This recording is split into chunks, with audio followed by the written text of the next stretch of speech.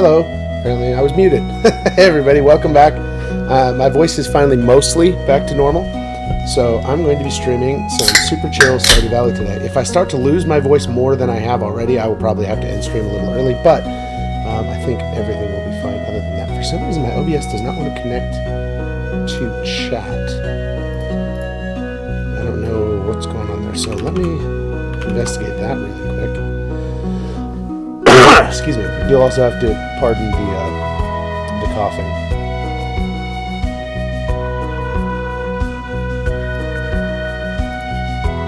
That's weird.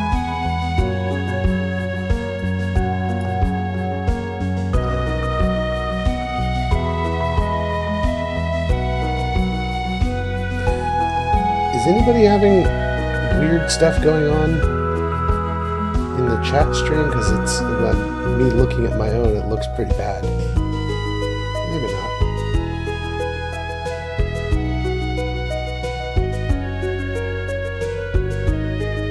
Yeah, it looks like it's like pausing and unpausing and taking weird stuff. Anyway, that's bizarre.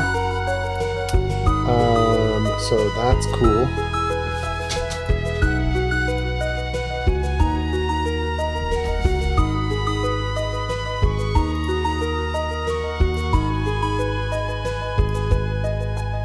Okay, got my chat working again. Good times. So let's close this down. Okay, hooray!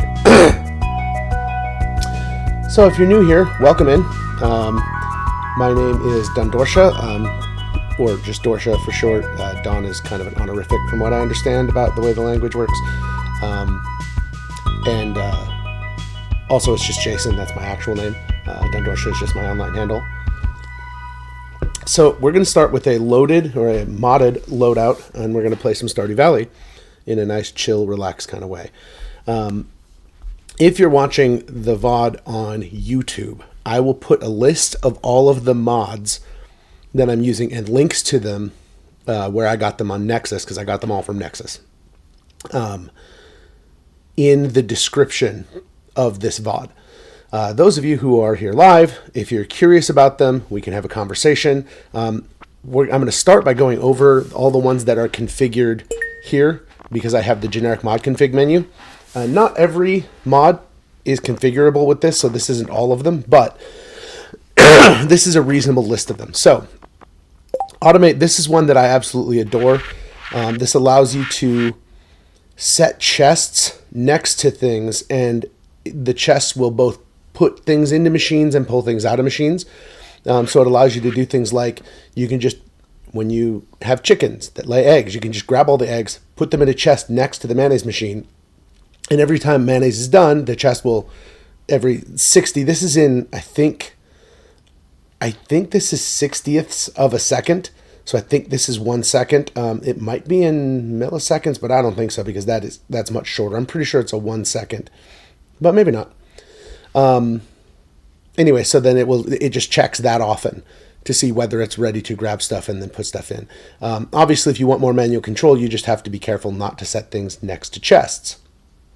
You can also then enable connectors, so you can make it so that different kinds of flooring or paths or whatever can be used so that a chest doesn't have to be sitting right next to a machine. You can also then just daisy chain machines, and the chest that's next to one will chain them all together. So anyway, this is particularly good when you get much later, and it's one of the reasons why once I get to fishing 10, I will a lot of times go and respec.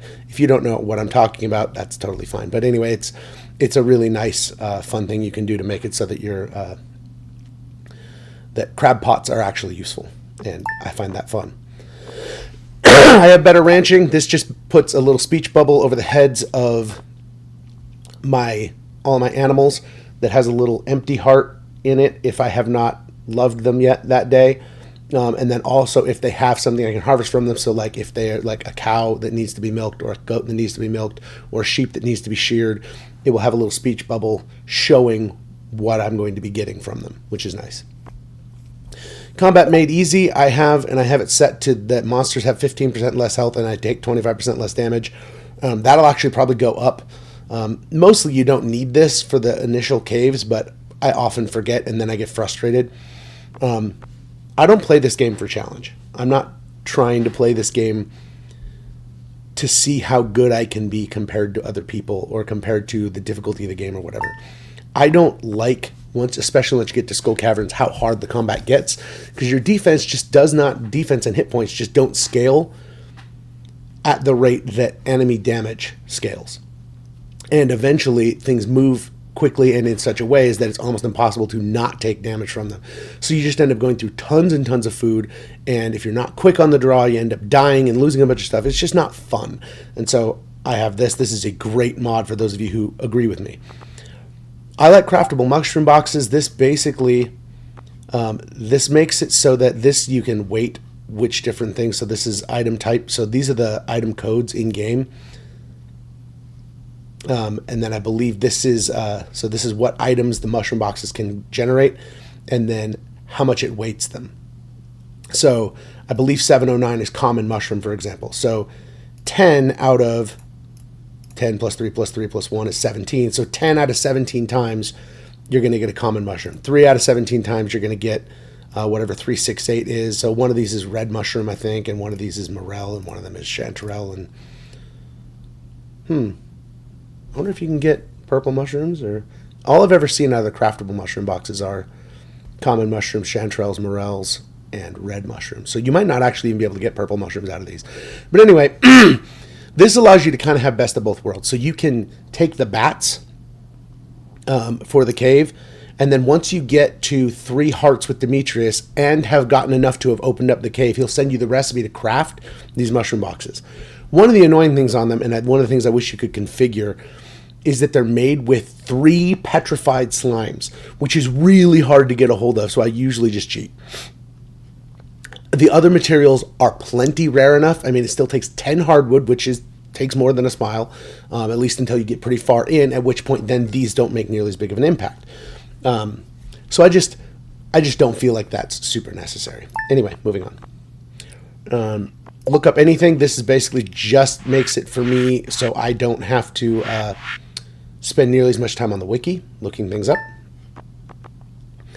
Range Highlight is probably the best mod I've ever downloaded. It highlights the range when you hold a hotkey of things. So like Junimo huts. I don't even have a Junimo hut. Well, we won't for a long time. I'm not sure I've ever even built one. I've usually started over by then.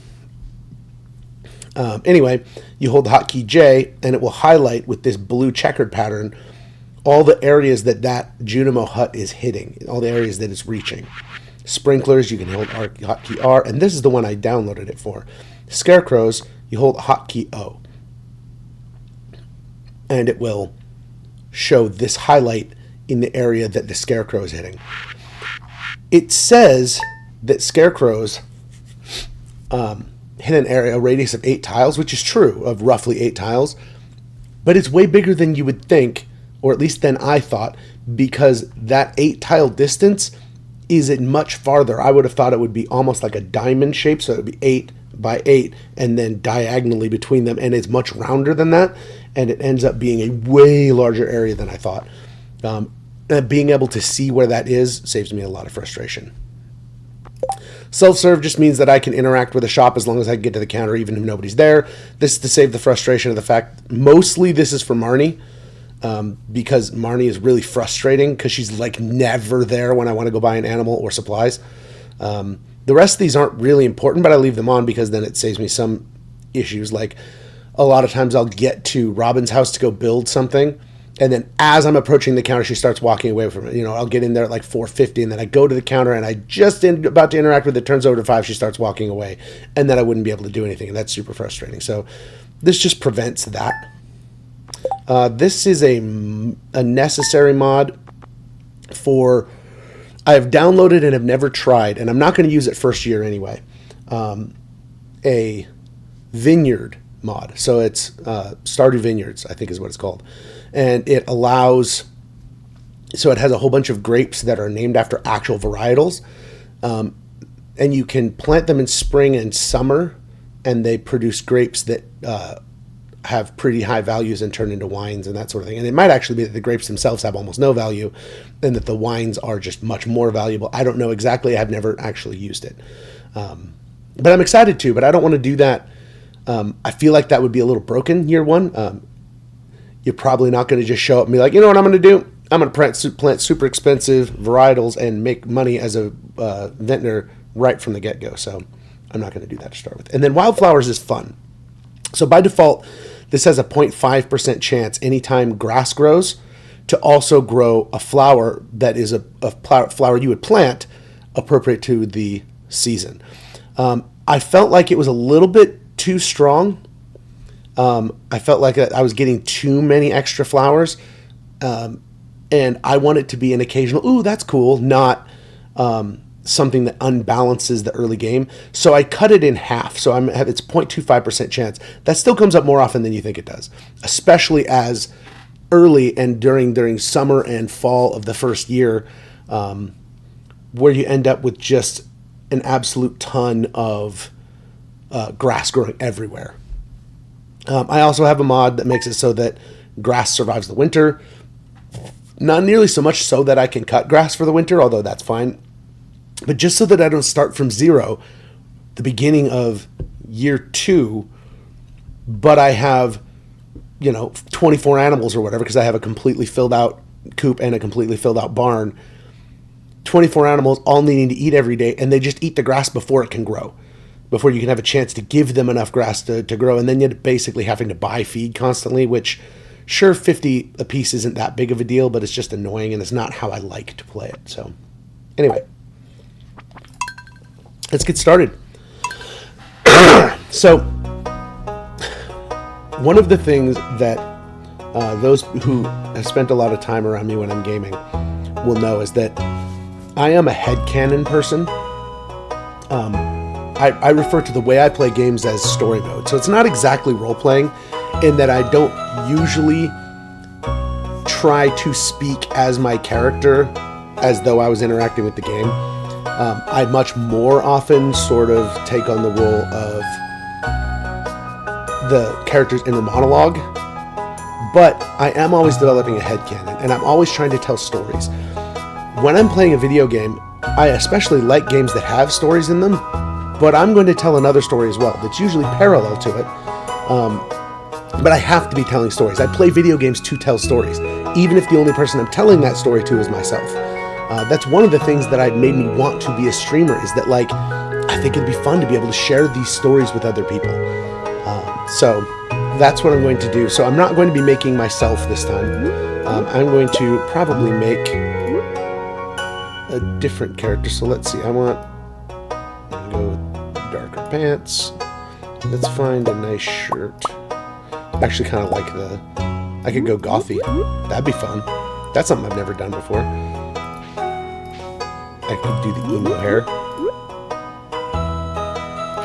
Is there anything else that looks good that I would like for the hair?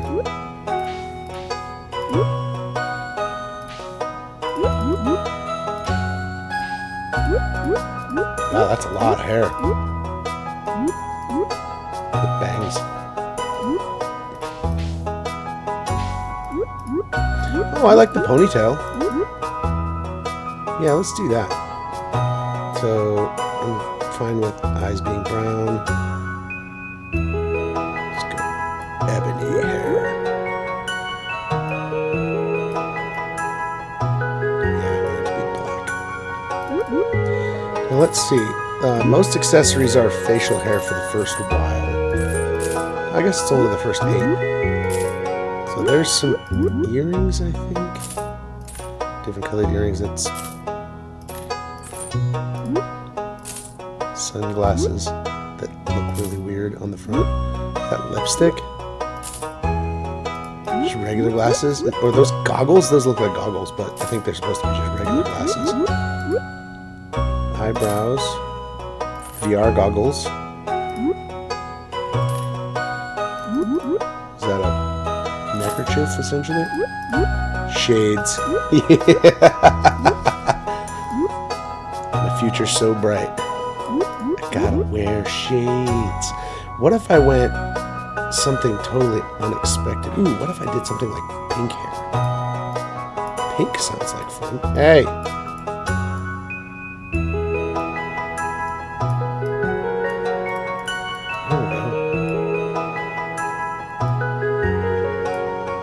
like a bubblegum pink hair.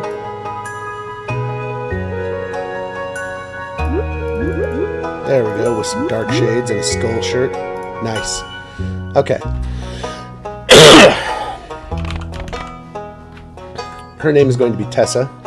So, I've actually discovered that I really like the standard farm. I find the standard farm to be fun.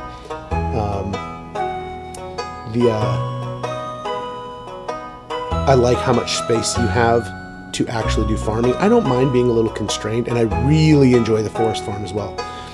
I've never really done the hilltop farm, which is strange because I really like mining and that sort of thing in this game. I also really like fishing, but I'm never going to fish on my farm primarily. I just don't think that's... I don't think that's like a really good reward for being limited in your farming space. So the beach farm is fun. The cool thing about the beach farm is that it does force you to use the watering can, because there's only a very small area that is covered by a lot of things that are kind of hard to get rid of. Let's go with the gray kitty. Where you can use sprinklers, and the rest of the farm that you can still plant crops in it, but you have to manually water them because sprinklers won't take in the sandy soil, which is pretty sweet. The supply crates washing up is fine. They're usually bombs, which is kind of fun. You know, getting some like cherry bombs or regular bombs or whatever is kind of cool. So I guess I could either do the hilltop farm, which is something I've never really done much, and so that could be fun to do that in a discovery kind of way. Forest farm, which is an old comfort pick of mine. Let's do the exploration and do a hilltop. Because I'm a nerd, we're of course going to call this weathertop. What is Tessa's favorite thing? This is the thing that when you eat star drops, it says it's strange, but the flavor reminds you of, which is why you shouldn't put people in there, because that comes out kind of creepy. Anyway, it goes. I'm not going to skip the intro. I haven't watched it in a really long time, and it's kind of a fun introduction, and especially for people who've never watched this game before or never played this game, the intro does a lot of explaining about what's going on.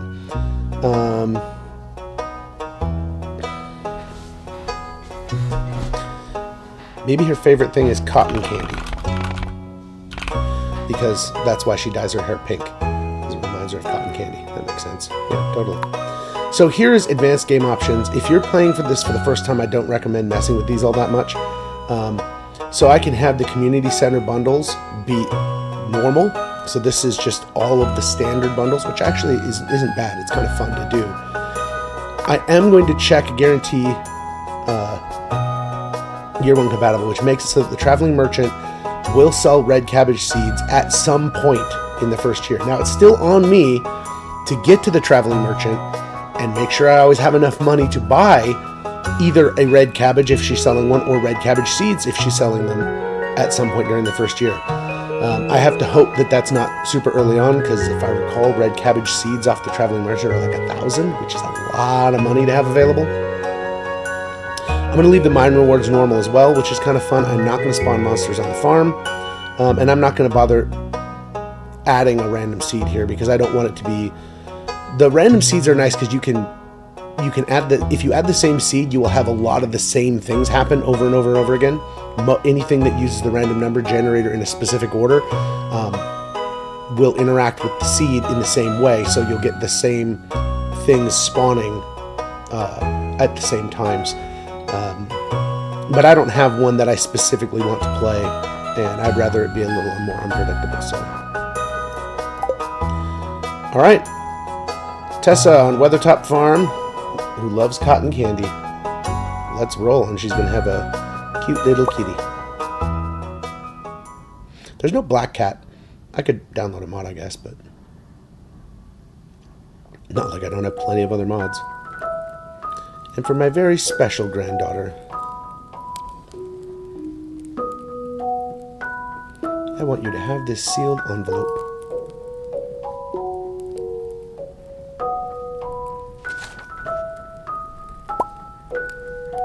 No, don't open it yet. Have patience. Now listen close. So yeah, you can definitely tell my voice isn't all the way back, but there will come a day when you feel crushed by the burden of modern life. Right there with you. And your bright spirit will fade before a growing emptiness.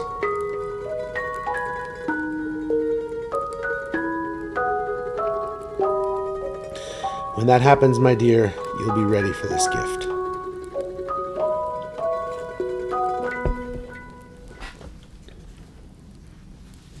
Now let Grandpa rest. I often wonder if that's just supposed to say, yeah, some number of years later, or if that's supposed to be Roman numerals and be 20 and Concerned Ape was just being weird. I don't know. 20 sounds like a reasonable amount if you were like 5 or 6 at the time, and now you're 25 or 26, and so you're discovering that life as a corporate wage slave is pretty crappy.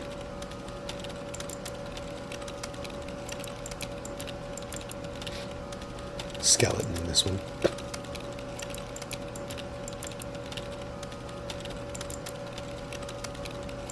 I love that they have cameras staring directly at them, monitoring them all the time.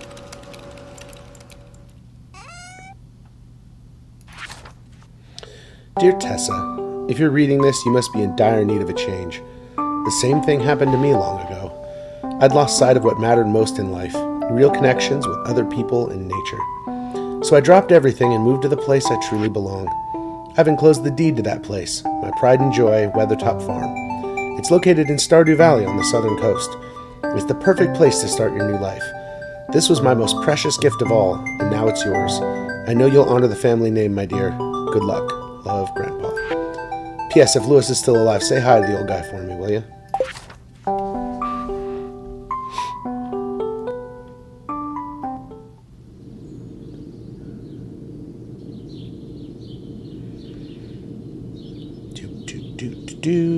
Taking a bus to the farm.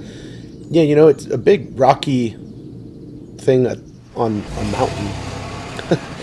So I guess it makes sense that he would have had to really work to cultivate it into an actual farm. Stardew Valley, half a mile.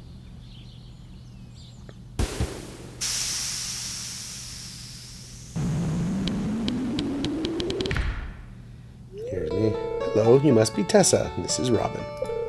I'm Robin, the local carpenter. Mayor Lewis sent me here to fetch you and show you the way to your new home.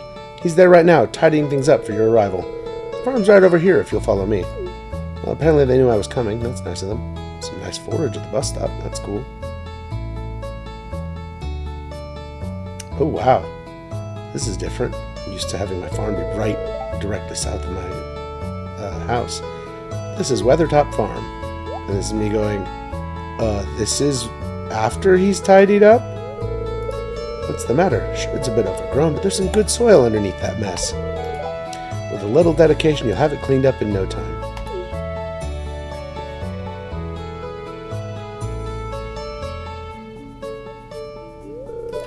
And here we are, your new home. Ah, the new farmer. Welcome, I'm Lewis, Mayor of Pelican Town. You know, everyone's been asking about you. It's not every day that someone new moves in. It's quite a big deal. Cool. I am kind of a big deal. So you're moving into your grandfather's old cottage. It's a good house. Very rustic. Yeah, I can see that. At least there's plenty of firewood. Rustic, that's one way to put it. Crusty might be a little more apt, though. Rude! Don't listen to her, Tessa. She's just trying to make you dissatisfied so you buy one of her house upgrades.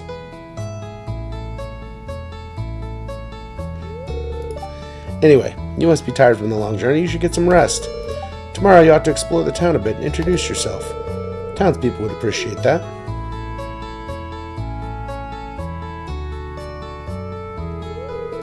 Oh, I almost forgot. If you have anything to sell, just place it in this box here.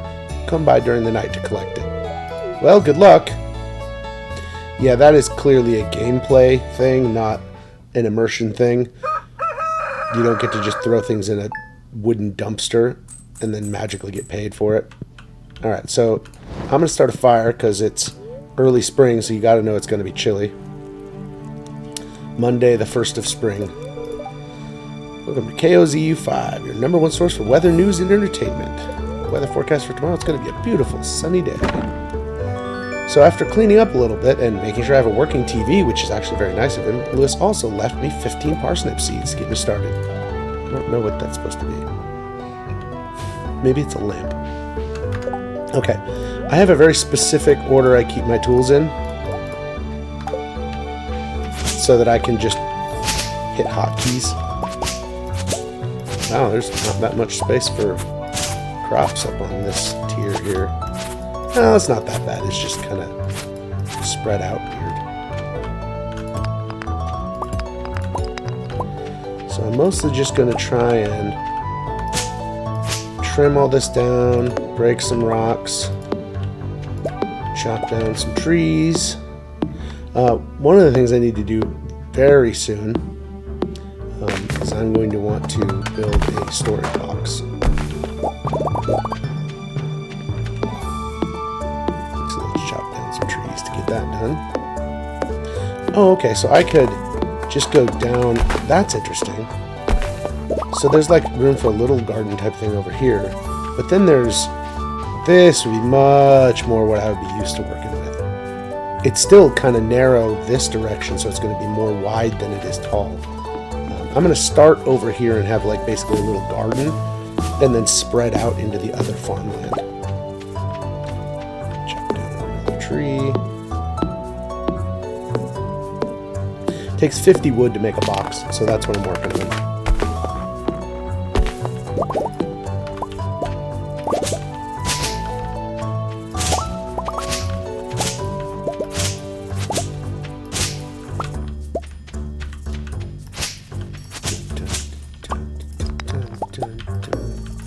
Okay, yep, my inventory's starting to get a little full.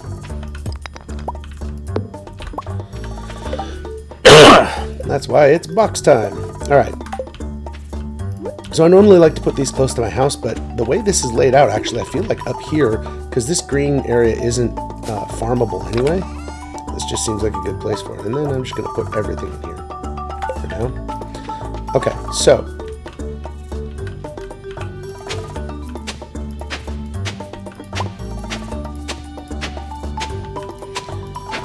nice strip for my 15, and then I don't know, maybe I'll do another 15 over here. So one of the things, you're supposed to get to level 1 farming. That's kind of like one of the big goals is first is cultivate and harvest a parsnip, and then it's get to level 1 farming after that and build a scarecrow. And parsnips take 4 days, so they'll be on the 5th. But I have to harvest all 15. So if a crow comes and steals one, then I don't level. So I'm going to go buy some more seeds.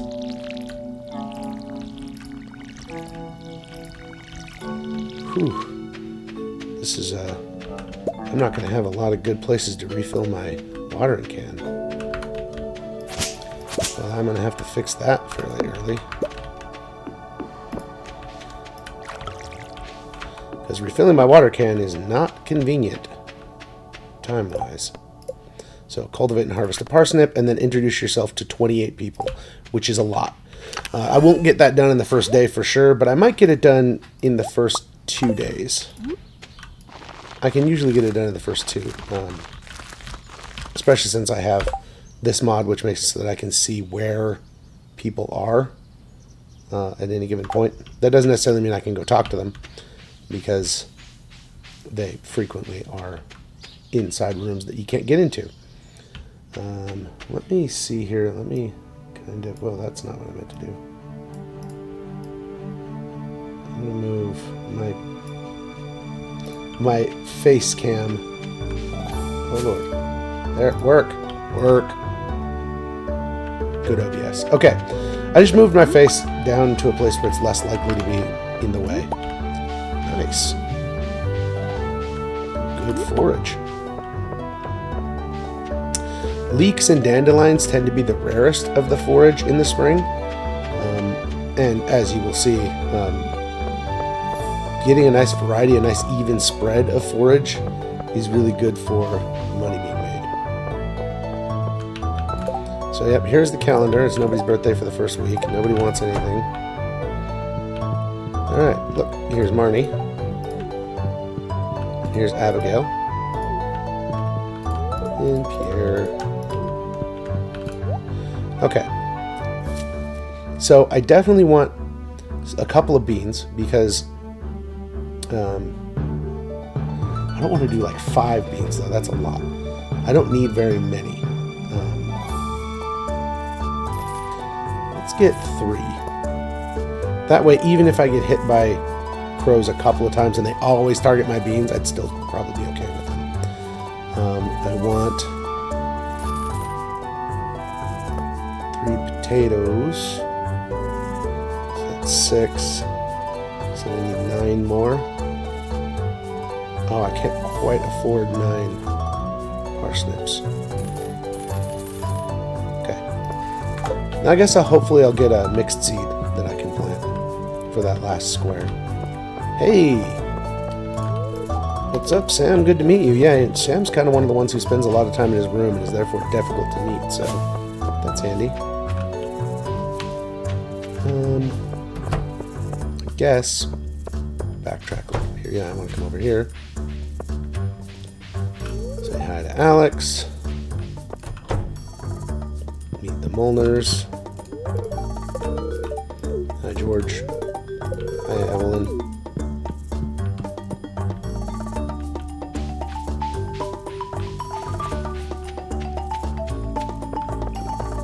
Come catch up to Pam. Anything worth finding up here? Oh, let's cut down bushes. See if we can get a hold of some mixed seeds. Well, it looks like that day is not today. It's not. That day is not right now.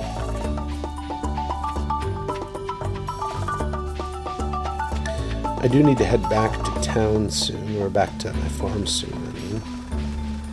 So here's the blacksmith. Hi, Clint. Nothing in the trash. Nothing in the trash. Hey, look, a daffodil.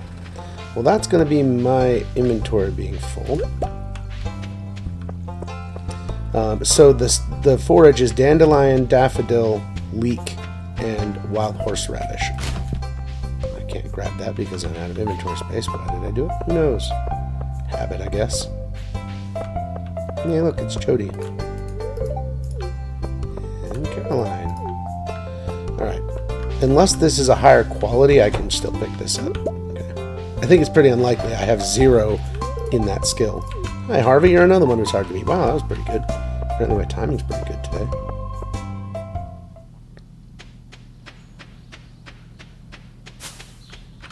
Already checked here.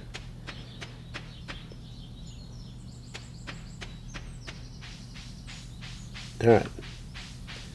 So let's put all that in there. So I mostly find I don't want to plant anything that grows on a trellis in a place where it's going to obscure another growing thing because it can be hard to see whether or not I've planted anything there, etc., etc. So,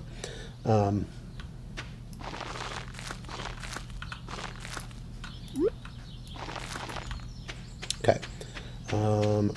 Now I'm going to go try to cut a bunch of bushes down. There's a mixed seed. That's what I was hoping for. Oh, there's another one. Sweet. Oh, I have a little bit of energy left. I'll just dig another spot here.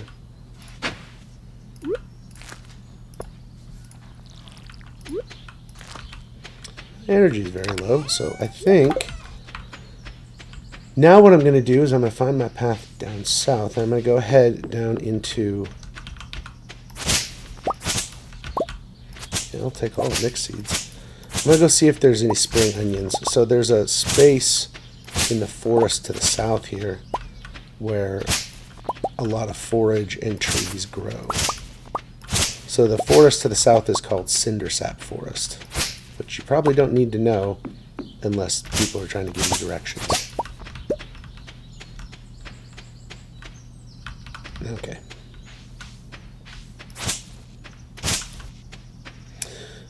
I really do need more energy. As you can see, I'm at 16 out of 270, so I'm drained. Oh, hey, look, another dandelion. I will pick that. So swinging the sickle and picking things up off the ground do not take energy. But any of the other tools, so sickle or, like a sword, so a weapon, because getting exhausted trying to not die fighting monsters is not fun gameplay. But the mining pick, the axe, or the hoe, or the watering can all take energy. So in these areas, sometimes there's wild onions growing. Yeah, like this. Usually a lot more of them are growing. Sadly, there's not that many. So I don't have a ton of extra energy. I could eat like the dandelions, but they're too valuable to me for that. So, but I'm going to get 13 energy each off of these, so I'll get a total of 26 energy.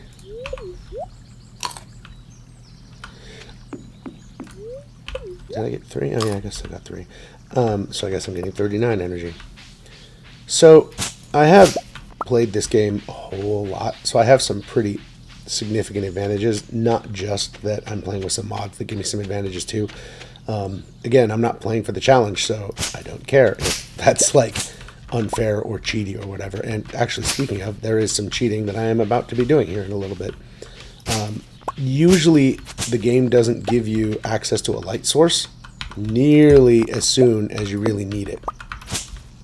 And it's not fun to have it be dark and have a hard time seeing things, so I'm not going to do that.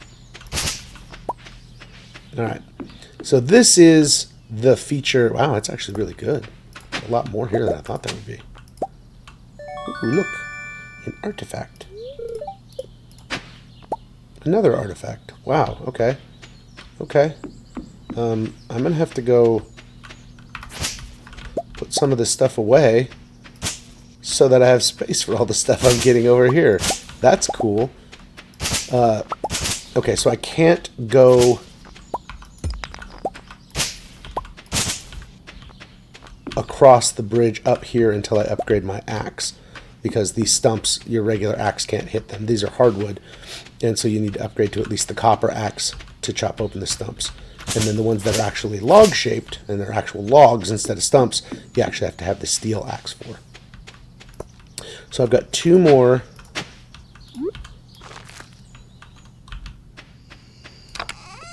Of those. That's pretty sick. And then I'm going to put that away. And probably both of those things as well. And I'm going to come back over here. Archaeology, yeah, Gunther at the museum, but he's closed, so we will not be doing that today. But Gunther at the museum is interested in my artifacts, and the first one I turn in gets me like 250, which is huge. Fiber, you never need nearly as much as you end up with. You end up with way more fiber than you need, so it's, if I'm ever like, oh, I have to throw something away, fiber is the first thing to get tossed. All this copper, look at all this. And 2 geode. So this is something that's unique to the farm, to this farm, is these geode points. Okay, I can do 1 more. So it's about 2 energy per swing. If you get to 0 energy, you end up exhausted. And exhausted is a condition that makes it so that you wake up and you have less energy, and I think your max energy for the day is lower. You don't want that, so.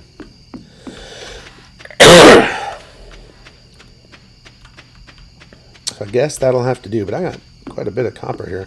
And that will slowly refill itself. Things will spawn every day, but I don't need to go check it every day. I'm going to need this tomorrow anyway, so I might as well just keep it in my inventory. So I didn't meet hardly anybody today. I'm content with that, and I'm going to go to bed at a reasonable time. If you go to bed after midnight, the farther after midnight you are, the less energy you get back. So normally you get an update on how much you made, but of course I didn't sell anything, so I didn't make anything. I'm a little surprised that I didn't. I guess I usually chop down more trees than that, and I usually end up with my foraging up by 1. Rain all day tomorrow. Yep. I think that's a fixed thing. I think it always rains all day on the 3rd of spring now. You've been breaking open rocks and finding ore. That's good. Yes, it is. If you want to get the most out of the ores you find, you'll need a furnace. Yes, I will. Just so happens I had an extra set of blueprints lying around. Here, I want you to have them. Sick. I learned how to craft a furnace. Allows you to smelt metal bars. The bars can be used for crafting, construction, and tool upgrades. When you smelted a few copper bars, consider having me upgrade one of your tools. It can make your work a lot easier. Okay, I'm heading home. Yeah, upgrades are really important. This is Willie wanting to say hi to me. He just got back from fishing, a fishing trip, and so he's going to introduce me to fishing. The fishing minigame is very polarizing. And I say that because almost everybody I know hates it. I love the fishing minigame in this game. That might be a unique thing to me, as opposed to being that it's people either love it or hate it. It might just be that people hate it except me. I actually really like it. I generally feel like I'm pretty good at it. Alright, so I'm just going to chop down a couple more trees to make sure that I get my foraging up. There's a mod that I keep meaning to download and I keep forgetting. Every time I'm like, what was that mod I was going to download again? I can't remember until I'm playing.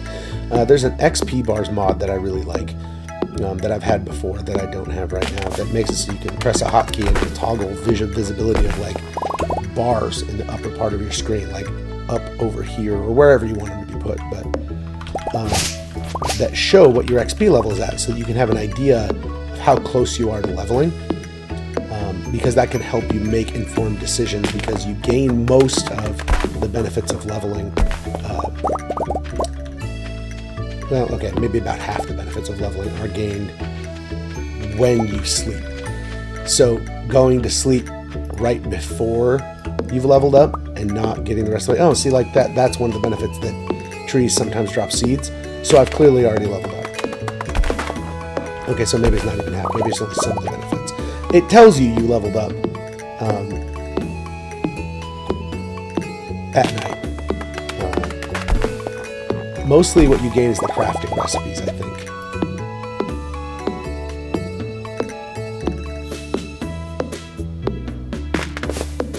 Oh, I don't know. No, because these aren't dropping seeds. I didn't get a pine cone or whatever. That was just, apparently you can get seeds out of just like shaking trees. Okay, well, I'm really low on energy, which is kind of a bummer. So I guess I'm going to go, once again, see if there's any wild onions for me. I know that chopping down trees, I specifically chopped down trees until I ran out of energy. And now I'm mad I don't have any energy, but I really want to finish mining out that area.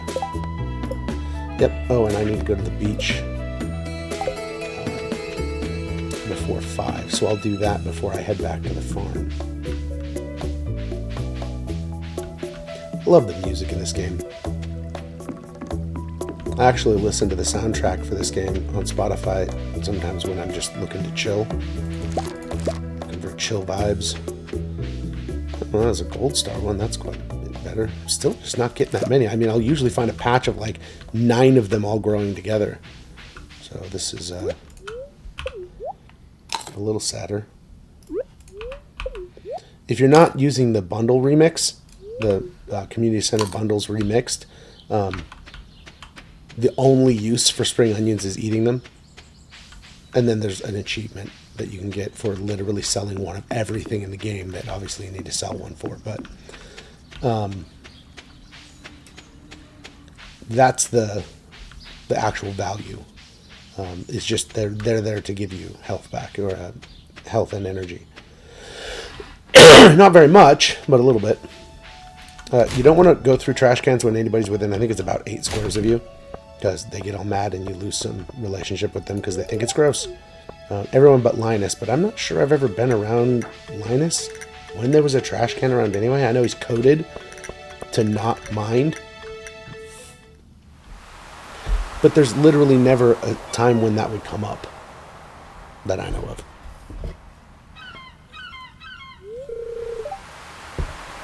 Hey there, miss. Heard there was a newcomer in town. Glad to finally meet you. Still trying to unwind from a month out on the salty seas. It was a big haul, sold a lot of good fish. Finally saved enough to buy me a new rod. Here, I want you to have my old fishing rod. It's important to me that art of fishing stays alive. Sweet. Bamboo fishing pole. There's good water here in the valley. All kinds of fish. Oh yeah, my shop's back open now, so come by if you need supplies. I'll also buy anything you catch. If it smells, it sells. That's what my old pappy used to say anyway. So the first time you cast is on super duper easy mode. And I think they sell a training rod that is always on this mode. And that being that... So when you cast it, you wait for this to do a little shake. And then you click and it catches it. And then it opens this up. And you can see that the fishing bar is not going down. It always goes down, and in fact, generally goes down faster than it goes up. So as long as the green bar is behind the fish, my green bar on the side, the catch bar is going up. From now on, every time I'm trying to catch a fish, when my green bar is not behind the fish, then the fishing progress goes down. And it goes down faster than it goes up. So you have to have the green bar behind the fish more than 50% of the time. The higher your fishing skill, the bigger your green bar. And then later you can add tackle that does different things. But and if you click and hold, it rockets to the top. So there's a lot of learning to rapid click to try to keep it steady and that kind of thing. So there is a knack to it for sure. I don't want to use too much energy on this. I'm just going to sell these right now to get them out of my inventory. Hey, that's good money. 100 for the flounder. Oh, yeah. Hey, Elliot. Nice to meet you, buddy. You're also kind of hard to catch. Basically, of the hard to catch people, I basically have Sebastian left. He's actually not that hard to catch. You just have to go in the evening. He goes out by the lake up by his house and smokes. So, not every evening, but most evenings. Lewis must break glasses like crazy, because that's the second pair of broken glasses I found by rooting through his trash. Oh, hey, look. It looks like somebody has a quest. Hi, Abigail. Sorry you're not in a good mood. Okay, so you can always look at who all exists here. If you haven't met them yet, their name is all in question marks, but you can still see their portrait.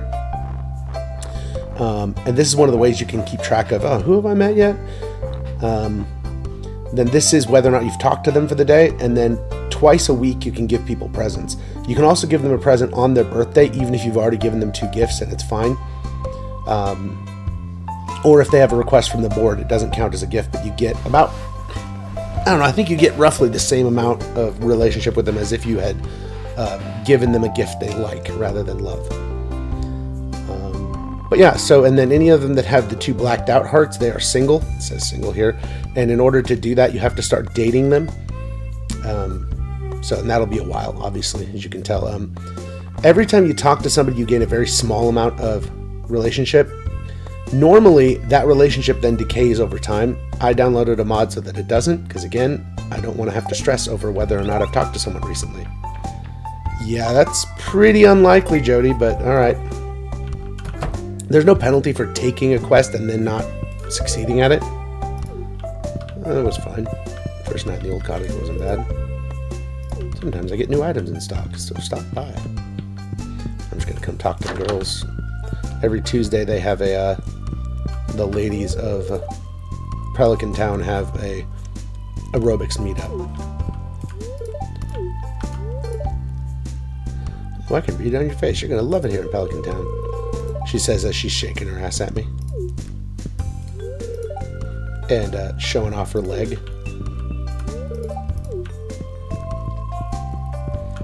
Emily's totally into me. Emily's a fun and interesting character. I bet Haley's up here. I can actually look and find out. Yep, Haley's up here. That's what I thought. Oh, that exclamation mark is because Jody wants an amethyst, but there's basically no way that's going to happen. I literally can't get into the caves for another couple of days. Hi there, Haley. Nice to meet you. Okay, another daffodil, and I'm about out of space.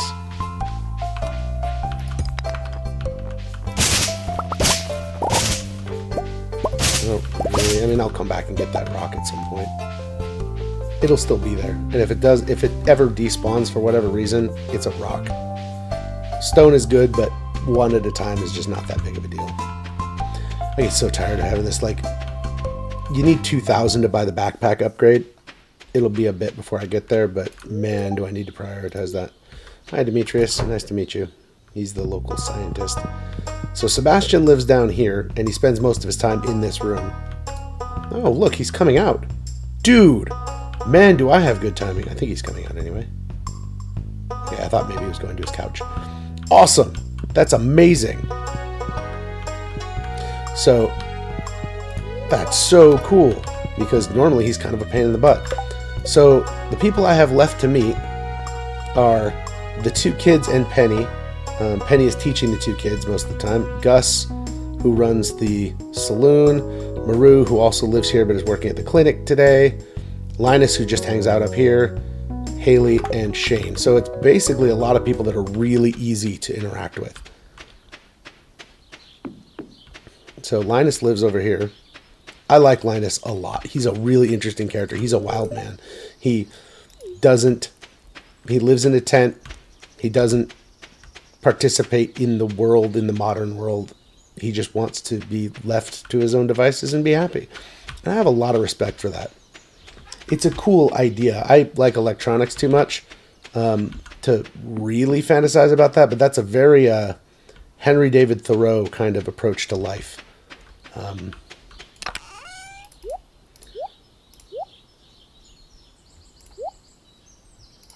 just going to collect everything for now.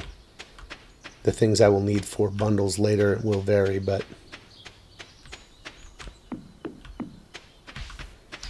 I can't go that way. If I could, it would be much faster. Okay, I want to break open the rocks, primarily the ones with copper and the geodes. And then the rest of the rocks can come when I have time for that. So this is the only way, if one of these geodes has an amethyst in it, that's the only way I can think of that I'm actually going to end up with an amethyst in time for Jody.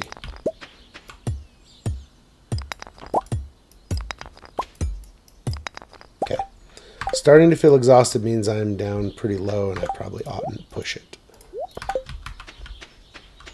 Eventually I'll come back and take care of all of these, but... Oh, hey! Thanks for the follow, Nicole. Nice to see you. Welcome in. Just here doing some chill vibes, some hanging out, playing some Stardew Valley. Playing on a map I've never played before. This is the Hilltop Farm, which is one I haven't done. I don't know. I'm doing great. Stardew Valley is my go-to chill game. Oh, hey, I can make that furnace now. I have played it basically to death. I've played it, like, I don't know, 1,200 hours or something like that in this game so far. I'm playing a little bit of a modded playthrough here, but I don't play for the challenge or play to, like, win, although there is certainly some parts of my brain, the min-maxer in me, does feel the need to optimize in some ways. So you will find me doing some optimizing to things, and but ideally I'm trying to use this as a storytelling engine. I'm ideally trying to tell the story about Farmer Tessa here and what her life is becoming and what it's like. For right now, it's she's just trying to get through year one. You got to figure ditching your corporate job and going moving to a small town where everybody knows each other. You're the first new person there, working with an overgrown rocky farm that doesn't have a whole lot in the way of amenities, living in a house that is basically barely has electricity. One has to imagine that's kind of stressful. So Tessa right now is just trying to make her way through year one, just trying to survive. I'm going to try not to metagame too much. I'm going to fail at that. I'm going to tell you right now I'm going to fail at not metagaming because it's just part of how I roll. For example, I'm saving all the things even though I haven't gotten to the point where there are community center bundles yet. But I'm saving all the things that I know I'm going to need and the things for crafting recipes that I haven't gotten to, all that kind of stuff. So,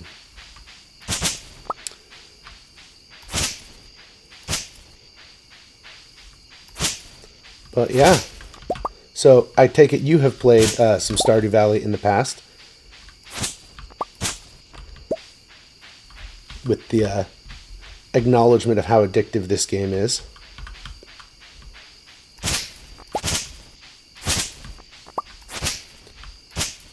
Do you generally play on console or on PC? Do you mod it?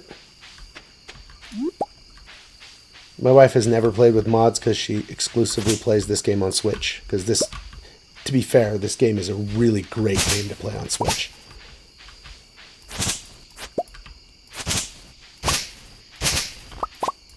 Oh, wow. So you're more of a shooter player. Well, welcome into the cozy life.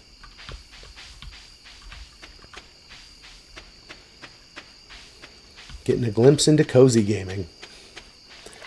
This is a very therapeutic game. So, because you can't play it wrong. You're never...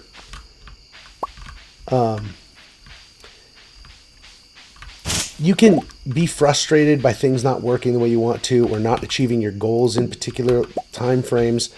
But the reality is you can't do anything wrong in this game. There's only one way that the game even kind of keeps score. That being that at the end of year 2, your grandfather's spirit comes back and tells you how you did. That's literally it. Everything else in this game is just sort of do it at your own pace, do what works for you, have fun, and relax. I've seen a lot of advertisements for actual therapists that one of their group therapy strategies is to have a bunch of their clients get together and play Stardew Valley together. So this has now become a mental health tool. Okay, I need to plant this last. Do I have enough? No. Poo. I don't want to eat the leeks or the dandelions, though. Alright. Well, I won't plant the last mixed seed. I'll plant it later. I just don't have enough energy. That's true. I mean, I do have games that I like to play for the challenge. I play a lot of like XCOM in particular, but really turn-based strategies and tactical games are games that I really like to play for the challenge of playing them. And so I play them on harder difficulties, and then once those difficulties start to feel easy enough that I feel pretty likely that I'm going to win, and I have a pretty firm grasp of that before I even start, I crank the difficulty up. I don't play those when I'm depressed or frustrated because then they only make me more depressed and frustrated. But this is not a game I play for that. This is a game I play for chilling and for storytelling. One of the things is I am always telling stories, even if I'm only telling them to myself when I'm playing video games. And the story is, a lot of times I enjoy seeing the story the game is telling. but I'm forming headcanon and telling a story that is separate but parallel to the story that the game is telling. So those are kind of my primary reasons to play games, is to use them as a storytelling engine for being creative. Yeah, I'm a big time storyteller. I'm a very creative person, and that for me, they are tools for creativity.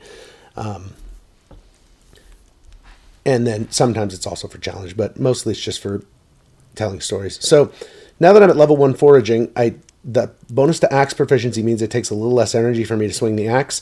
And this is the important one. When I chop down a tree, it will sometimes drop seeds. Because if I get one of each kind of seed, so a pine cone, an acorn, and a maple seed, I can combine them together to make a field snack, which restores a pretty substantial amount of energy. And that can help me do more in a day.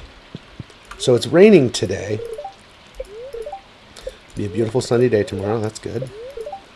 Spirits are very happy today. That's cool. That means I should have some bonus luck. I keep finding cool stuff, but my backpack is full. Yep, that does sound like me. Oh, crow. I hate crows. See, now if I hadn't planted any more parsnips, this crow would have just made it so that on the 5th I wouldn't get to farming 1. And that would be really frustrating. So at farming 1 is when you can build a scarecrow and then never have to deal with those things ever again, which is nice. All right, I don't need to carry that around because I am going to go ahead and plant this now. So I have look up anything so I can actually tell what it's going to be. Why don't I make my channel customized that make your channel more attractive? Well, I mean, I will be. This is like my 4th stream ever. So I started at the beginning of this month, and I had 3 streams. And then I got really nasty sick with a chest cold and had 2 weeks of having lost my voice. 2 weeks of laryngitis. Couldn't talk at all. Now, you can still kind of hear that I'm not back to 100%, but I'm at least at a place where I can be, okay. But yeah, so I am very new. Yeah, this is, I have done some YouTube stuff in the past, but I was never very consistent with it. And then recently, I am a software developer, so a web developer and web development instructor, and I have recently been laid off. So I now have time. So I decided I wanted to do something that felt still constructive and kept my time organized, but that is fun. And so I decided to start streaming in the evenings, late afternoons and evenings while I'm job searching. And so I just decided, well, I'll start streaming. That seems like it'd be pretty cool. So I've got a little bit of customization, but not very much. I've only just started to learn how to use OBS correctly, and I'm at the very beginnings of learning how to use stream elements to my advantage, that kind of thing. So, but I'm having fun so far. I'm having a really good time.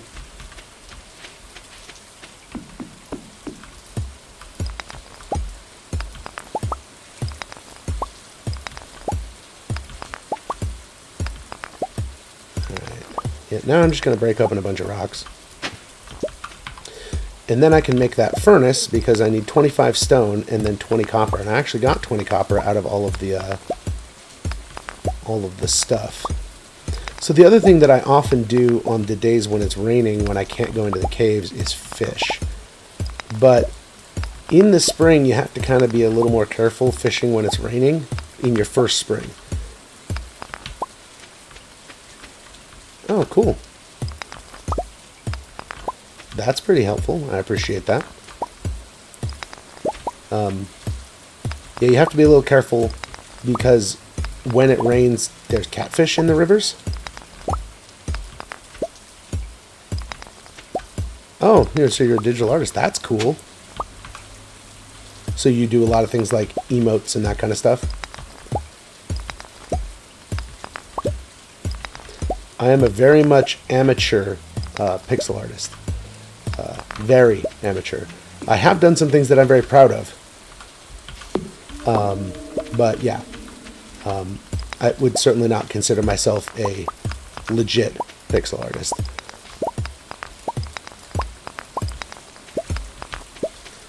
I'm a more linear mathematical kind of thinker. I'm not a super creative person. In terms of like, I guess I'm a very creative person. I'm not a very artistic person. That's probably a better way of saying it.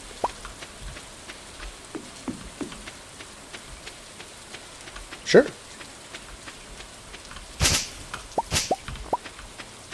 You betcha. Let's see. Put some stuff away. Plant my 2 mixed seeds. Nice.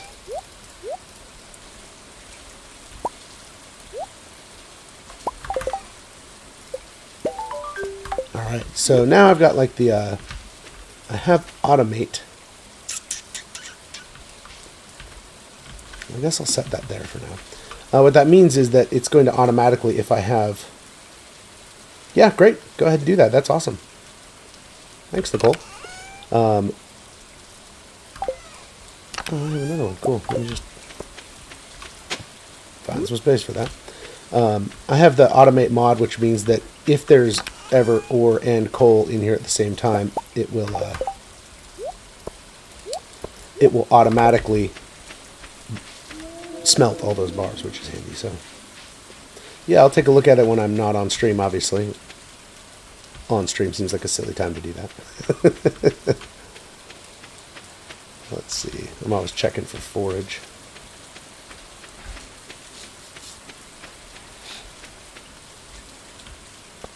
Hey, Fruke. Thank you. Welcome. And I am mostly feeling better anyway. I mean, you can kind of still hear my voice is iffy, but after 2 weeks of literally not being able to talk, yeah, it's a significant improvement.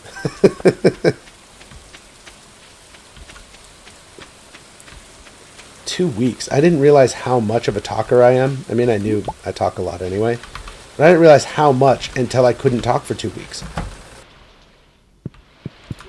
Like, I couldn't manage more than a whisper.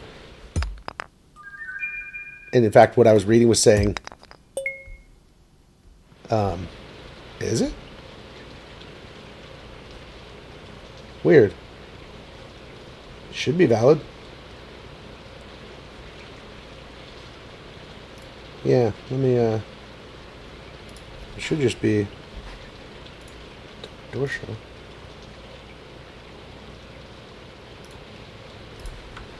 So, oh, that's me on Discord, so you can just DM it to me.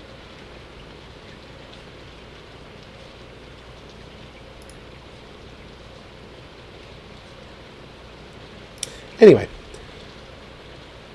Cool. But yeah, advice was don't even whisper, so that's pretty bad. Yeah.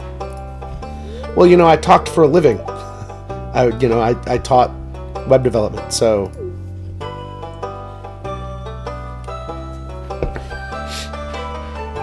when you speak for a living, which I know you do as well, you being a teacher, when your voice starts to fail you, I can't even imagine how miserable it must be to be a voice actor, because you get anything wrong with your voice or anything making it so that you can't strain your voice, and boom, you can't work. How fragile is that? I guess that's true of being a singer too. So this is just Gunther being really happy that I'm bringing him some donations. Yeah, of course I will.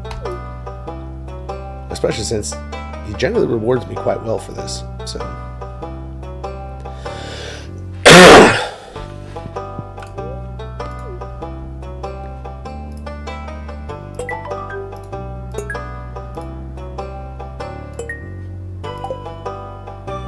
Alright. Smelting. Yeah, nope.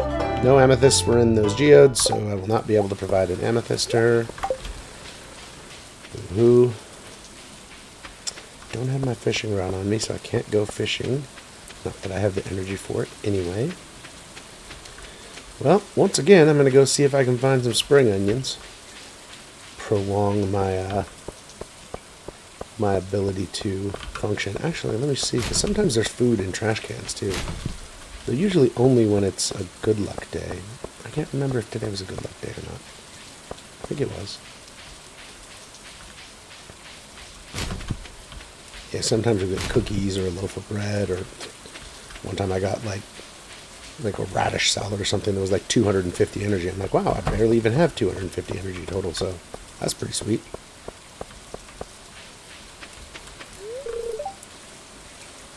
Yeah, we'll totally do that. I want to come up with a song for my band, but I'm blanking.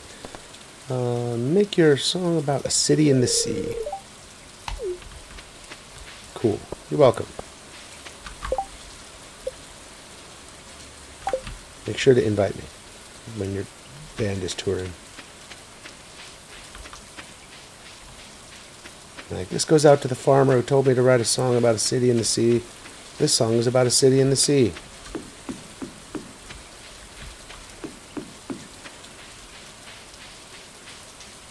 Hey, there's some. Not many, but some. I don't know why, but this spring has just been really low on the spring onions crop.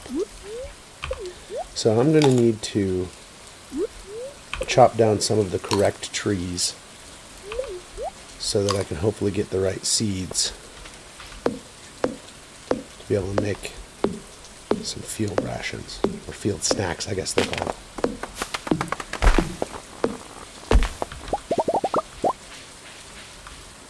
Come on. Maple seed me.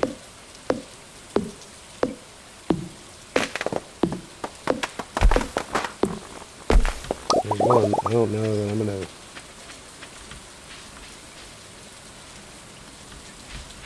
Yeah, I'll check it out, Nicole, but not while streaming, because that just seems bizarre to get on my Discord while I'm trying to stream. So I'll be doing that after stream. I don't have the energy to chop down another tree. That's boo. Maybe I'll find one that I can just dig up.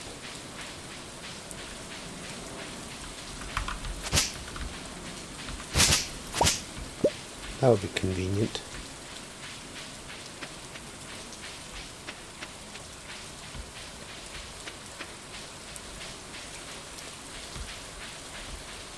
Yeah. You can shake trees, see if any of them will just drop a pine cone.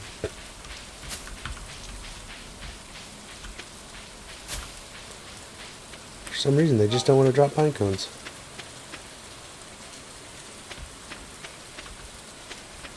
It's very rude of them.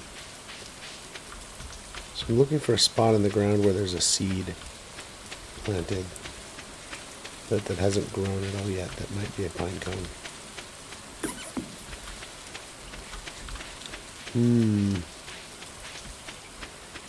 Not looking good. What's that? Ah, there it is. Pine tree. Yay, me. Yeah, no, great. We are lurker friendly here, Farouk, so I appreciate you being here. Hanging out, having a good time.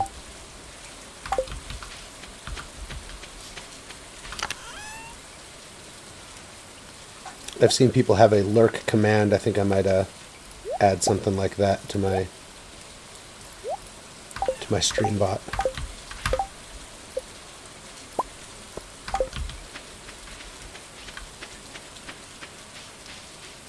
Alright, and now I have a field snack that I can eat and go do something useful. I've got 45 more energy.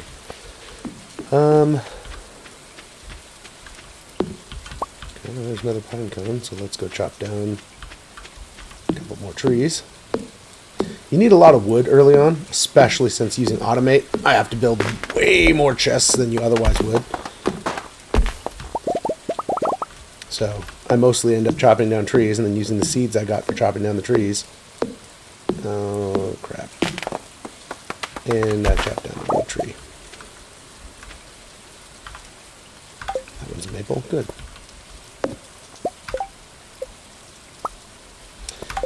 To make field snacks, which I use for energy to chop down more trees.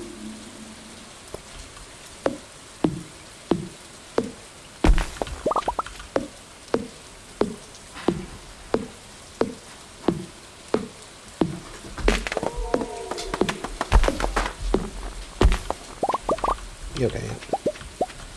That's about as good as I'm going to get there. So I'm going to go put all this stuff back in the box. Who do I still have left to meet? Gus, Leah, Shane. So it's just Jazz and Marnie are the only ones that I won't, that I won't meet at the bar today.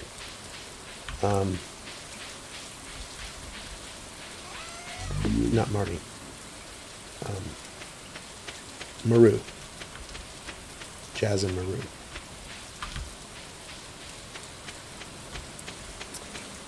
Maru, she'll be at the clinic tomorrow. She works Tuesdays and Thursdays at the health clinic, so that's always an option.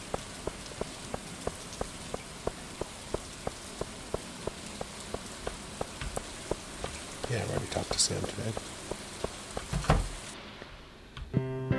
Hey, Abigail. There's Harvey. There's Willie. This is a good place to come. So, like, generally speaking, Willie and Clint are here almost every day, as Shane is here every day in the evening. Pam is here every day in the evening. Hello, Leah. Nice to meet you, too. Gus obviously is here every day. It's his place. It's actually kind of a cool thing that Eric Baroni, Concerned Ape, the guy who wrote this entire game, the first game he made was this one, Journey of the Prairie King. That's the very first game that he made, and so then he included it as an arcade game that you can play inside the game, which is pretty meta. I'm not very good at this, not nearly as good as a lot of people who play Twitchy games, but I'm not bad.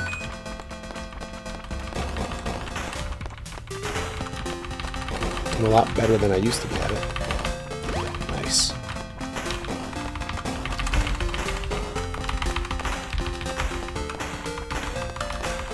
Drink coffee and move faster.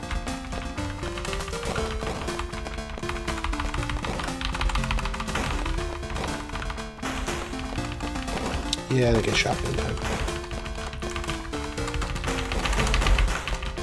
Yay for shotguns! That would have been a massive death right there had I not had the shotgun. Okay.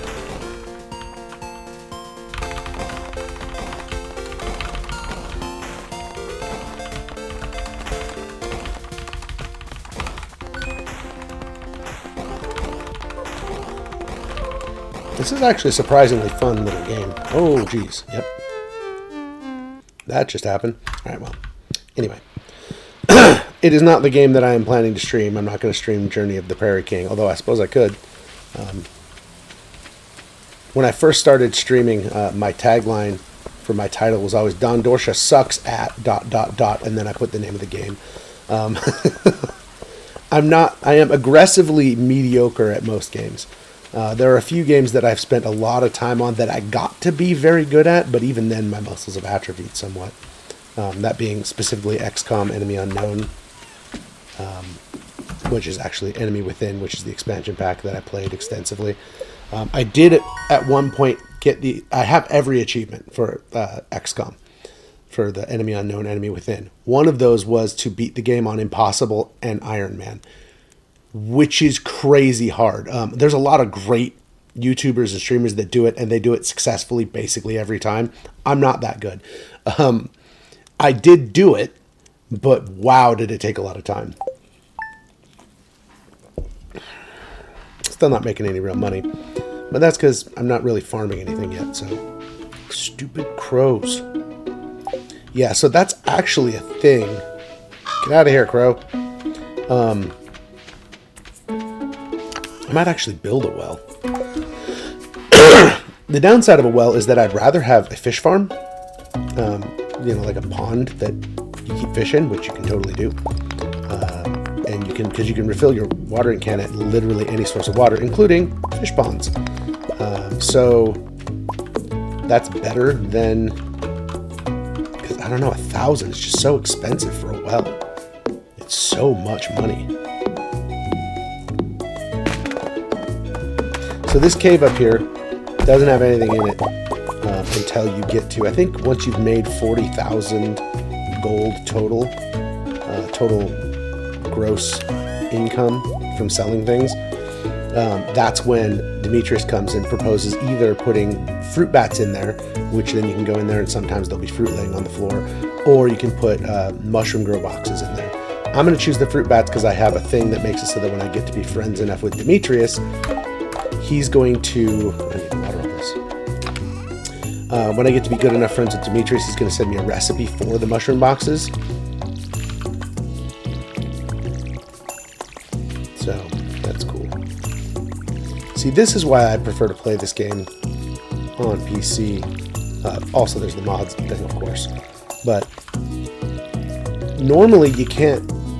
You can only water the square that's right in front of you if you're using something like a gamepad. Whereas I can water like 9 squares, the 9 squares, so the square I'm in and the squares that touch it.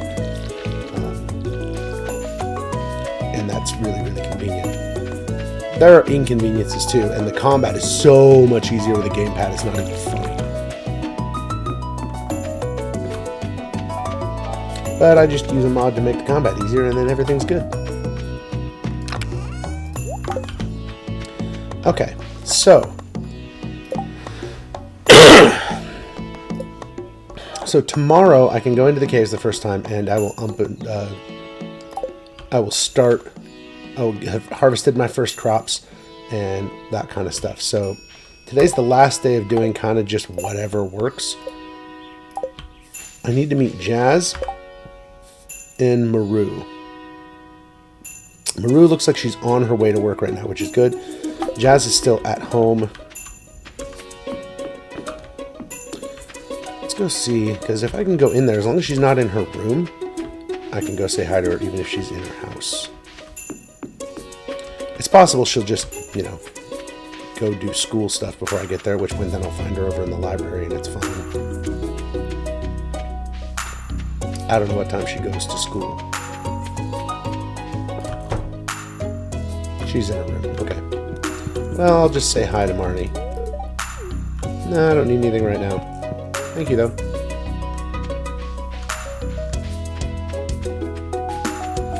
Yeah, the music in this game is so good.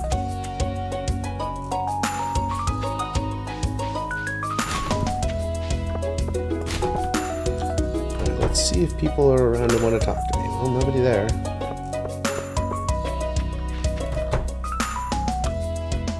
Sam is getting out of bed. Is he actually coming out of his room now?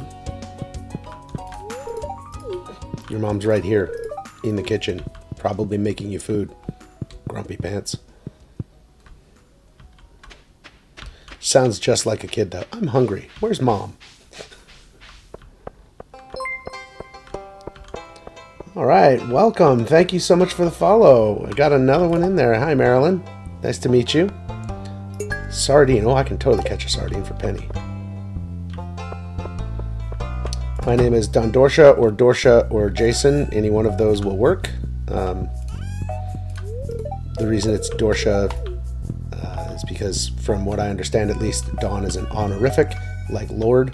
The name comes from Don Dorsha is the villain in Lord of the Dance, which is amazing, and he's just such a cool villain. And if you haven't watched Lord of the Dance or anything, or any Michael Flatley stuff, I'd recommend finding it and watching it. It's amazing. Anyway, hi, welcome in. We're just having a nice, chill, relaxing time playing some Stardew Valley.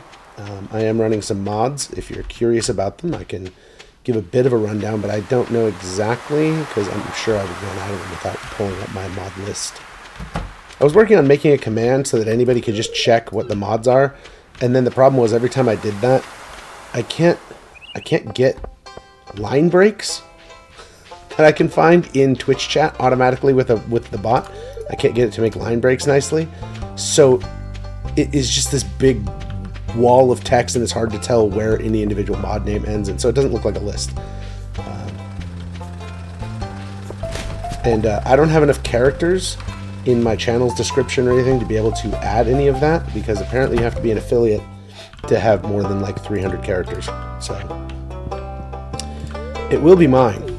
Oh yes, it will be mine. But that day is not today. It is not mine today. Hi, nice to meet you. Thanks for coming in. Thanks for the follow.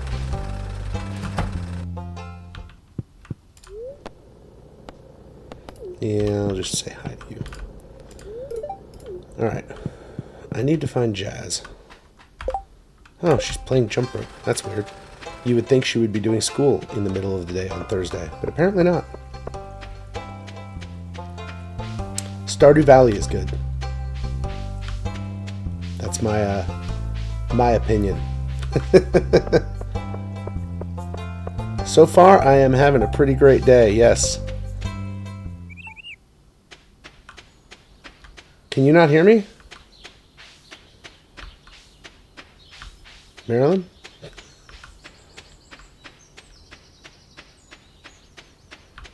It looks like you're not, Are you able to hear me?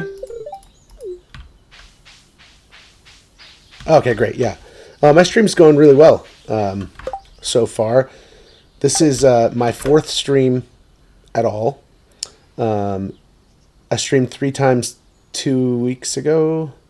I streamed 3 days in a row 2 weeks ago, and then came down with a chest cold and had 2 weeks of laryngitis, and so I was unable to stream. So my voice is recovering and is mostly back, but not entirely. But yeah, but I'm having a blast. Loving doing it.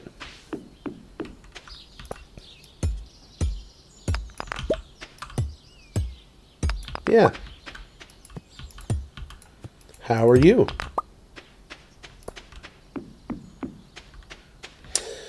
So that's a great question. Mostly I'm on stream. I'm playing Stardew Valley primarily, at least for a while I'm doing this. It's just I really like chill vibes. I really like the chill, relaxed gameplay. But I like to play any game that I can use to tell a story. So whether that's a story that gives a lot of room for headcanon, so like a Mass Effect type game. I love Mass Effect a lot. Or like No Man's Sky, which gives a lot of room for narrative and emergent storytelling. No Man's Sky was one I was thinking about streaming. I don't know if that's something I will be doing or not. But it was on my list of things to stream. I like tactical strategy games and that sort of thing. Wow, another person who's hoping to help me get bigger and better.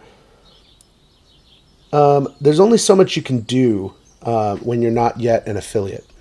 There's only so much space that you can use for things. So when you first start out, you can't do a whole lot of customization. I mean, things like I could absolutely customize anything from Streamlabs, and so I would need, I could do custom reactions and that sort of thing. But I'm not I just haven't made any of that stuff yet. As I said, this is only my 4th stream, so.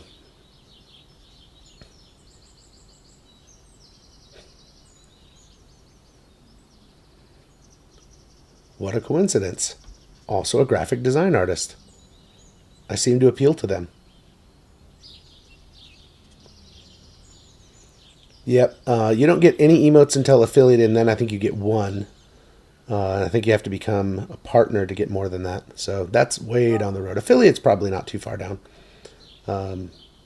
Affiliate is reasonable to expect relatively soon, in the next month or two, but not much sooner. Yeah, feel free to...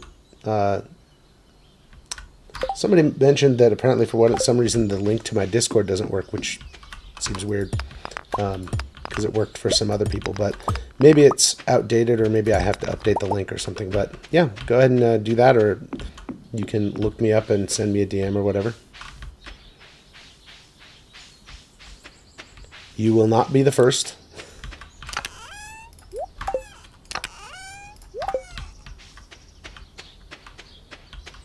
Yep, I will do that as soon as I am off stream.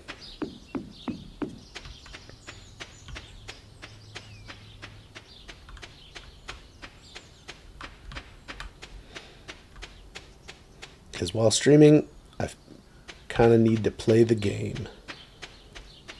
Not real interesting content watching me look at someone else's art. I mean, I guess it would be if I was an art review channel. But not being much of an expert on art, I would not make a very good art reviewer. Food, on the other hand, I could do a food review channel. I love to eat. Food good. Alright. Do you like... No, you're not a fan of daffodils. Where is... Haley looks like she's at home. Who likes daffodils? Someone does. We got Caroline.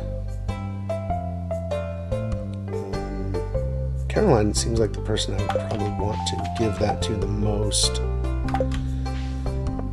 Because Caroline is a fairly important person to be friends with. At least to the 2-heart level of friendship. So like here, this is, I have the self-serve. So like even though he's not behind the counter, I could come up here and buy seeds or whatever I need at any given point. So that's one of the mods that I use.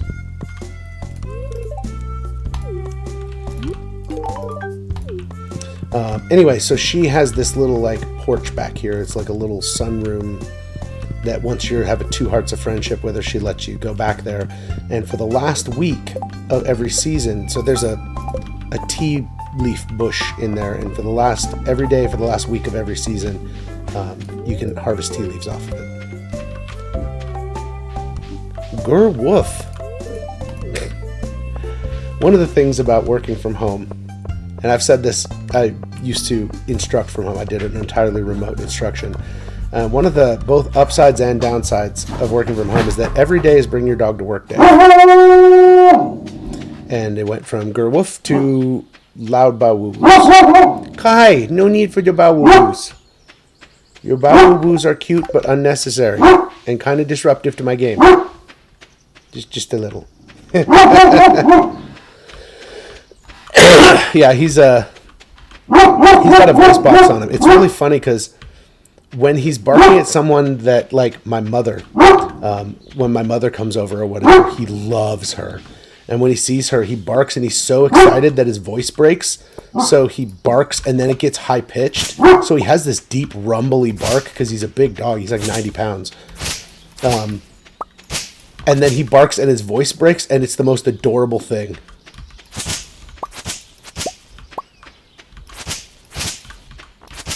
He's a good boy. Yeah.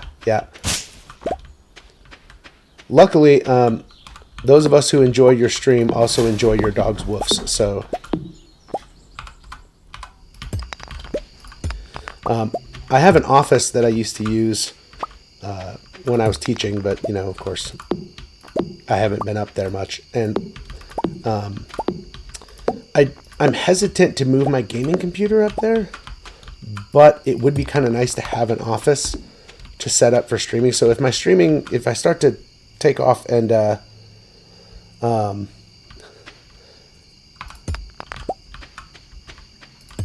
if I starts to take off and I like feel like I need to start doing this in a more serious way, a more full-time kind of way, and that sort of thing, I'll probably move this PC up to my office.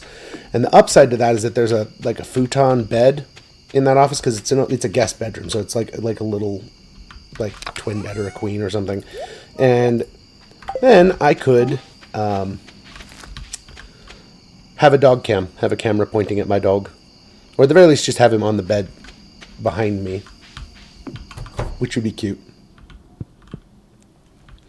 Yeah, that will not be happening until stream is over. Sorry, Marilyn.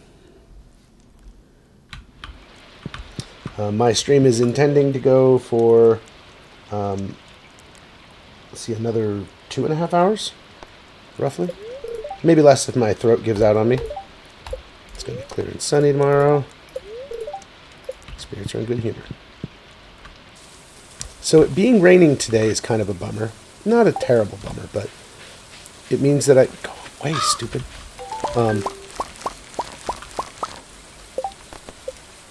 reach farming level 1 and craft a scarecrow and build a coop, which I would love to do.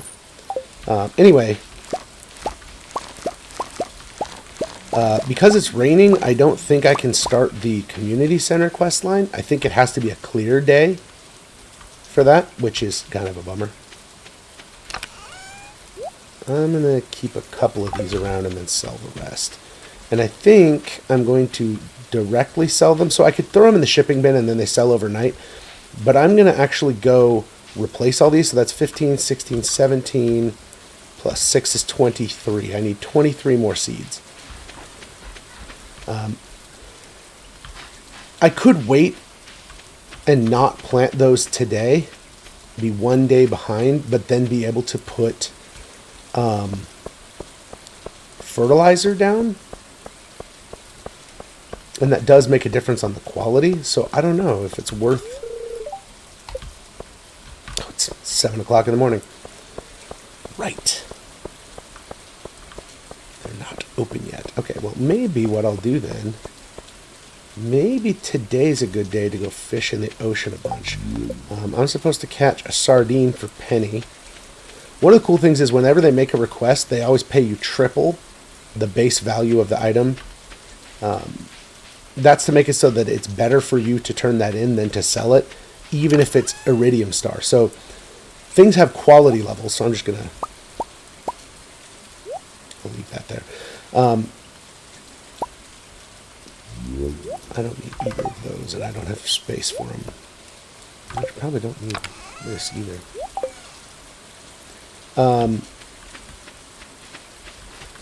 So things have quality levels. There's the regular, and then there's silver star, gold star, and iridium star, which iridium star is purple. I don't think iridium is actually purple. I'm pretty sure it's just chrome, just like most metals. But whatever, he likes purple. We dig it. And the value goes up. So anything that has a silver star is worth 25% more than its base value. Gold star items are worth 50% more than their base value. And iridium star items are worth double the base value. So even if you're giving somebody an iridium star quality item for their request, which would give you the same value as giving them a normal star quality, you're still getting half again as much as opposed to triple. So it's still a good deal. And that happens especially as your skills go up and you don't get any lower star value items much. It becomes a thing that is... It's still nice to be getting more than you otherwise would. Alright, so we're looking for sardines. At least one, but probably a couple. I have some room in my inventory to catch some fish. I really like to fish a lot early because then if I can get a reasonable fishing score before the end of spring, it makes it easier to catch catfish. Though I think you can catch catfish in the fall as well. Oh, man.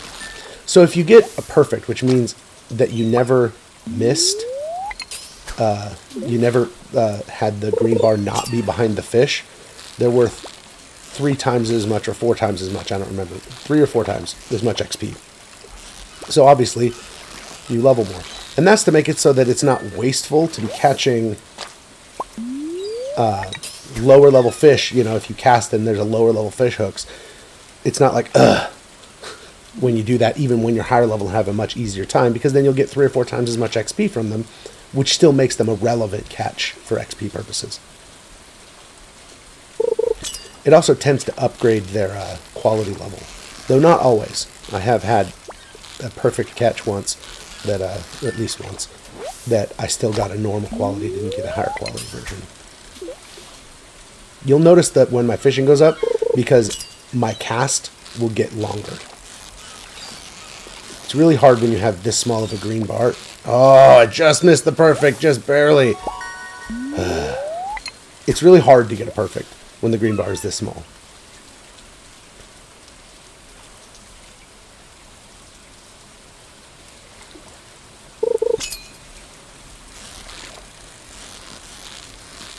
There's lots of different kinds of tackle for when you have the best fishing pole, which you can actually attach tackle to. But in reality, there's not a lot of reason to use it. There's like 2 that are actually useful. You can see now that the green bar is slightly bigger and that I cast a little farther. That means I have gone up to rank 2. That's an anchovy rather than a sardine. Oh, it's Friday.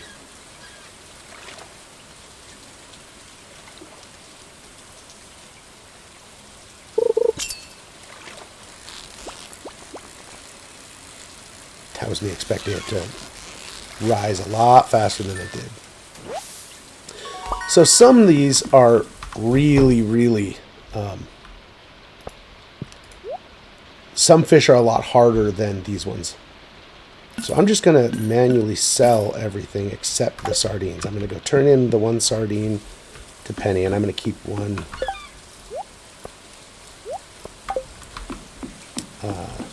for bundle purposes. Again, it's a little bit metagamey, but who knows? I guess maybe it can just be part of Tessa's personality. She's a pack rat. So she likes to keep things around just in case. In case what? Who knows? Just in case. You know, in case whatever. In case anything. In case nothing. All of the cases. Now, it looks like Penny's still in her trailer, or in her trailer again. Because it's raining, it's pretty unlikely that she's going to come outside, so I'll probably have to go find her. So what I'm doing now is going and checking the traveling cart. Every Friday and every Sunday, this traveling cart shows up. She sells random stuff for staggeringly high prices, but you can buy things that are really hard to access from here. And I checked a box to make it so that sometime in year 1, she will sell either a red cabbage or a red cabbage seed. That's the one thing that you normally just cannot get in the first year. That's part of the standard community center bundles, is the red cabbage. So as long as I make sure I have money for it and I check her every time, I should be able to complete the community center year 1. It's not really urgent for me. It's not a super urgent thing to complete the community center. In year 1, it doesn't bother me if it ends up being year 2. I don't care that much. But I'd like the opportunity to make it happen, and it is a goal. The one thing that I'll always be sure to do, and the thing that is a necessity for me, her dripping, that sucks, sorry, is to get the greenhouse before winter of year 1. And that's pretty doable most of the time. Raindrops are really loud on the metal roof of our trailer. I don't know, maybe this sardine will make you feel better. Yay! 120 gold and friendship with her. So, each heart is 250 friendship points. Talking to somebody in a day, I believe, gives you 20. I think you get like 45 for giving them a gift they like. You get 20 for giving them a gift that they're neutral about. And I think you get 60 for, maybe it's more than 60. It's quite a bit for a gift that they love. But love gifts are usually very expensive and or difficult. They're not common. So, and if you give them a gift on their birthday, which is why the birthdays matter, assuming that the value is positive, you get 8 times the result than you would have. Oh, crap. I need to buy seeds. All right, well, at least it's not closed yet. We have not yet come too far. Okay, I do want that, but we have not yet come too far for seeds. Right, so that's 15. Yeah, 15 plus 8, 23.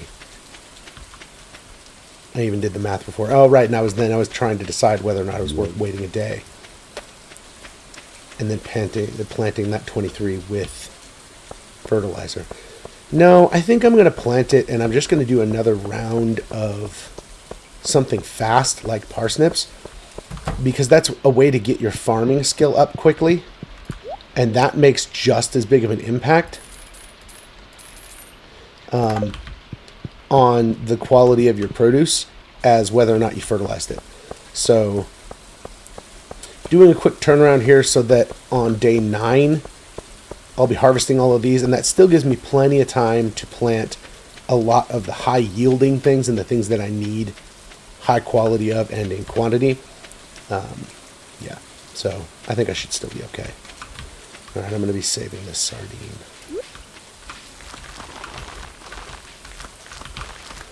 Plus, I planted quite a few mixed seeds, so I'm already going to have quite a few mixed plants in here. Okay.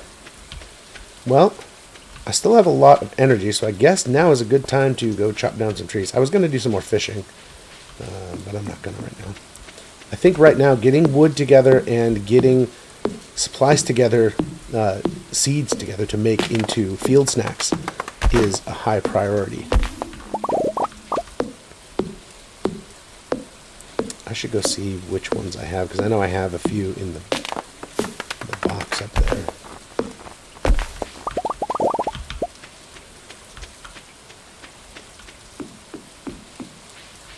So when you chop down trees anywhere but your farm, they just regrow.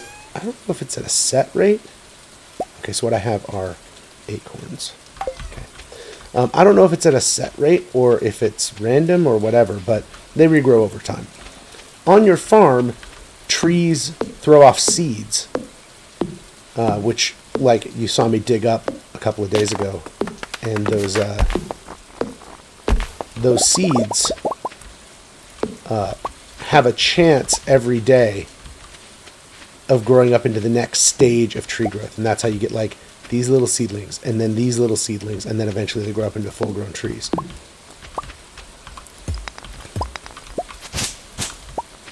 Hey, more mixed seeds. Love to see it. That I think I will keep so that I can actually fertilize. So I can't break the big rocks, just like I can't break the stumps yet.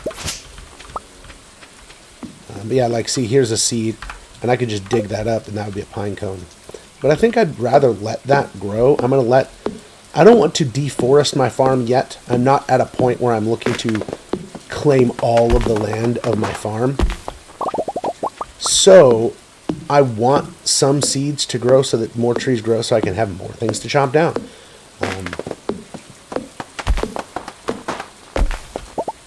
I am chopping sustainably. Oh, crap. All right. Keep forgetting I don't have space in my inventory for everything. Grumble, grumble, grumble.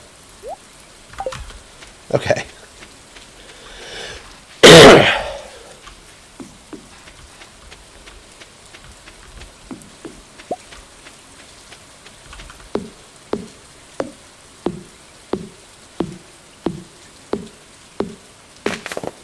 Alright. I'm not getting nearly as many seeds as I'm used to. Maybe it's a luck thing? I don't know. Like how lucky of a day you're having. But I usually have much greater luck. I don't want to hit these ones because what I really need right now are maple seeds. I mean, I guess I know where to find a few maple trees. Maybe I should just go down there.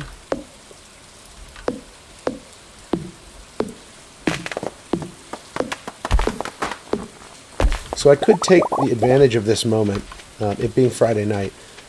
Most people are at the saloon. And so just going and getting a chance to talk to everybody. I'm not going to do that right now because this early, building up my farm and building skills and that sort of thing is so much more critical than building relationships. Obviously, anytime I can, I should. But come on, let's see 2 maple seeds off of this bad boy. Yes! I got exactly what I asked for. 2 maple seeds. Love it.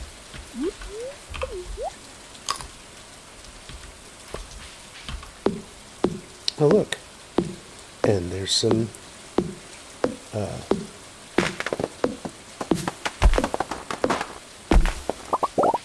that's amazing. We got some spring onions over here, too. Not a ton, but some. That'll be good. I don't want to eat too many of them. I'm probably going to save most of this for tomorrow. Yeah, I'll just put this pine cone back away. I don't have enough energy to actually chop a whole tree down, so I don't want to waste the energy doing that. I might see if I can find, like, break open a couple of rocks, or chop a couple of these little logs or something like that. I've got 27 energy left. Most tools take roughly 2 energy per swing. So, is there anything up there? I'm not thinking there really is much of anything up here. Maybe what I should do... Yeah, no, I don't see anything here. So here's where it's getting to be kind of dark and annoying that it is dark. It gets really bad. Yeah, okay, well, I don't really care that much about that anyway. I'm going to destroy that. I'm just going to try to create a clearer path. Just so it's a little easier to get to and from there.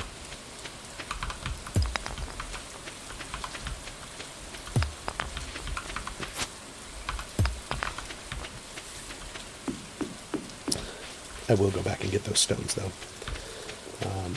Well, maybe I won't bother. I want to make sure I get in bed before midnight. Because I definitely cannot afford to have a day that I don't have my full energy available to me. I don't have enough food to compensate for that yet, so... Alright. Tomorrow I can make a scarecrow, and I can make basic fertilizer.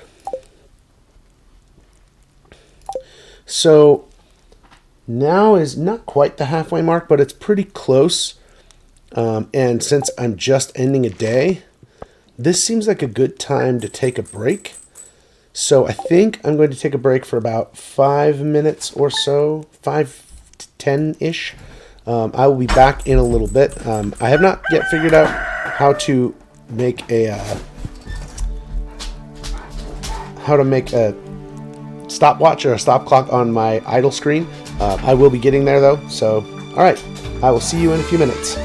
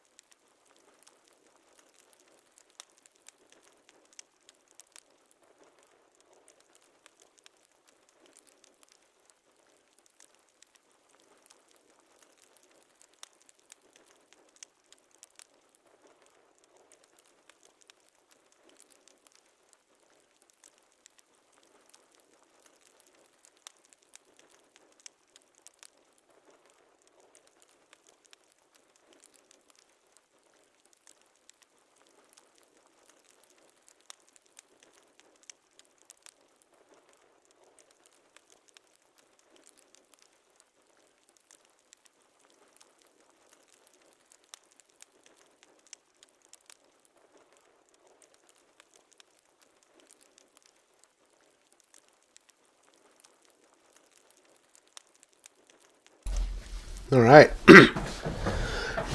Sorry, everyone. Thank you for your patience. It was a little longer than my normal break, but I was a little hungry, so I decided to wolf down a couple of hot dogs real quick. So, all right. So we are on Saturday the 6th of spring. Oh, it's going to rain all day tomorrow. Oh.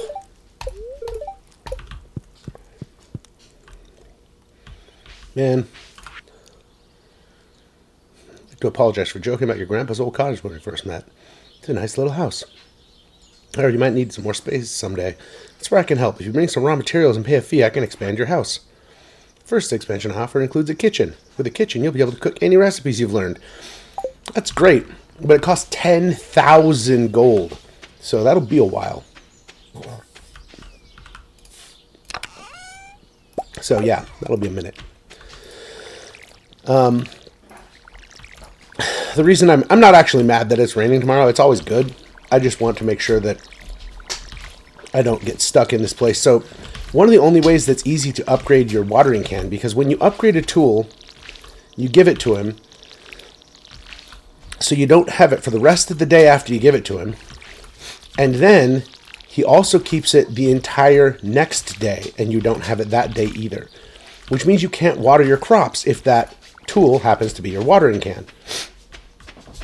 So until you have enough sprinklers to cover everything, at which point your watering can kind of becomes superfluous, or you wait until you know that the next day when you're going to keep your watering can, it's going to be raining and you wouldn't need to water anyway. That's kind of the thing. And so usually, especially in the first year, when you upgrade your watering can is dictated entirely by when it's raining. Okay, I am going to take this. I'm going to make fertilizer. I'm going to fertilize this. I'm going to water it. What is it going to be? Please?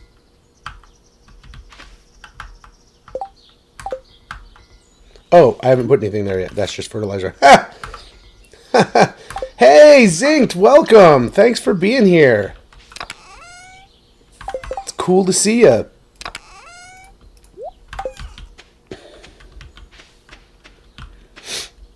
All right, let's build us a scarecrow. 50 wood, 1 coal, 20 fiber. 1 coal, 20 fiber. So that's this mod. You can see the radius of what tiles will be affected based on where I put this scarecrow. And this is much bigger than I had ever envisioned a scarecrow's area of effect would be. So I was thinking, if I put it down here, it actually reaches down there a little bit too. That's kind of cool. That could be useful if I do things like put a bee house down there or something. Alternately, I could put it like right here. Right here hits the most spaces that I can farm currently. So let's do that. Now, if I'm ever wondering if a space is covered, I can just press and hold the hotkey and it will show me all the spaces that are covered by it. That's why this mod is amazing. Because when I saw 8 tile radius, I was like, okay, you count 8 tiles out to here, so hit here, and then I assumed it would go here, and then here, and then here.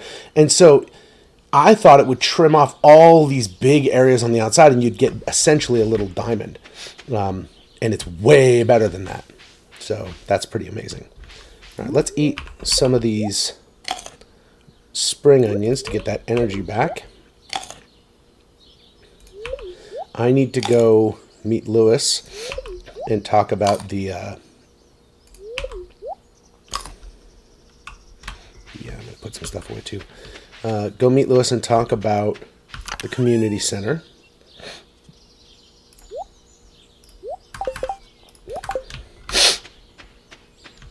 And then I'm going to go into the caves for the first time.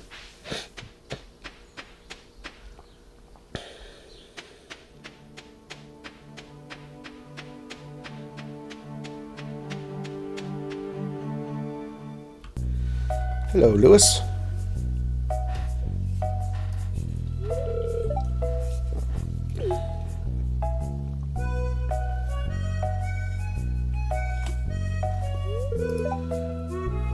What an eyesore. This is the Pelican Town Community Center, or what's left of it anyway. Used to be the pride and joy of the town, always bustling with activity. Now, just look at it. Shameful. These days, the young folk would rather sit in front of the TV than engage with the community. Yeah, those darn whippersnappers, Lewis. You're right. Always on their iPhones and their, TikToks and the interwebs. Georgia Corporation has been hounding me to sell them the land so they can turn it into a warehouse. Pelican Town could use the money, but there's something stopping me from selling it.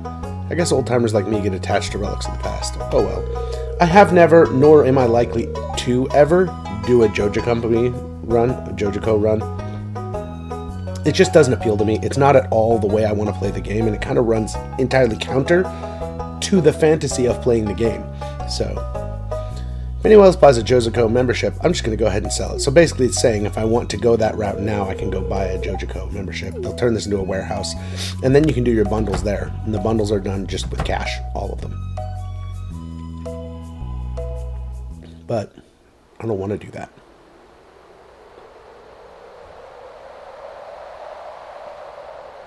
Bundles are fun anyway. They're, quests. What's this? I guess Vincent and Jazz must have been playing in here. Yeah, because they totally build brick and, probably mud brick and fern huts.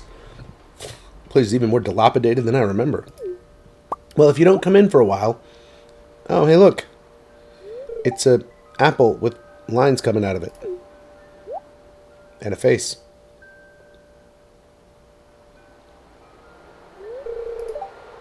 Are you ill? No, I am not ill. I mean,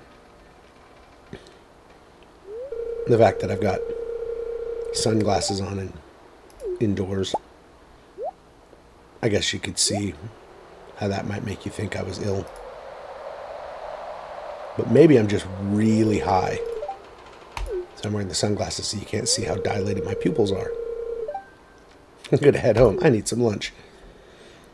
Really? Same, Lewis. That's why I just had some hot dogs. I'll keep this place unlocked from now on. Maybe you can help catch that rat if you have some extra time. Yeah. Because I'm not working real hard at... I'll have to head back and explore that building further.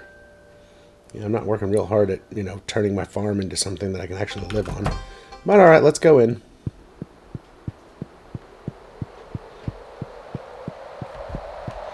Here I find a scroll that is indecipherable. And then tomorrow I'll get a letter that can actually help me decipher it, and etc., etc. So I'm one day behind because of the rain yesterday. Though the rain yesterday made it so I didn't have to water my crops. So, valid. I am not going to pick that up right now. I'll probably try to pick it up on the way back. Oh, cool.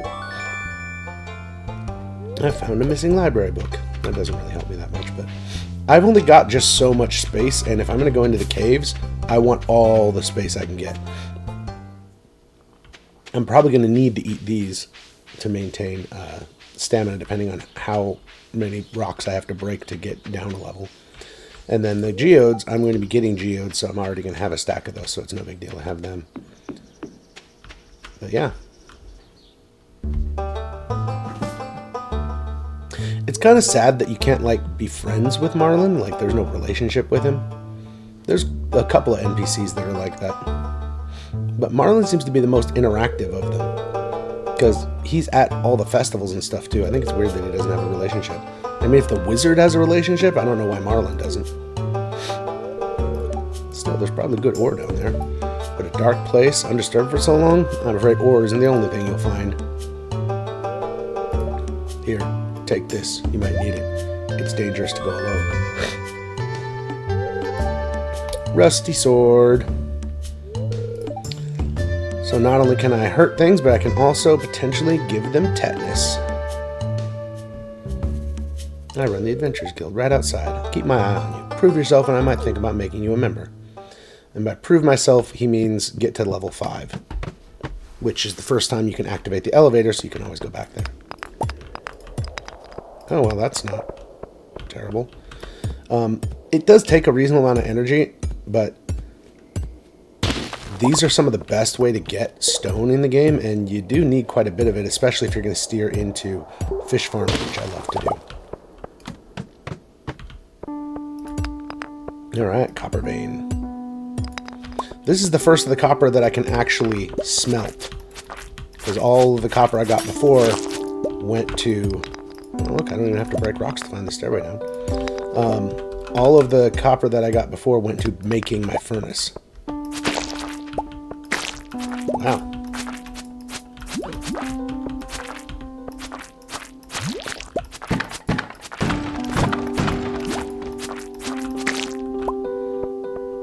And I'm already out of room. More than out of room. Yeah, I don't really want sap. I can get plenty of that from trees. What else can I get rid of? I mean, I guess I can get rid of the slime for right now. I am going to want to accumulate that, but I definitely want that quartz. This early, the quartz is really big.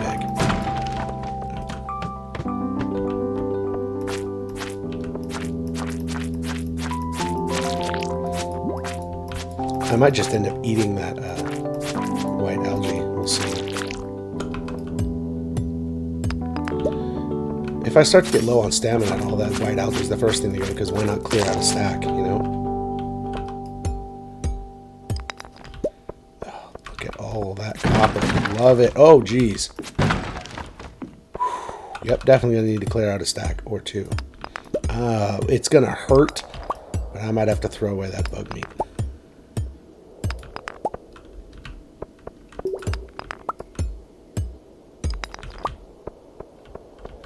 Because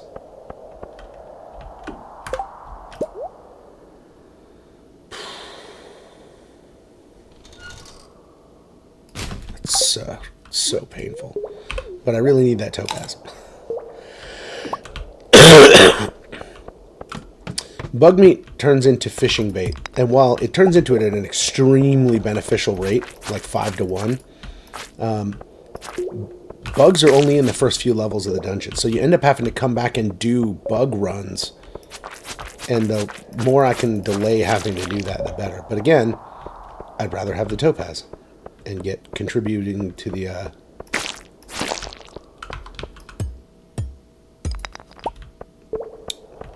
thing that much sooner. And by the thing, I mean the museum. Maybe you knew what I meant, maybe you didn't. Alright, level 5. Time to GTFO. I will come over here, though they don't have anything I'm going to sell, but at least then it's like, hey. Oh, yeah, he's going to send me a letter. Right. He won't let me in until... he's going to send me a letter saying, hey, I noticed that you got to level 5. You should push a little harder and kill some slimes. So, forgot about that part. Hey, Demetrius, what's up? If compounds in the rhizosphere contain sufficient levels of carbon-13, then...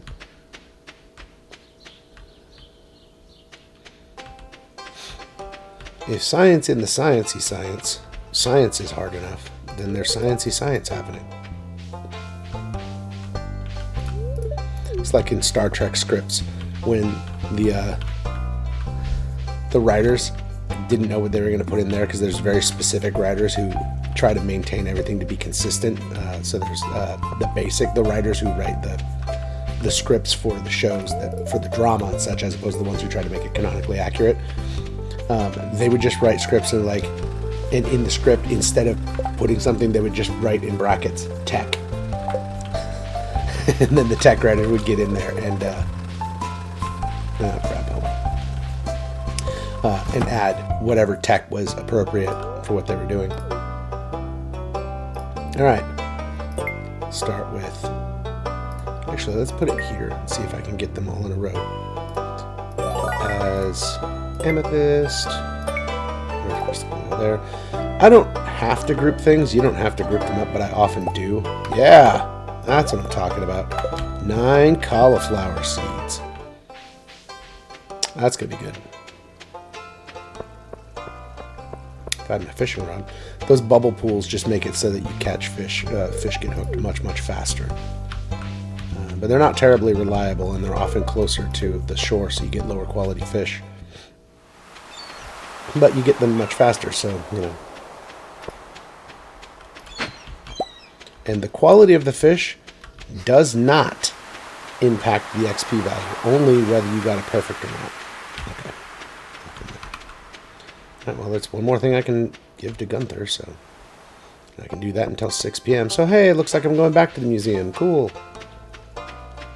There was also a daffodil up by the community center. I don't know if it's worth going way out of my way for a daffodil. If that was a dandelion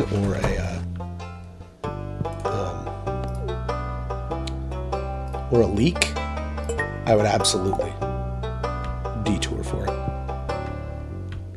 But daffodils and wild horseradish are the ones that tend to be more common in my experience, and so they are the ones that are not super worth detouring for. They also, if you don't pick them, it's not like they vanish.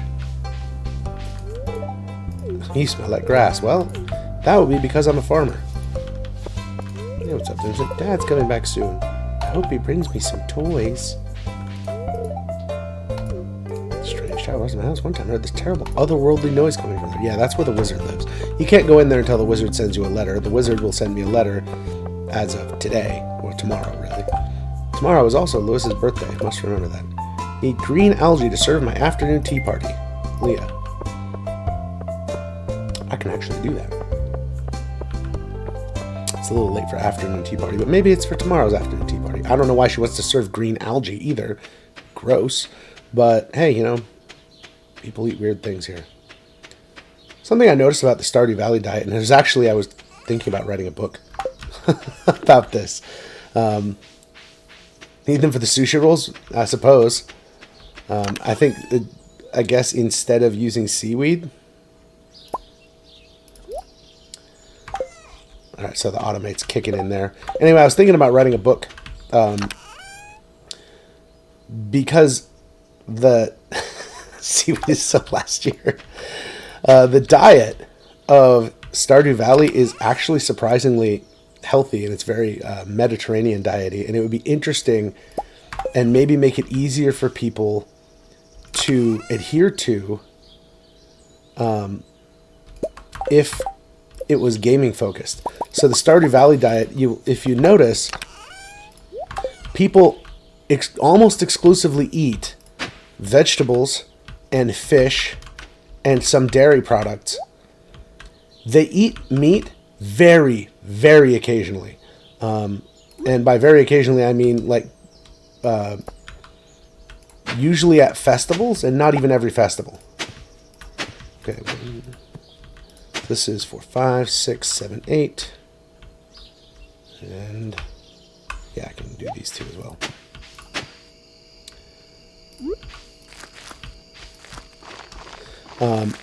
So like there's Linus is roasting something clearly meaty on a spit at the luau, and there's all you can eat burgers, although I think they're survival burgers. I'm not sure, because that's what they give you is the same stats as survival burgers, which are made out of carrot essentially. So they're also a starchy plant-based burger. But Gus is also grilling barbecue ribs there, because somebody makes a comment, and that's at the Spirits Eve festival. Somebody makes a comment that they're looking at the pig. Oh, maybe that's at the fair, not the Spirits Eve. It's at the fair. Somebody looks at the pigs and is like, wow, and Gus is grilling pork ribs right over there. Yee. But so, like a couple of times a year on special occasions, they eat meat. And other than that, they eat fish and produce and a little bit of dairy and egg. And that's kind of ideal if you're talking about healthy diet, as far as my dietitian tells me. So writing a book about that basically talks about how to use the Stardew diet for health, and then provides a bunch of recipes based off of, I mean, there's already a Stardew Valley cookbook, so I don't want to like make a cookbook, but to provide some Stardew inspired recipes, and then of course recommend people, hey, buy this cookbook. I don't know, I just think that'd be kind of a fun thing to write. The trouble is I am not the person to write, here's what to eat to stay healthy, because I don't generally eat that way, nor am I particularly healthy. So, I don't know. Normally those kinds of things sell well because of the inspiring story that's attached to them. You know, it's like, oh yeah, this person followed this diet and lost all this weight and became this, you know, whatever. And that would require me to actually follow the diet so I could lose all the weight and then become that inspiring story, which could be very cool. But I'm not sure I want to. Not because I don't want to be healthy, but because I like eating junk food too much. And I like meat. Just write a diet book. Yeah. Yeah, and that's kind of what I was thinking, but I don't know, I guess if there's no like picture on it to show that I am clearly not someone who should be telling someone how to eat on the book jacket or whatever, or maybe if it's a picture from here up, you know, that would look fine. But yeah, it could be interesting. It could be kind of a fun little thing to write. So I've got, all right, I want to keep all these things together just so that they're easy to keep track of. Okay, and it's going to rain all day tomorrow, so I can put my watering can away. I'm not going to need it tomorrow. Check.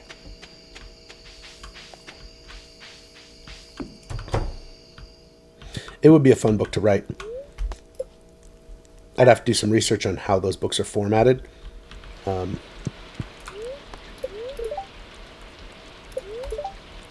Partly cloudy with a light breeze. Oh yeah, I never accepted my money for that. That's funny.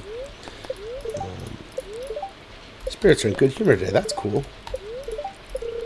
So I could go into the cave, and that would be really good, because good humor means things are much better. My sources tell me you've been poking around inside the old community center. Why don't you pay me a visit? Oh yeah, that. My chambers are west of the Forest Lake in the Stone Tower. I may have information concerning your rat problem. I used to have been exploring the old mine. You've got the adventurer's spirit. That much I can tell.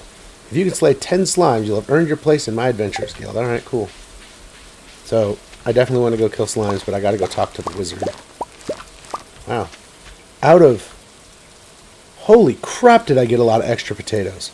That must be based on luck.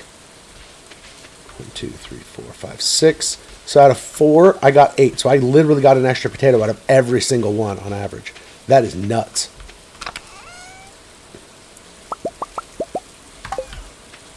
Okay. I also now need to get 6 more seeds to plant. At least. At least 6 more. I think I'm just going to ship these rather than take them and sell them, because I have plenty. I have plenty of money to afford the seeds. And if I was to take them and sell them and get over 2,000, the temptation to just buy the backpack might overwhelm me. And then I wouldn't end up getting seeds, and I'd probably regret that later.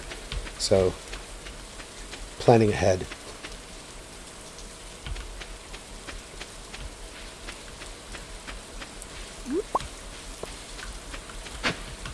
Oh look, another book. Man, people are really, really clumsy and with their library books. They're really careless. Dropping books everywhere, burying them into the ground. Maybe that's why Dusty, the dog that's in the middle of town, is always fenced in as much as it is and never gets to come out, is because it went and raided the library and buried all these books. Dogs are weird, man. They do weird things. Alright, I don't have my axe with me, so I can't chop down any trees, which is fine. So, I'm going to go talk to the wizard now. It being after 8, I'm pretty sure I can get into his tower. I don't know what time that starts, but I feel alright. Hey, look, dandelion. Ooh, and more horseradish.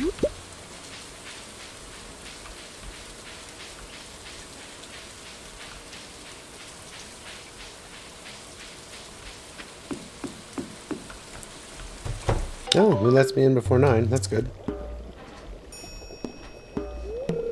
Ah, come in.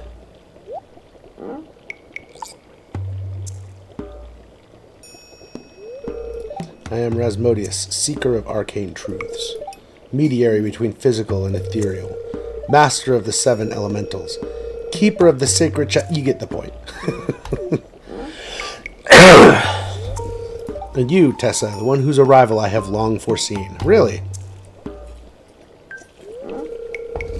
I'd like to show you something.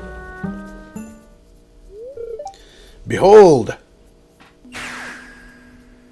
Aw, it's a cutie little nature spirit. It's mad. Let it go. It's doing a big mad. You've seen one before, haven't you? Big mad. They call themselves the Junimos. Mysterious spirits, these ones. For some reason, they refuse to speak with me. Well, maybe it's because you keep capturing them in force bubbles. I say that every time I watch this cutscene. And yes, I do, in fact, generally tend to talk to the screen and talk to the computer, even when I am not streaming. This is totally normal. This is just how I work. I'm not sure why they moved in the community center, but you have no reason to fear them. I found this golden scroll thingy. Golden scroll written in an unknown language. Most interesting. Stay here. I'm going to see for myself. I'll return shortly. Okay. That's an approach. Can you teach me to teleport? That's cool. Yeah, that was fast. Found the note. Language is obscure, but I was able to decipher it. We, the Junimo, are happy to aid you. In return, we ask for gifts of the valley. If you are one with the forest, then you'll see the true nature of this scroll. You have to walk all the way back. I don't think he walked all the way back. Maybe he teleported to his front door so he didn't get himself trapped in that magic circle that he trapped the Junimo in so cruelly. Because that's a lot. It would have taken a lot longer for him to walk all the way back from the community center. One with the forest. What do they mean? Sniff, sniff. Or that would be... Aha! Come here! He's very commanding. Kind of a jerk. He is kind of a jerk, actually. My cauldron is bubbling with ingredients from the forest. Baby fern, moss grub, caramel top toadstool. Can you smell it? Is caramel top toadstool another word for magic mushroom? Is that a psilocybin breed? Because I'm not sure I should be drinking that. Drink up, let the essence of the forest permeate your body. So you're boiling fungus and plants and a newt, an actual, or a grub, an actual like grub worm. Yum. Yep, and then I turn green and hurl it back up. Maybe not quite. I guess I managed not to hurl it. But I'm definitely tripping. We be tripping up in here. Remember, always let weird strangers from the woods feed you random brews. Nothing bad will happen. That is the best life advice I have seen all day. Zinked coming in clutch with the life advice. Make sure your kids know that. They should be out looking for weird wood strangers so that they can sample random brews. Yeah. I mean, so much better than sitting at home and being on their phones, on the interwebs and the TikToks. You've gained the power of forest magic. Now you can decipher the true meaning of Junimo scrolls. I would take a free teleport right now. Though it's interesting, I didn't realize that you don't actually have to go there before this community center tab comes unlocked. So I can actually look at any of them before even going there. So I am using the default, so this is all going to be exactly the same. So this is why I was keeping stuff. Got the spring forage bundle, and then this is going to be exotic items. This will be pretty doable without too much additional issue. The construction bundle will be really easy.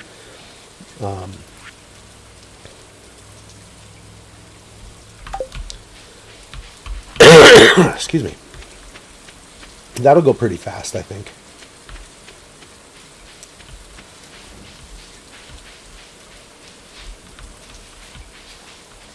I don't know why I didn't bring my axe with me. That's weird. Where did my axe go? So bizarre. I know I didn't turn it in because I don't have enough copper to turn it in.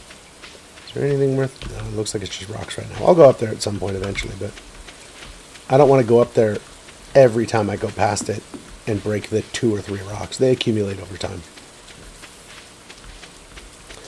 So, alright. I still need to pick up those 6 crops. Okay.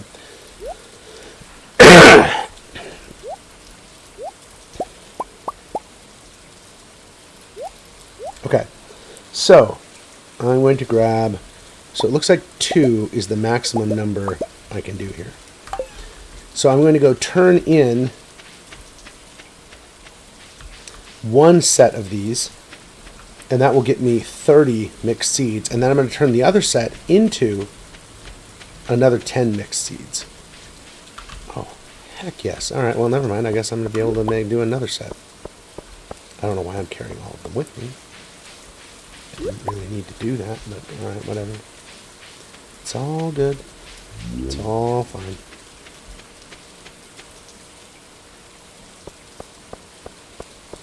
I'm going to get paid so much. And actually now, because of all those extra seeds, I might actually be able to afford the backpack and the 6 seeds that I want to pick up. It might be worth doing. Because the seeds are worth 35 a piece, and you get 10 for putting them all together. So you get 350 per time you combine it, and then you get 3 times that for turning in this bundle the first time. I'm usually much more meticulous about making sure they match than that, but I just didn't care enough this time. And then it reveals the next 2 bundles. So pantry and the fish tank.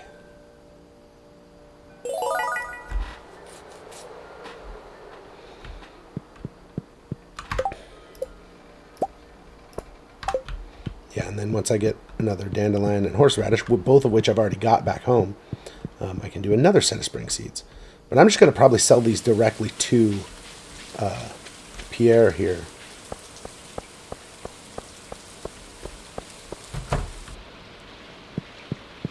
It's a good day to shop. Sure is. Pushing off homework all week looks like it'll be another all-nighter. Or you could do it now. Most people stay indoors on days like this. It's not good for business. Yeah, I hear that.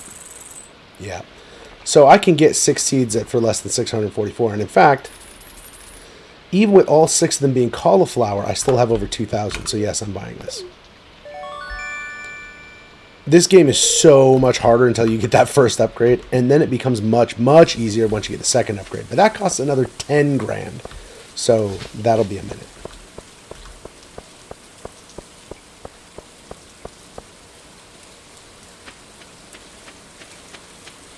So in 2 days, I'll have my second round of parsnips done.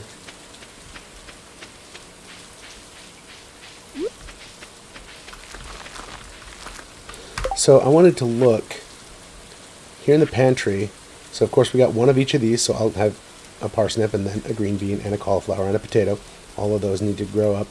I think I've got potatoes growing somewhere, right? Cauliflower, it's parsnip. That's potato. Okay, good. That'll be ready in 2 days as well. Cool. I'll need to plant more potatoes, of course, but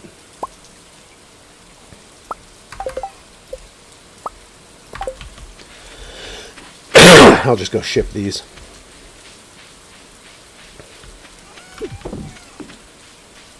Why do I not have an axe? All right, I think I'll go dungeon diving now.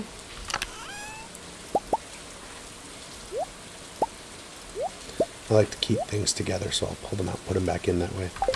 All right. I don't actually need the axe while I'm in the dungeon, but I'm also not so hard up for space that I absolutely have to ditch everything that's not necessary when I go into the dungeon now, which is nice. And I can collect a heck of a lot more from in there. It's only 1. I might very well be able to get all 10 slimes, depending on how frequently they spawn.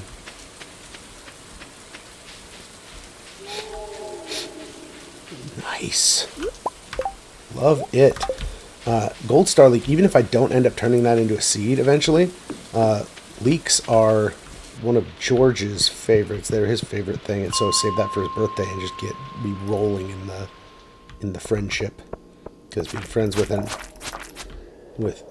grumpy old man is like the best thing ever. I should know, I'm a grumpy old man.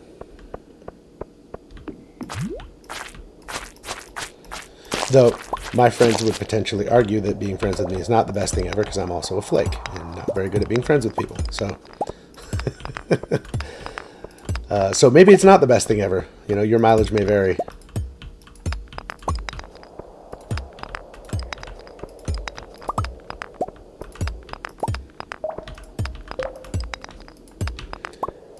Alright.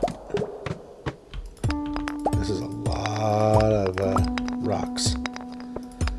See, now I wish I already had some of them cherry bombs. I don't think doggies can show up at this floor yet. Oh, nice. Lots of copper. Loving the copper.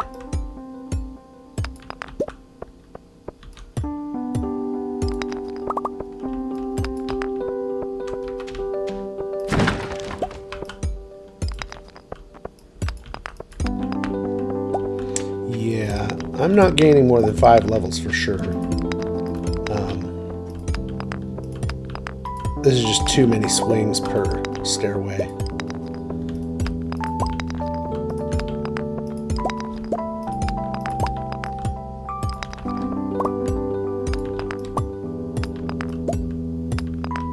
Jeez. We'll see if I even get to the 10th floor at this point.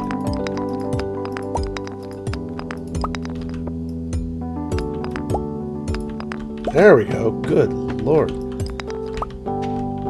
Let's go this way.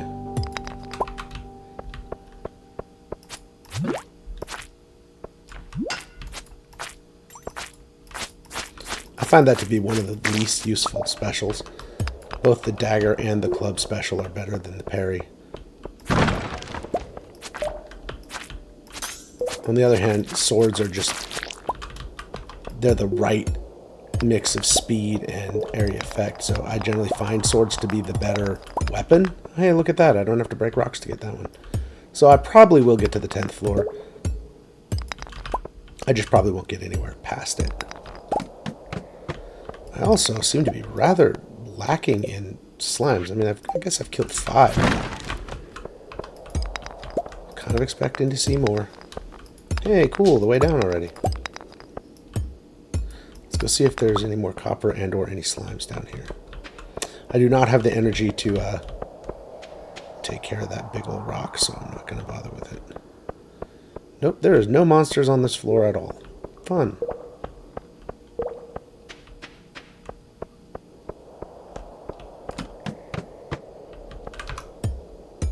And look, the way down's already there. And there's still no monsters on this floor. That's so weird.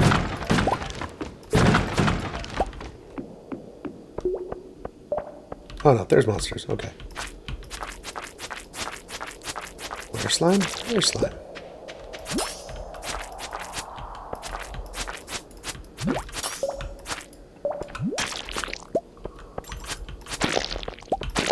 Yes. Give to me all your juicy bug guts. All the juicy bug guts. Alright, I think I need 2 more slimes, so I'll probably go find them. Some leather boots. Leather booties. Yeah, and I've got plenty of extra space, so I don't have plenty of extra. Yeah, see, here's where it starts to get dark in here. It's just awkward. So I have a mod that allows you to use console commands in the chat. So I'm going to do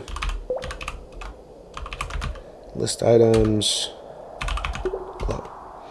And I'm going to give myself a glow ring.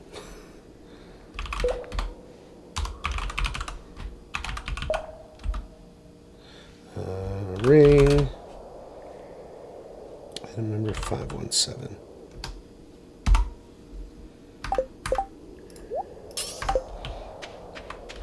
because that's just a quality of life thing for me. It in no way impacts the actual challenge of the game. So, and a lot of times you don't get that until way later. Hey, look, a Dougie.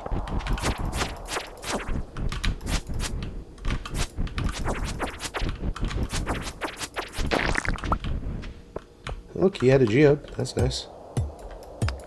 Alright. Now I have to leave before 10, so I'm just going to finish up what I'm doing here.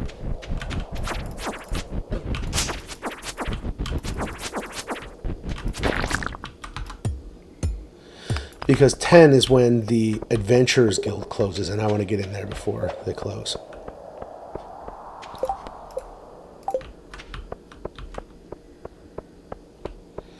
It's kind of inconvenient. The Adventurers Guild is the only place you can sell like weapons and armor. So if you happen to pick up weapons and boots, rings, that kind of stuff, in the mine, the only place you can sell them is here. You can't sell them in the shipping box. And this is open really awkward hours and is kind of a pain to get to until you activate the things. Ironically, this wooden blade is actually substantially better than this rusty sword. But not so much better that it's worth it. So here's the board that as you get your monster eradications, so it's 1,000 slimes. It's the most by far of anything in here. But once you get it, you get a ring that makes it so that slimes literally cannot hurt you. Which, at high levels, especially once you get to like the Ginger Islands and stuff, the tiger slimes, they can really hurt you. So that's a really good ring. But it takes killing 1,000 slimes to get there, so that's a long-term goal. Sorry.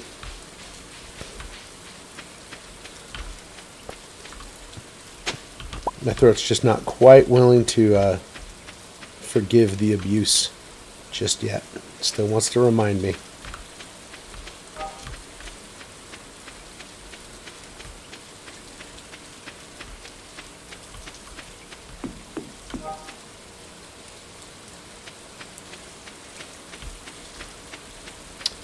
Alright, so let's get that started. I'm going to build another chest. Because now it's getting to be time to want to split that up. Because I don't want everything that I put in here. Because like if I put quartz in here just to keep some around in case somebody asks for some, it'll automatically turn into refined quartz in this furnace. And I don't want to do that. So I'm going to put a chest over here. And this chest is going to have all of my plant and stuff. So I'm just going to color code these. So this one can be the gray chest, and that's going to be for like mining, so monster loot and mining and smelting stuff. So all of the actual like construction materials I'm going to move into the other one.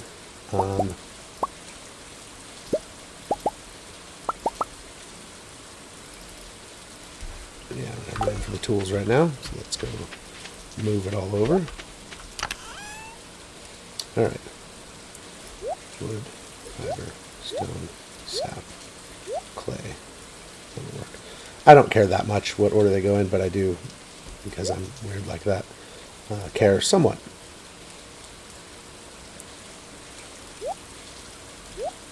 And I'm going to make another thing here. I can eat these and then go chop a little bit of wood. This needs to go in there. That needs to go in there. That needs to go in there. This I'm going to keep in my inventory, but I'm probably not turning it in today. Because that would take up basically all of the time that's left running to the community center to turn in that one fish. Just seems like a terrible waste of time. But eating a bunch of spring onions so I can go chop down a few more trees, that seems like a great use of my time.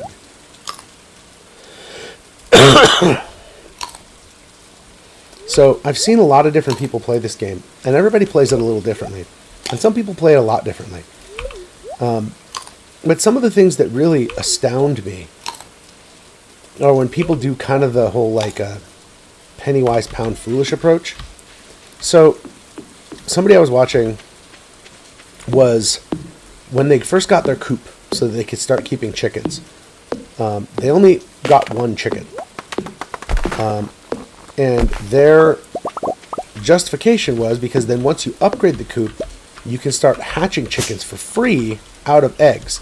So why pay for more chickens when you can just get the one and then get all the rest of them for free? But the time and money it takes to get that upgrade is pretty substantial. And chickens make you a staggering amount of money every day. So in the time that you waste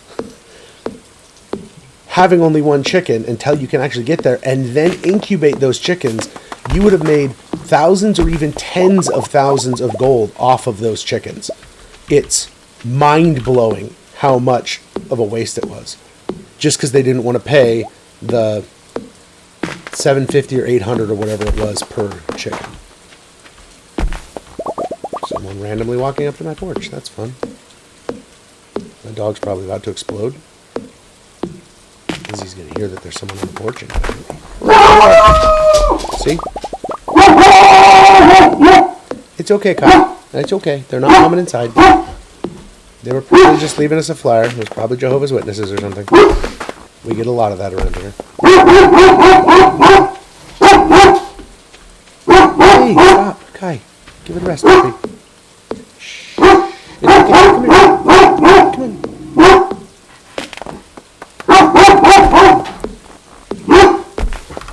Okay. Well, I only got one acorn, which is kind of unfortunate. Oh, geez, it's almost one.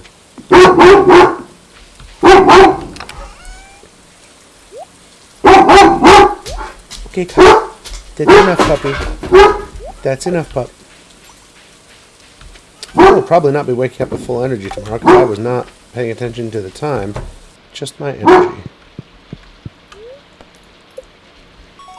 Okay. Level 2 mining. +1 pickaxe proficiency and the ability to build staircases. I don't almost ever build staircases.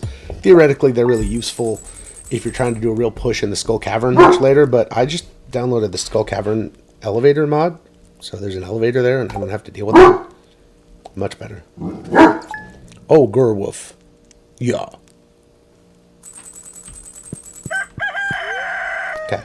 I did start with full energy. I guess I didn't get myself quite bad enough. Number 1 source for weather, news, and entertainment. It's going to be a beautiful sunny day tomorrow. Cool. Spirits are in good humor today. Also good. Fences. I just don't like fences. I mean, I guess I'll probably have more use for them, but... That's one. Okay. I think I'm going to get 9 more seeds.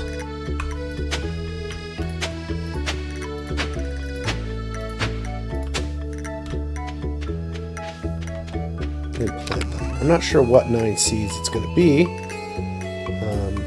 Oh, that's the wrong box. That's why. Why can't I find?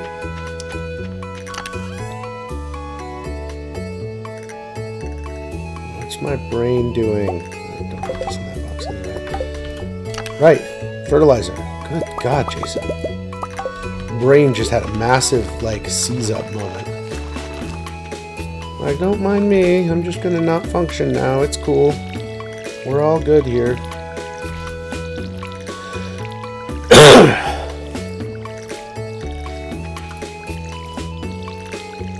Yeah, I might end up having to build a well over here. I don't know, man. I guess it depends on whether or not I'm going to be keeping a lot of crops right here anyway. I need to go refill my water can. Yes, hello, pup. Yes, hello, puppy. He's very aggressive about snugs. Kai, I'm busy. I'm doing a stream. I'm streaming. Yeah. That's the thing that makes me too busy to do a puppy snug. Too busy for puppy snugs. You're gonna knock stuff all over the place with your chaos nose. I have a jar of water right here. And some people talk about how hipster it is to drink water out of a jar. And it's gonna sound even more like a hipster that I was doing it before it was cool. But I don't know that it was ever cool. It's just that hipsters do it because they think it makes them look counterculture. But really, I do it because glasses are narrower at the bottom generally than they are at the top.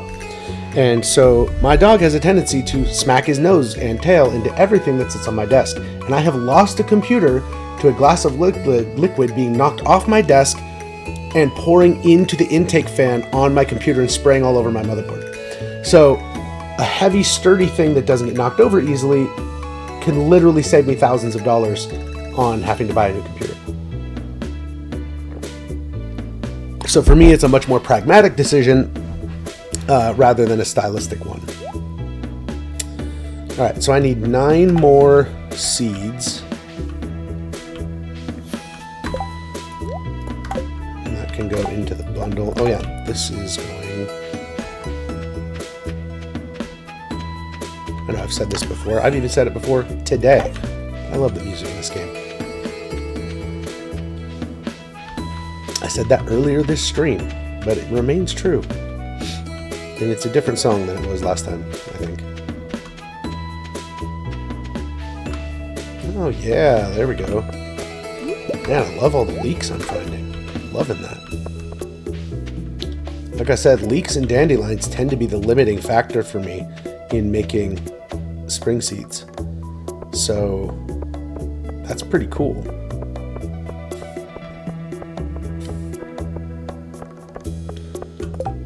Oh, I missed Lewis's birthday. That's okay. I don't care that much. Need an amethyst to power my latest invention. It's the only thing that will work.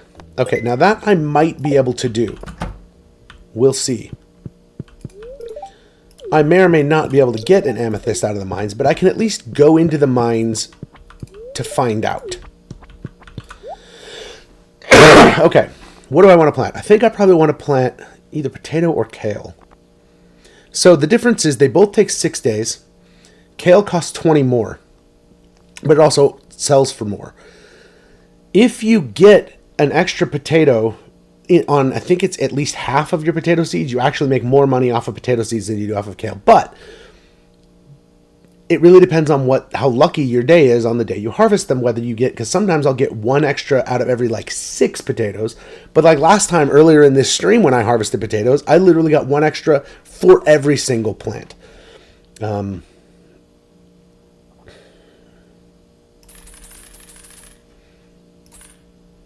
Let's do potatoes. It's a potato kind of day. I'm going to check these trashes. Oh, look, a maple seed.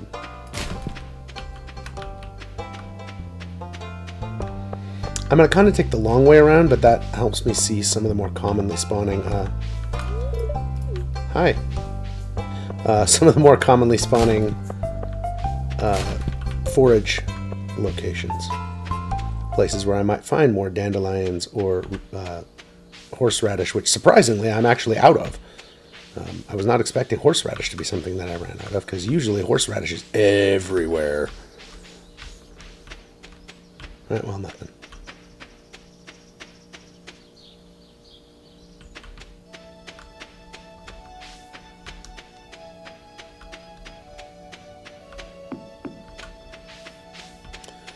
Alright.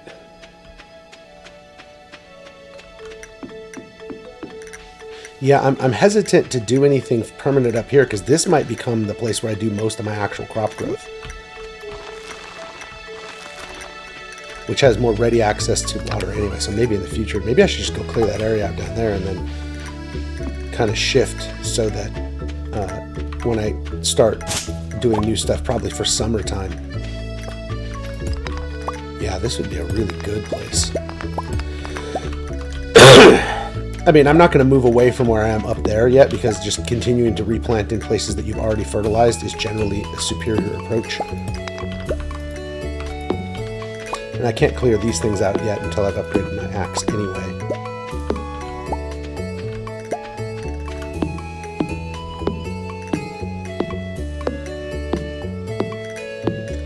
Which I really need to do. So it's weird that axe upgrades for me are pretty substantially, like, they're pretty high priority for the first 2 upgrades, to go to copper and then to go to steel. And then X becomes possibly the lowest, even behind, oh yeah, I need to be able to go to the mines. I can't chop too much today. Becomes possibly even the lowest behind the hoe, which I normally don't prioritize upgrading almost at all. Yeah, see, horseradish is the thing I'm missing right now, of all the weirdness. That's alright, I won't be missing it for long. Alright. These need to go in the museum, which I think I'll just come home by way of the museum so I can drop them off. I go this way as well because this back road is what this is called. The back road map often has a lot of forage on it. And it's one of the places, especially during the summer, where you can get grapes. So I think I mentioned earlier, but I am running a mod that I've never used before called Stardew Vineyard.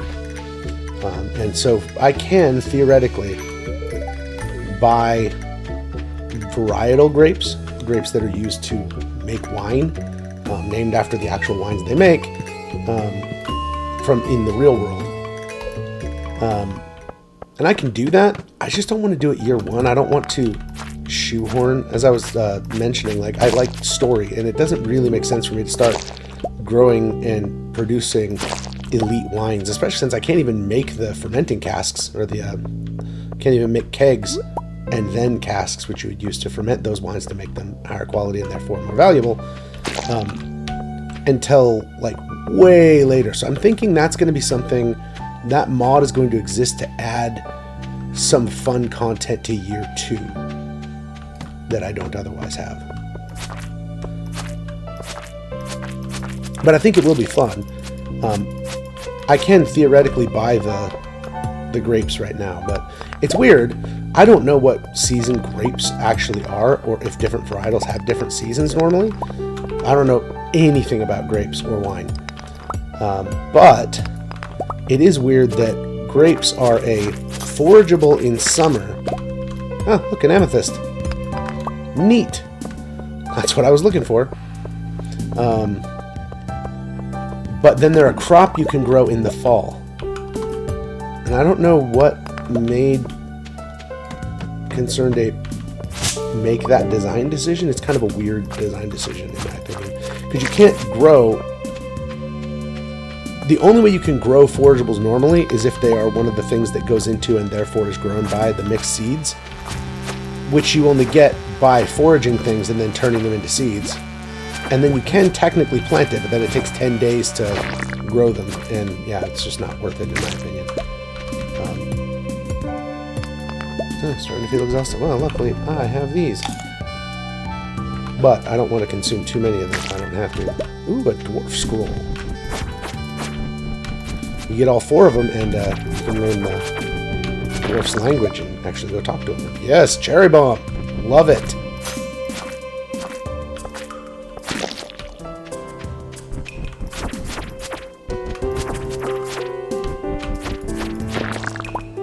And a yam. Wow. That's crazy. None of the rocks are close enough together to really make use of the cherry bomb right now. Maybe there will be on the 14th floor.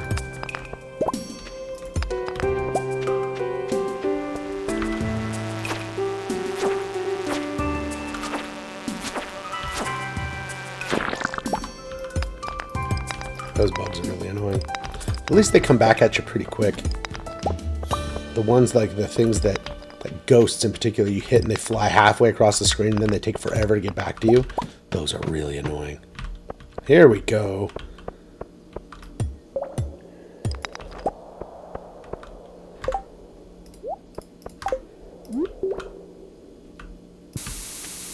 No, you don't normally get to see the area of effect of a bomb. That's, again, part of that mod. I love that mod. Alright, I'm going to have to eat another field snack to get all of the copper on this floor. But then I'm ready to go down there. I wonder if I can still catch Maru. If not, I can always just catch her tomorrow to give her this amethyst.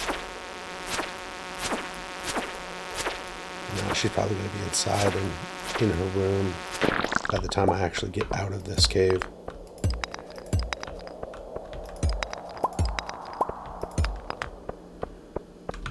Okay, there's no veins down there. Yeah. Juicy, gushy bug meat.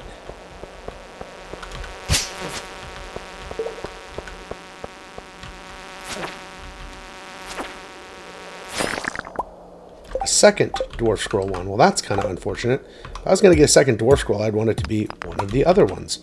Because they're only worth 1 gold to sell. So it's not like it's really good. It's kind of a bummer. Alright. Where is Maru? Well, she's not at home. Where is she? Oh, she's heading home. I will be able to catch her and give her that amethyst. Sick. As long as I hurry.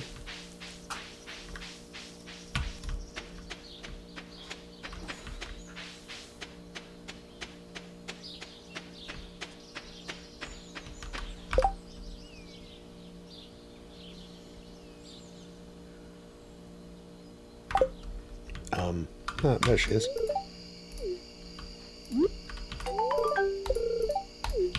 That's worth a lot too. 300. Because it's worth 3 times as much as the actual commercial value. And here's why Linus doesn't mind when you go through trash can. Like I said, it doesn't matter. I don't think he's ever in a place where he could see you go through a trash can, but...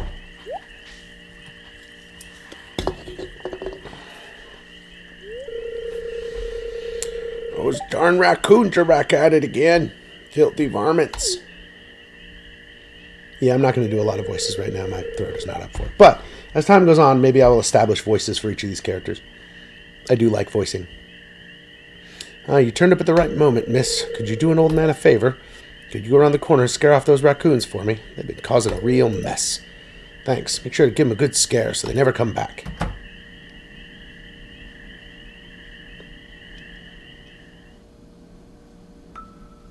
Sweat drop. It was me. I'm sorry. I find a lot of hot, fresh food in these cans.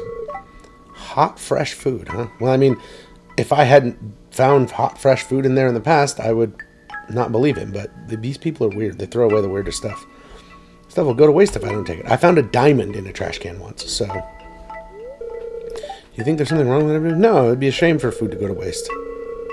Thanks, Tessa. I knew you were an open-minded person. I feel good about what I'm doing. I'm not harming anyone.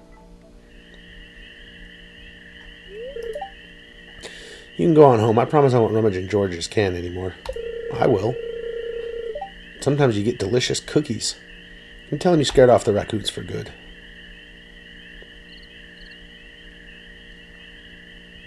That's right. Call me the raccoon scarer. Actually, don't call me that. Wait. I know what you were doing, Linus.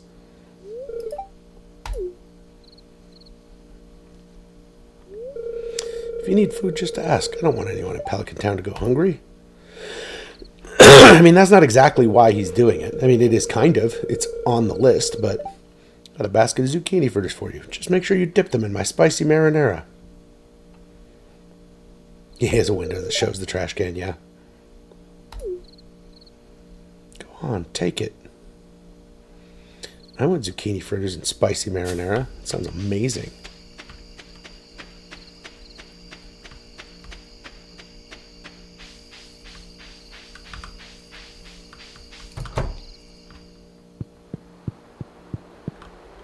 Okay.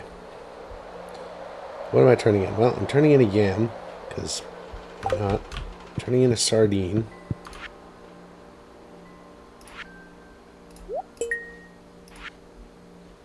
Crab pot bundle is there. Red specialty fish bundle.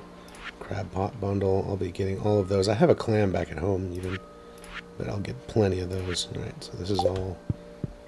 It's been a while since I've done the non-remixed version. I'm actually kind of not remembering what all of the bundles are. I remember most of them. The artisan bundle. This is one of the harder ones. This is the reason why I do bats. Because honey, jelly, and the 2 cheeses are pretty easy to get. Cloth and truffle oil much less so. Truffle oil, extremely much less so. Tree fruits are also kind of a pain until you have a greenhouse to grow the trees in, because they take literally an entire season. I think they take 28 days to mature, and then they only produce in one season. So, like, if I wanted to have one that produced every day for a season, I would have to plant an apple or pomegranate tree on or before the first of summer. And they're very expensive, like $4,000 and $6,000 for the trees. So it's really hard to do and still get them. But the bats can drop these fruits, so you can get quite a few of them that way. So it can save a lot of effort. Yams are a fall crop, which is why I thought it was really weird that I got one. That's pretty cool. And then quality crops, is 5 quality parsnips, 5 quality melons, 5 quality corn, or 5 quality pumpkins. But the quality melons and the corn, you can do both of those in summer, so knocking the quality crops bundle out during the summer is really the best way to go. And then the animal bundle, this is why you want both white and brown chickens, because you can do 2 different large eggs for each of these. And this will probably end up doing everything except for the wool. Wool is only gotten from a tier 3, which I might get to a tier 3. You can get that either from rabbits, from a tier 3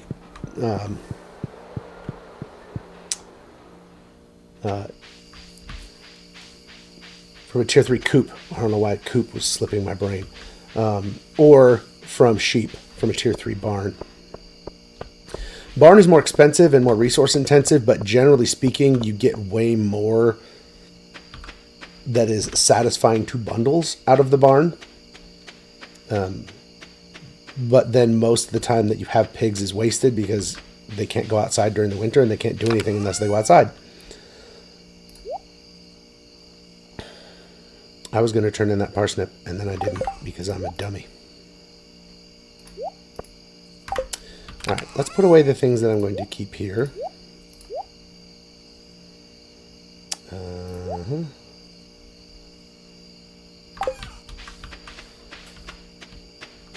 Well, tomorrow I should have enough money and enough materials. Oh, I'd have plenty of materials. To upgrade a tool. So I might very well upgrade my axe tomorrow. How's my wood supply looking? 494.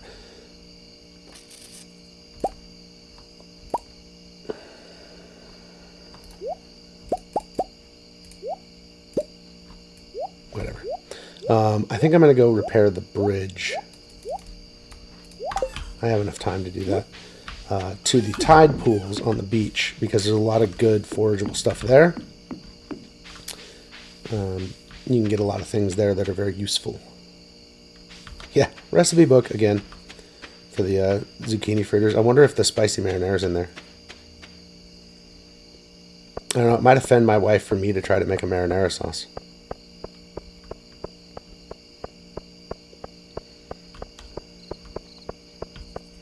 Yeah, she's Italian. Following a recipe to make a marinara sauce. It's like a betrayal of her heritage. You just do what your parents and their parents and their parents and their parents' parents' parents, etc., etc., etc., taught them all this time.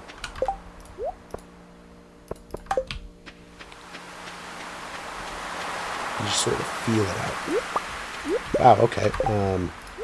I might be making another stop anyway by the museum, or by the community center, because that's a lot of crab pot items that I've got here. So, and I don't really want to carry them around forever. There's not much here. Yeah, I can afford to go to bed after midnight, a little bit after midnight. I'll definitely make it to bed in time to not collapse, which is good. And if I have a little bit less energy, it sucks, but it's not a terribly big deal.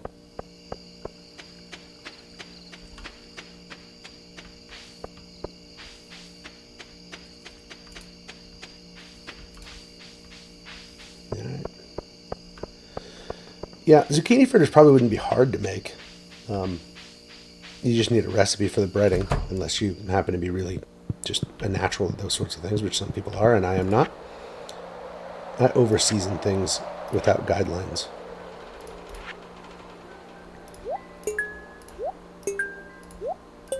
Alright, so there's oyster left, and then I have to get a crab. That's the only...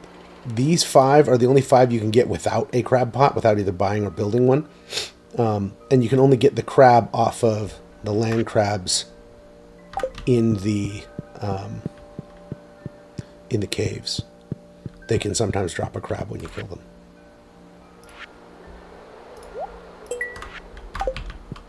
Okay, offloaded. Check.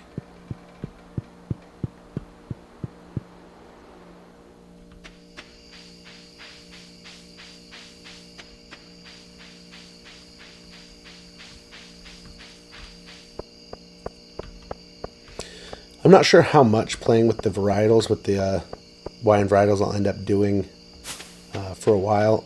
They might be, I mean, obviously, I was saying I won't be doing it until second year anyway, but it depends on when the next major release of SMAPI is, the Stardew Modders API, because the Stardew Mod API is when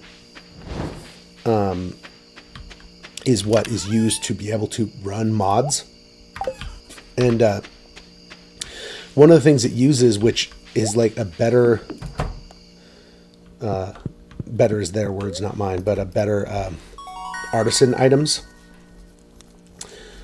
The artisan item icons are a little bit more specific, so they look a little more like the individual product that is being made, rather than always just looking kind of generic. But the mod that does that, which is a requirement for the wine varietals, unfortunately, is using something that is deprecated in future versions. So it's using a script that future versions of the Modders API won't have. And so that mod's going to break. So hopefully either that mod gets updated when that happens quickly, and or the person releases a version of the Stardew Vineyard, and they might already have it, I might just not have looked closely enough, but that doesn't use the upgraded icons. All right.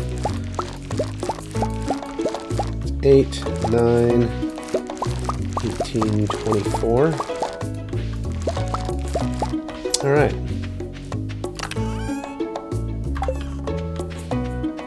And all of those.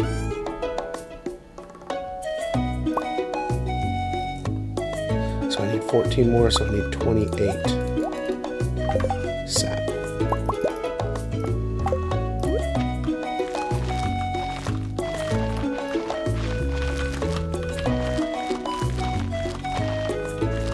Okay. I'm now saving this until I have 5 for the Quality Crops bundle. And then this is going into the collection. I'm selling the rest of these. Actually, I think I might sell them manually. For one thing, I need to get a bunch of seeds. I need 24 new seeds. And I want to be able to... oh, yeah. I want to be able to... Where the hell's my watering can?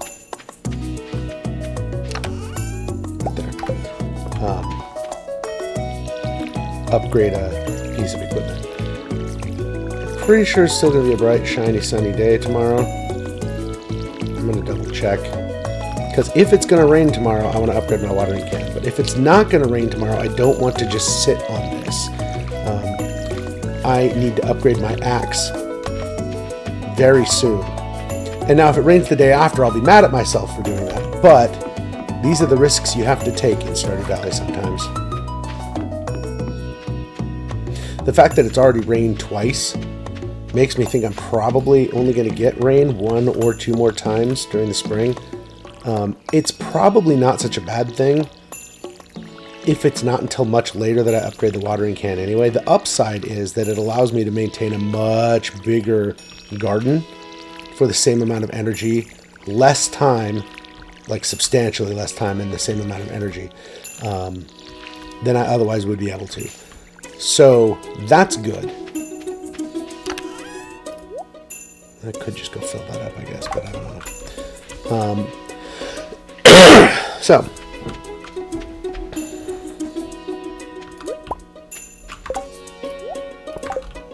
I just give somebody that as a present if I wanted to, I suppose. You get way more daffodils than you need. I could play zoomed out a little more as well. I know a lot of people do. They really like to be zoomed out a little. Let's see how that feels. That's okay. That's okay. It feels a little small, but maybe I'll get used to it. Being able to see a larger portion of the map at once is really, really useful. So, wastes a lot less time. Sometimes I get new items in stock. Alright, so I need 24 seeds. Okay, there's no way I get 24 seeds and still have over 2,000 left, is there? If they were all parsnips, well, actually, that's not bad though, because I kind of want to do a zillion parsnips because I need 5 high qualities. So, and then that will give me the chance, because that'll be on the 13th, I could still replace them with entirely cauliflower if I have enough money for all those seeds, and still have all of that be harvestable before the end of the month. So that's actually not bad to be able to do, and it's going to be axe time. Yeah, I'm not processing geodes right now. I can't afford it, because I'd rather get the copper axe going, and I could process those geodes later. And actually, because of self-serve, normally he won't do anything for you while he's upgrading your stuff, but because self-serve works the way it does, I can actually have him process geodes even while he's working on other tools, which is nice.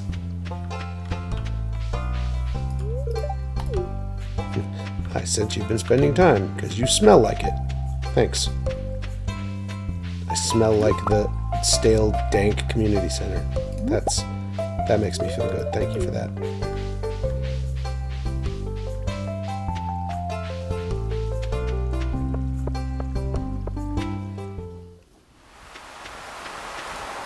It didn't occur to me, but I don't know that there are ways to change your head detail, so I might be stuck with those sunglasses on forever. That is a possibility. Not stuck like it's this really horrible thing and oh my god, what have I done? But I kind of feel like it's interesting, because even if I get different clothes together, because you can change your clothes out, because there's a whole tailoring thing. When you have cloth, you can do cloth plus items makes different pieces of clothing. So you can end up changing out your clothes and looking different and that sort of thing. But I don't know if you can change anything about your head detail, your hair color, any of that kind of stuff. Hey, sweet, soggy newspaper. Of all the trash, it's the best. Excuse me. In that it can turn into cloth in the recycling machine, which is a huge win, because cloth is very expensive.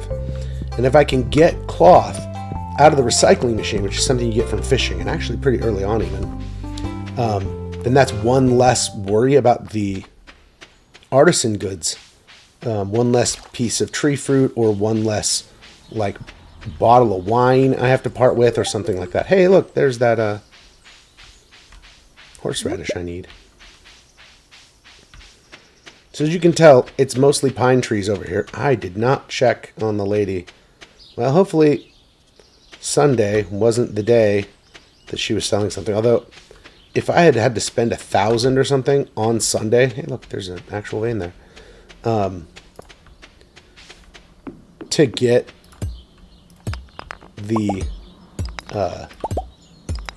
the red cabbage seed, I would not have been able to afford almost anything later. So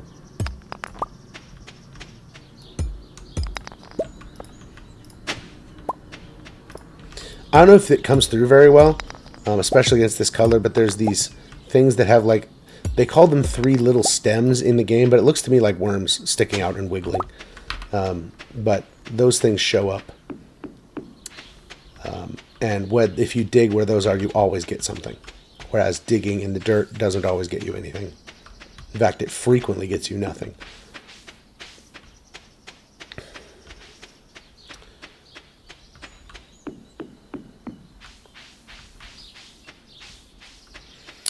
Move my recyclables to the other thing.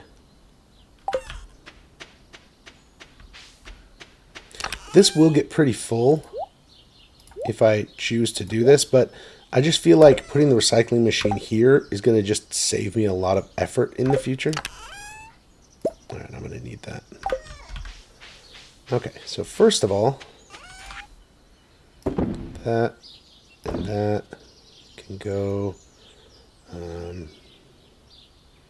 Yeah, I'll sell that one. Why not? Okay, then the rest of this needs to go in. Pretty soon, once I have the money, I think it costs 1,000. I'm going to need to build a silo so that I can start cutting hay, because hay is good. Oh, I can't do 2 of those. It's just 1.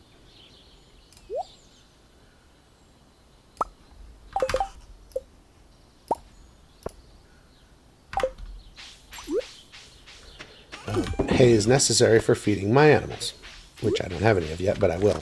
And I always want to have the silo so that I can have feed for them before I get the animals themselves. And I often mess that up. I often do that incorrectly, do that in the wrong order. Okay, so I need 4 more spaces. 2, 3, sure, 4, why not?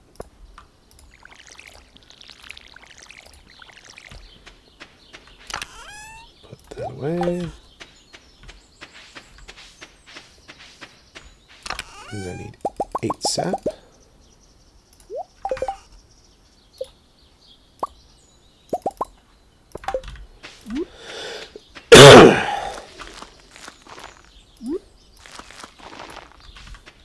Let's go fill up my watering can. I mean, this is a bit of a trip, but it's not a terrible trip. And I won't have my axe tomorrow either, so that's important to note.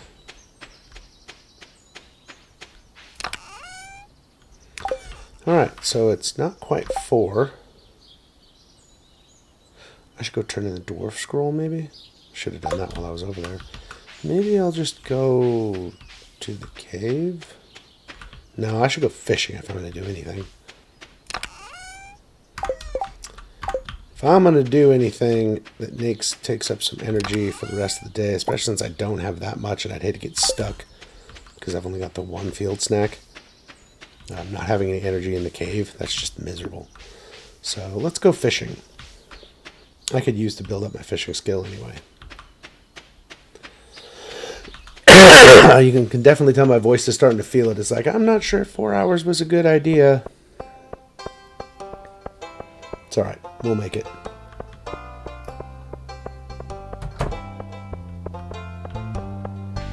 Hey, everybody.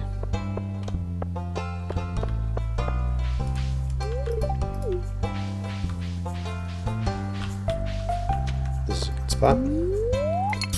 Fish in the river that runs through town. You get different fish depending on where you're fishing.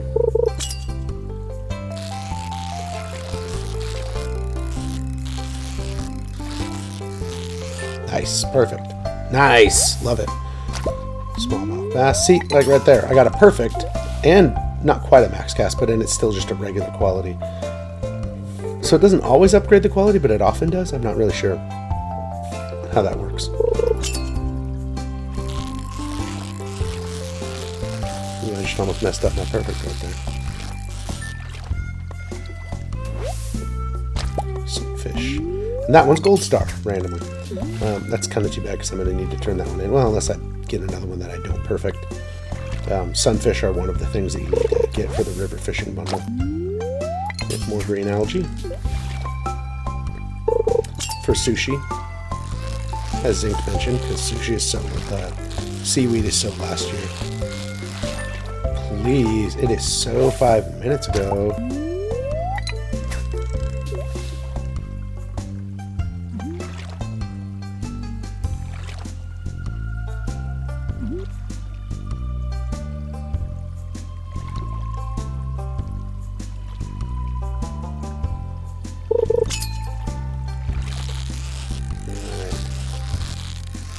Well, on the plus side, these are pretty easy fish.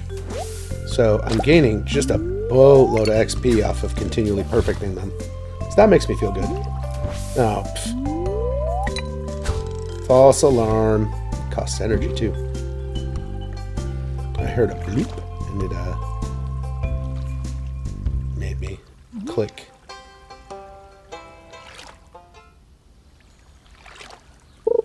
I will not be tricked this time.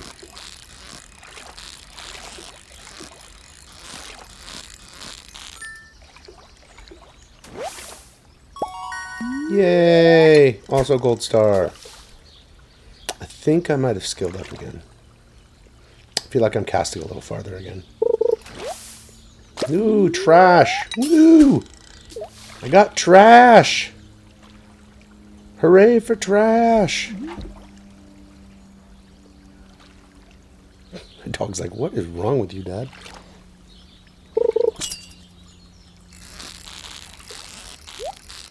Ooh. See, now this is the other thing you can get from fishing that's pretty nice. So I'm giving up on a perfect, but I got that treasure chest, which means, and these things can have some really staggeringly good things in them. Enough to even be game breaking if you get really the right things early. That's not game breaking, of course, but like I've gotten diamonds, I've gotten like omni geodes or lava geodes or whatever out of those, and so you get like really high level stuff.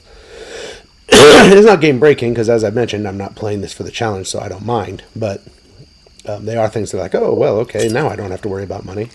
A diamond is worth 750 gold all by itself, which is just a stupid amount of money right now. Another green. Cool. Alright, I'm going to need to eat my field snack before I do another cast.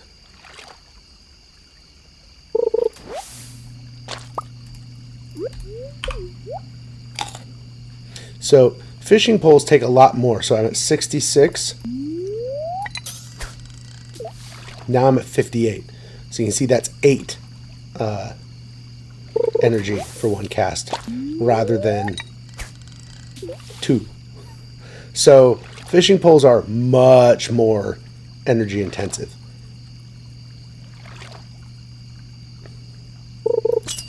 But then it all balances out. If you really need to, you can just eat the fish.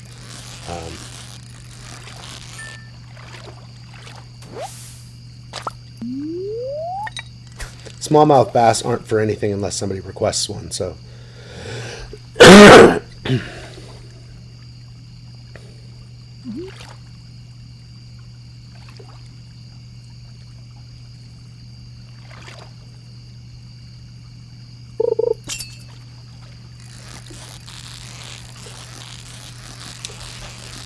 So, my wife is much more of a vegetarian than I am.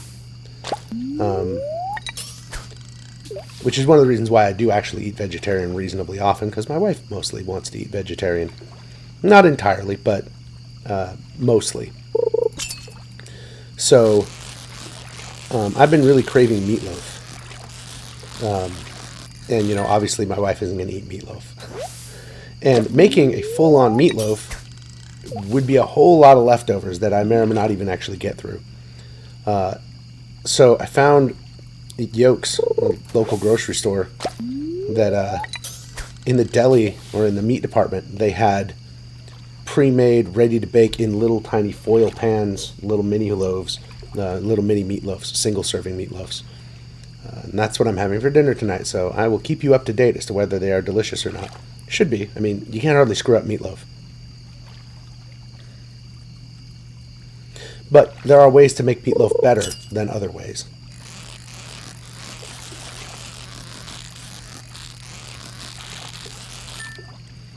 Sufficient onions makes it better, if you ask me. But of course, you know, my wife who wouldn't eat meatloaf to begin with, certainly wouldn't eat it if there were onions in it, because she doesn't eat anything that has onions in it, or that someone has said the word onions near it. She can taste it. I don't know. It's weird. She can taste onions or onion powder in things that I had no idea had onion in them.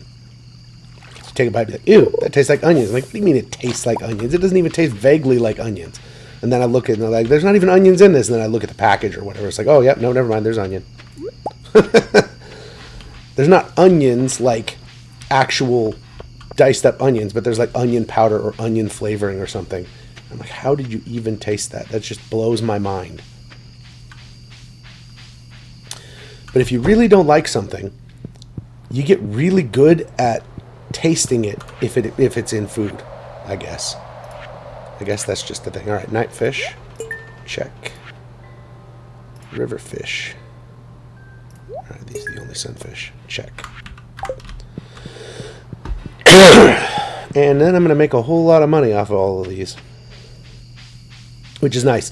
One of the reasons why I'm so enthusiastic about fishing is because it's one of the best ways to make money early, which will supplement everything else you do.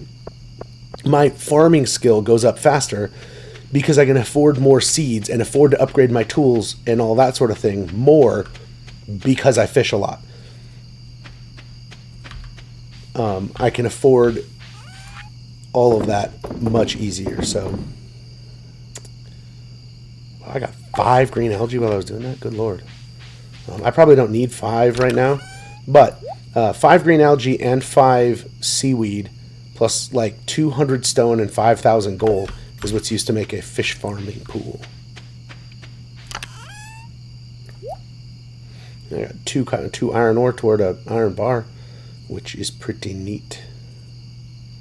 I didn't actually get over to Gunther. Oh well.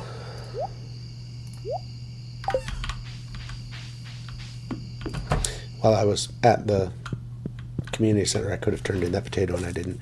This is, I think, the second day in a row of going to bed at 1, so I might very well be down some energy this time. All right, level 2 farming. I can make the mayonnaise machine already. This is why chickens make you so much money. And in fact, chickens make you more money than ducks do, which is ironic because ducks are more expensive. It's because for all that duck mayonnaise is worth quite a bit more, it's not worth twice as much, and you only get one every other day. Whereas chickens, as long as they get fed, produce eggs every day. So every egg turns into a mayonnaise. So it becomes like 190 gold or something like that, which pays the chicken off in like 4 days. And then after that, it's all profit. And then once they become big eggs, they start being deluxe mayonnaise, which is worth half again that. So it ends up being 260 gold because it's a gold star mayonnaise. So you just end up rolling in it as long as you have chickens. And this is why I was saying, just buy 4 chickens. Just as soon as you can afford 4 chickens, get 4, because that's how many fit in an unupgraded coop. And sure, once you upgrade your coop, maybe buy a duck or 2 just so that you have the variety in there. And then sure, start hatching for some chickens, because then they're free.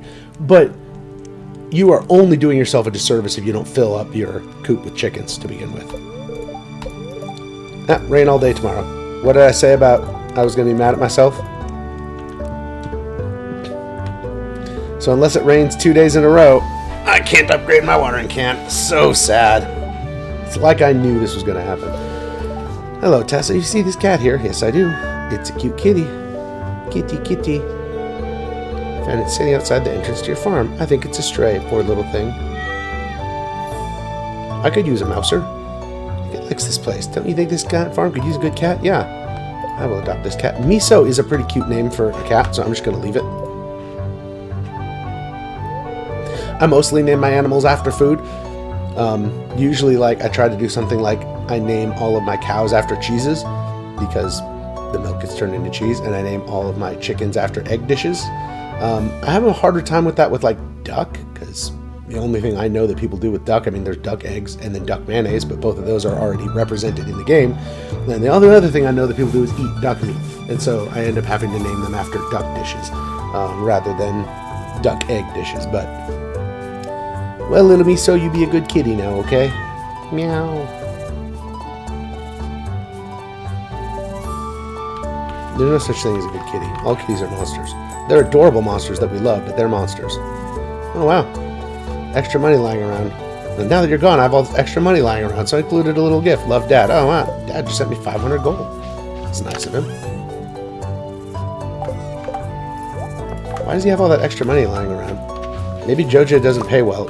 I mean, I guess you could imagine Joja doesn't pay well. But my office job apparently didn't pay well enough, so I still had to live at home and be a financial burden on my dad while I was still there.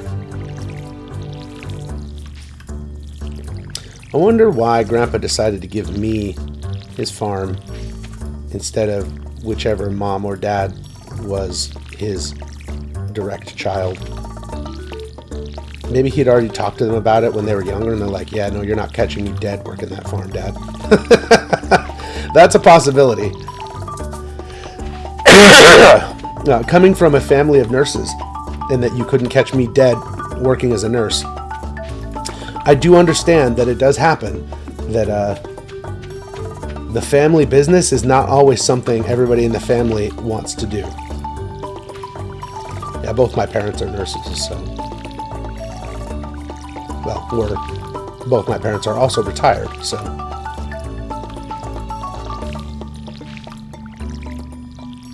Okay.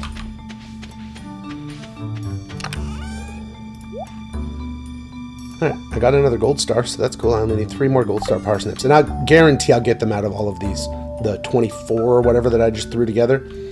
I feel pretty confident that I'm going to get them out of that. So,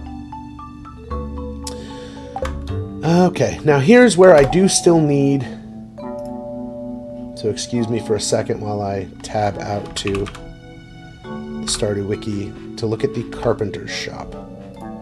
Because I can't remember what all the materials are, and I don't want to walk all the way there, find out what the materials are, walk back, grab the materials, and then walk back all the way there again. So let's see, what does it take to build a silo? It's only 100 gold, 100 stone, 10 clay, 5 copper bars. I have all of that. So that is the thing we will do.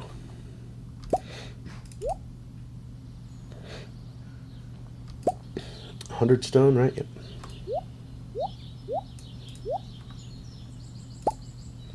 5 copper bars. I'm not sure why copper is used in the construction, but hey, I don't question it. Whatever Robin says she needs, I'm sure that's legit. What are the chances I'm being scammed here?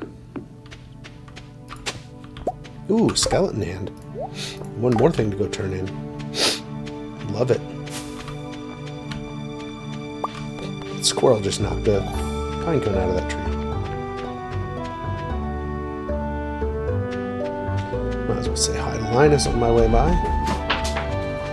Plus, they don't open until 9 anyway, so... Hey, Linus, what's up? I don't know you well enough to trust you. Sorry. Oh, that's alright. It only mostly hurts. Kai. You are a good boy, but go away.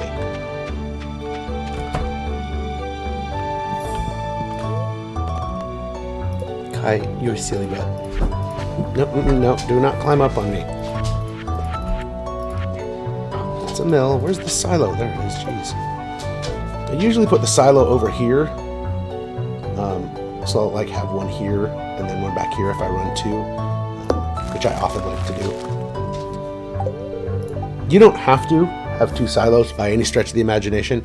You absolutely can just have one, and then you can just stockpile a bunch of hay, because you only need it to make it so that when you cut grass with your sickle or scythe, it turns into hay in your silo. But then you can go pull hay out of your silo through the your coop or your barn or whatever, and stockpile it, and then go cut more. And so that just totally works. I often don't like to have to mess with that, and so if I want to stockpile more hay, having a second silo is also internally consistent, so it's good for my storytelling. Look, trees. Let's go foraging. Yeah, look at that. There are indeed some mixed seeds in here.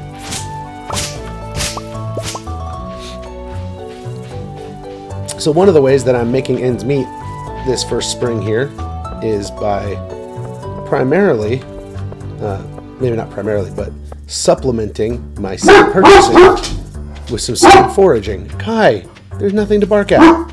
There's no reason for that. Yeah, but there's not. I think, yes, but there is, Dad. I promise you, there absolutely is. Kai, you're loud. You're very loud. Are you aware that you're very loud? And then the aggressive snuggies again. Grr.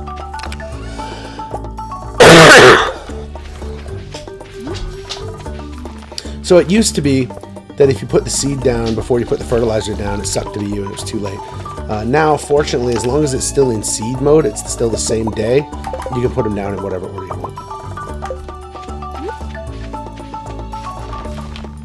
Alright, so I do need to go drop off a couple of things with Gunther and then probably drop off one at the museum. I can't buy seats today even if I was so inclined because Pierre's is closed on Wednesdays. At least until you, hey look.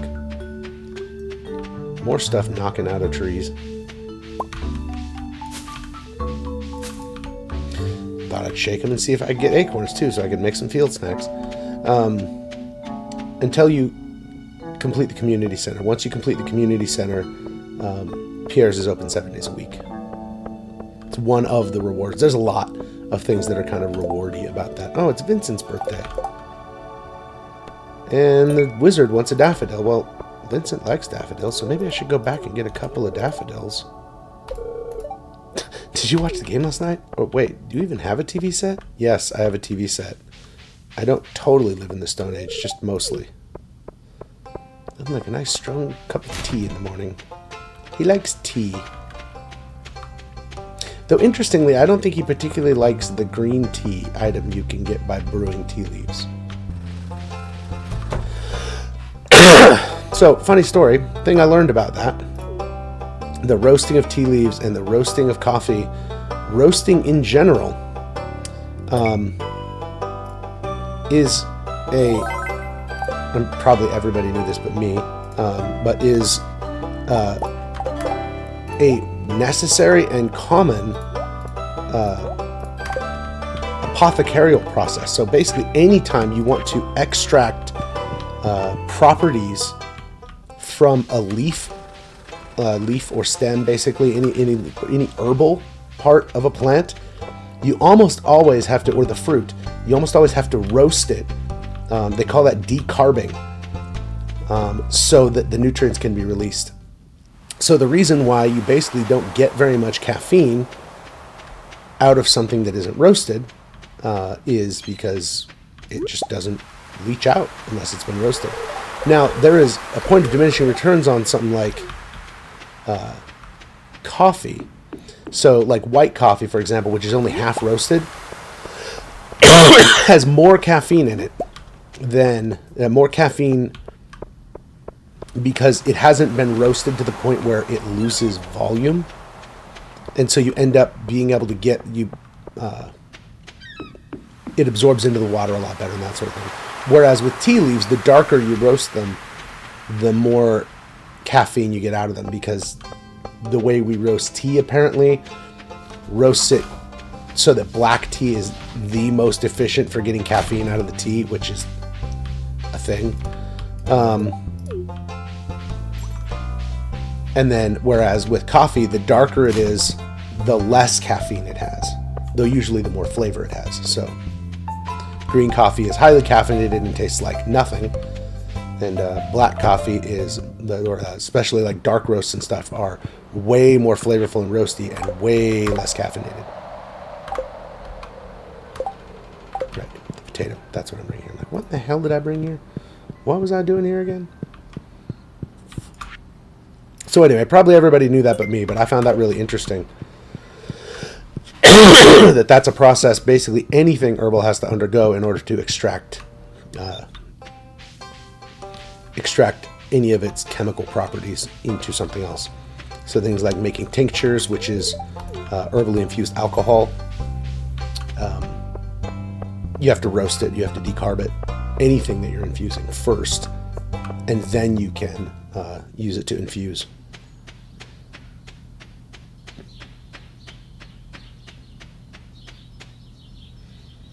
Things you learn randomly.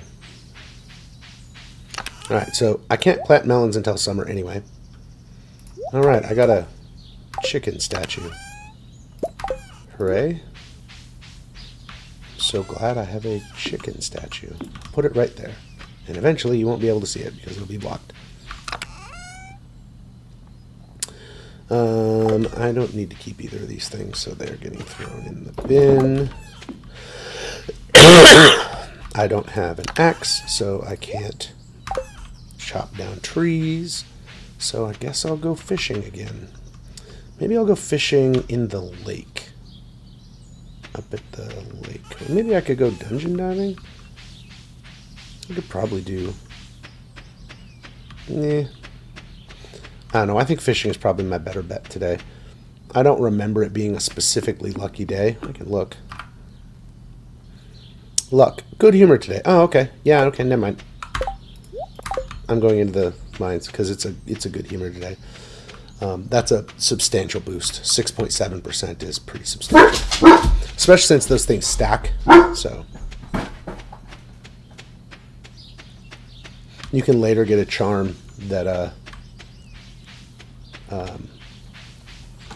that increases your luck permanently by 1. So you cannot have the worst possible day, and there is a step above what your normal best possible day is. It's pretty great.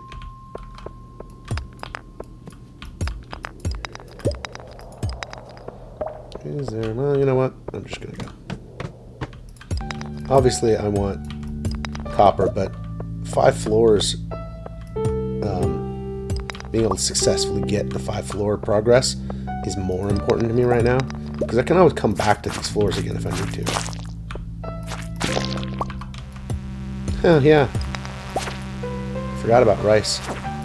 So those guys drop rice shoots, which you can then plant, and they only grow in the spring, I think.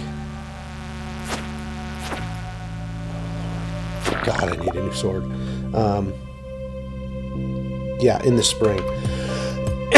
It says it grows faster if it grows near a body of water, but that's absolutely not true. What it does is it irrigates itself, so you don't have to water it if it's planted next to a body of water.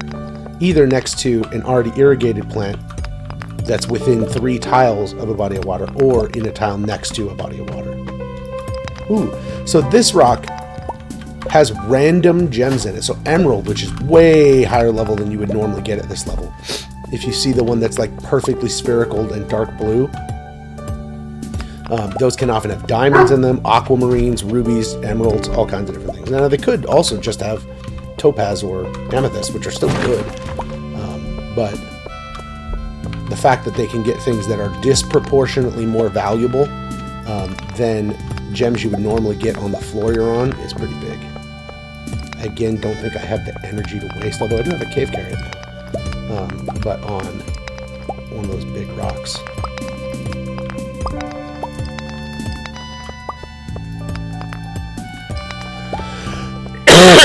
No, I'm probably going to need that carrot just to get to the 20th floor. I might actually have to give up on the concept of getting to the 20th floor.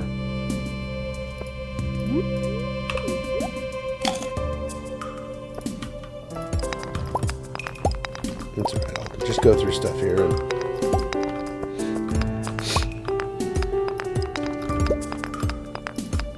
Yep, I might not even get to the 18th floor. Yep, no, it's looking like I'm just too bad. Oh, no.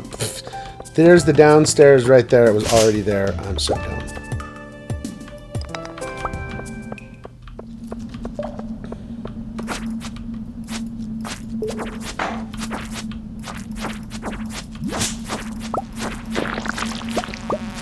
Yay! Those bombs can allow me to clear rocks without actually spending the energy, which is nice. I think what I'm going to do is mostly just end up spending my time killing bugs. That green mist means that these are just going to keep coming at me for a while.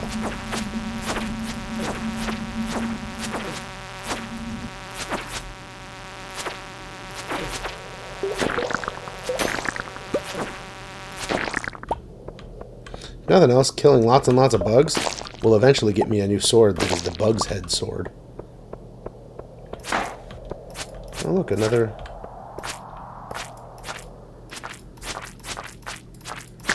crab. Oh, good. Now I can make some... Not that I really want to, but I can make some cherry bombs if I need to.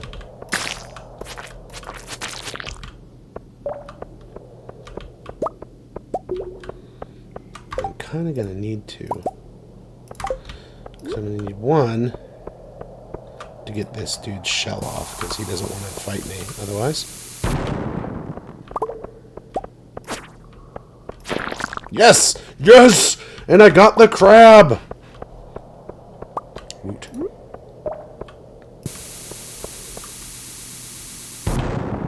Okay, well, I didn't make it to the 20th floor, but that's fine. I did get some really good progress and got some great stuff, so I'm pretty content with that mine run. I'm surprised how long it took me to find the floor, although I just wasted a ton of energy looking for a way down when I already had one. So your chance to find a way down drops way off after you found the first. Now, you still can find more, but the first one has the higher chance.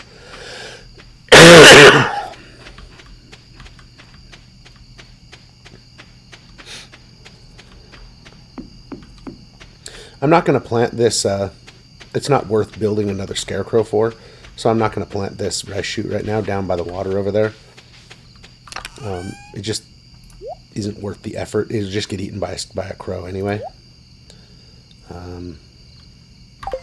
So this goes to Gunther. This is getting sold.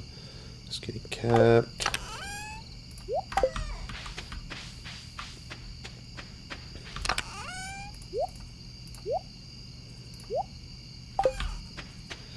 Yeah, I definitely tomorrow need to go process those geodes. Turn in stuff to Gunther.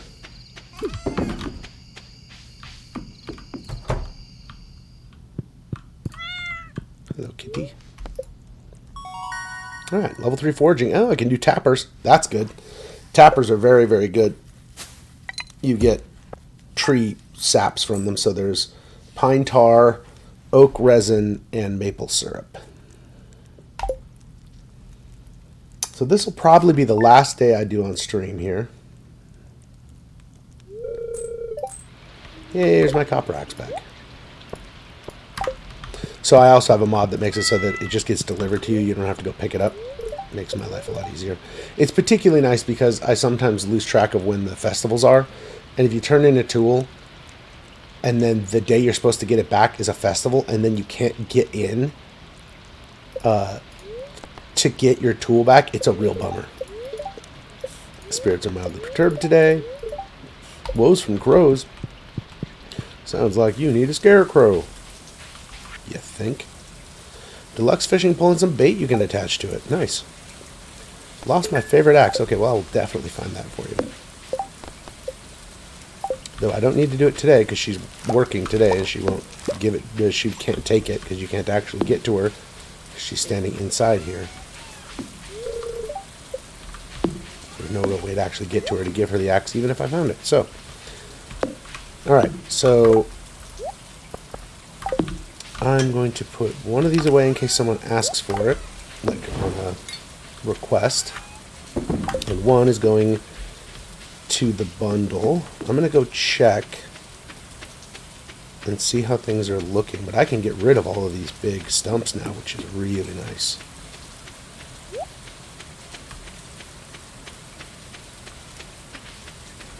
Nice.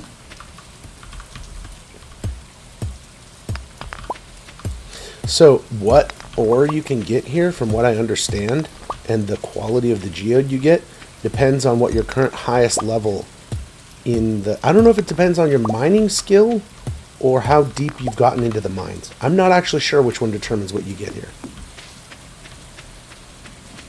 But I know that it changes as you progress, you get better stuff. Otherwise, that wouldn't really be worth all that much to be like, oh, look, here's a place I can come to get copper occasionally. But since what I need is gold or iridium or whatever, then that doesn't really do me much good.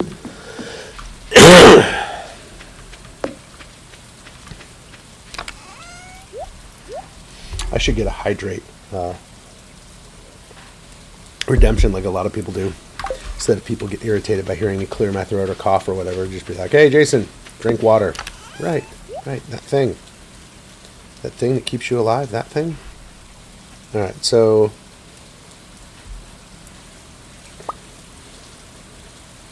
I did not give Vincent a present. Rasmodius wants a daffodil, so I'll just go bring that to him right now. I probably need to chop down a bunch of trees. And I probably should have brought my tree seeds with me so I would know what ratio to be looking for. So which trees to chop in what order.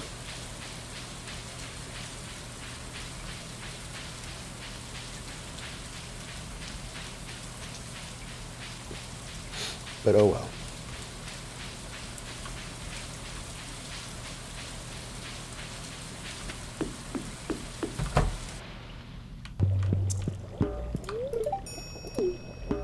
Here, have a daffodil.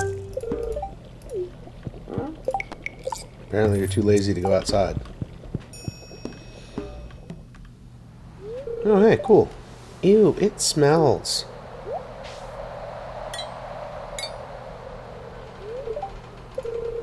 Why is it locked? I want to explore the sewers. All kids sound whiny like that in my mind. I think Gunther has the key. Professor Gunther, the man who runs the museum? Why do you think he has it? I saw a big rusty old key fall out of his pocket one time. A creepy sewer door like this just has to be a match for a big rusty old key. Yeah, that makes sense.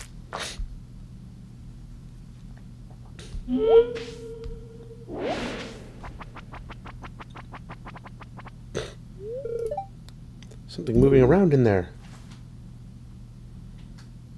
I'll check it out. Nothing scares me. I'm wearing sunglasses.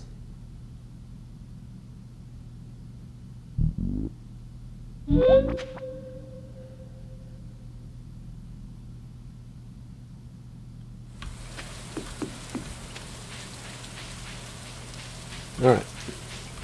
Well, I saw there was some horseradish down there. So, I'm going to work my way down there.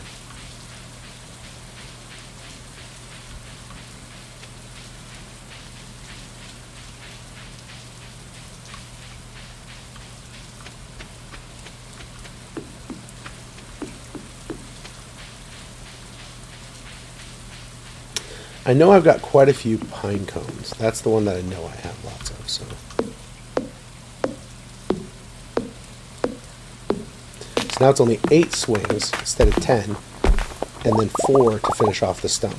And that's kind of the pattern, that it reduces the number of swings to knock the tree down by 2, and then the number of swings to take the stump out by 1. So the steel axe is 6 swings and then 3 swings, and the gold axe is 4 swings and then 2 swings. And then the iridium axe is 2 swings and then 1 swing. So you can basically clear out a whole forest real fast.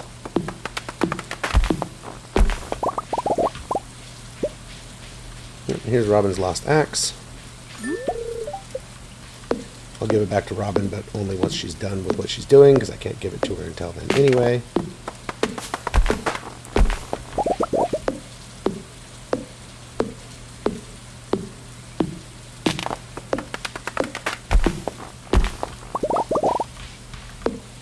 Chop down lots and lots of trees. I could use the wood.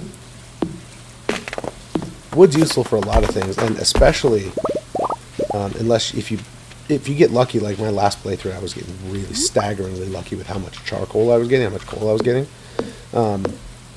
But if you aren't lucky with it, you can convert 10 wood into 1 coal with the charcoal kiln, which you can make pretty early on in foraging. Plus, chopping down trees is the best way to earn foraging skill early. I don't know. I think it's just cosmetic. The butterflies in the tree, just like there'll be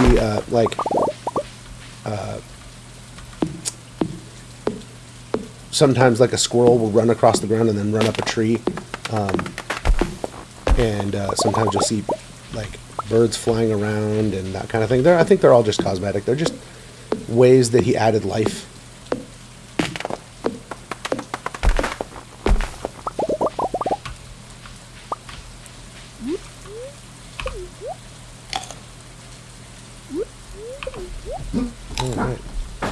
looks like my wife is getting home soon because the dog is going crazy.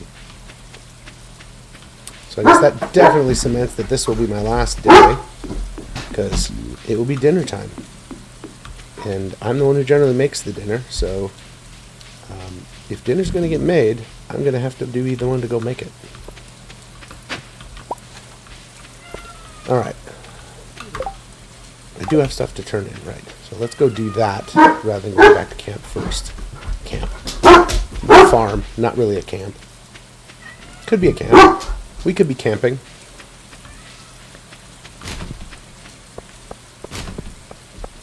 I actually kind of had an idea, and my big problem is that usually my eyes are bigger than my stomach in every way possible, ambition-wise as well. But I had an idea for like a Stardew Valley type game that was a little more like survival-y kind of game as well. So it's sort of like halfway between Stardew Valley and like Ark or one of those kinds of survival games. That was like a castaway fantasy. I just thought that'd be really cool. I don't have the dedication or the organizational skills to do what Eric Baroni did and actually just build an entire game of this scope all by his lonesome. Nor do I even have all of the skills required. I don't have the ability to compose music, so I would be pretty useless on that. I can do some pixel art, but I'm not great at it, so this would take me... It'd be multiple years worth of work just getting the art together, much less actually doing it. But it does seem like it'd be really fun. Maybe a fun game. It's the kind of game I wish existed. And usually if you're going to build a game, it should be the kind of game that you wish existed and doesn't. Because if you wish it existed, there's probably other people out there who also wish it existed. Kai, you are being so loud, puppy dog. Okay. Ironically, what I'm waiting on is an oyster, which are usually extremely common on the beach. But hey, no, whatever. I'm patient. I'm not like desperate to get those crab pots together. Kai, you're silly.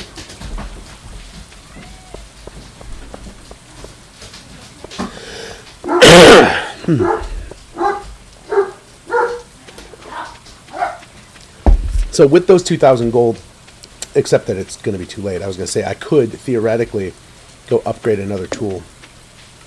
But since it's not going to be raining tomorrow, there we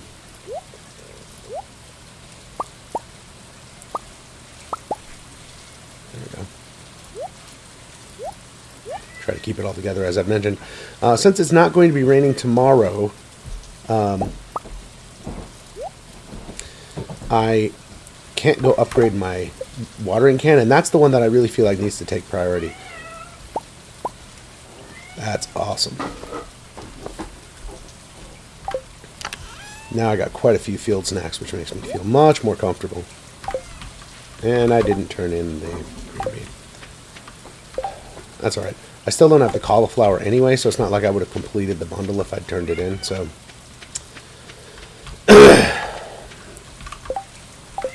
So maybe I should go fishing again? Yeah. Let's do some fishing.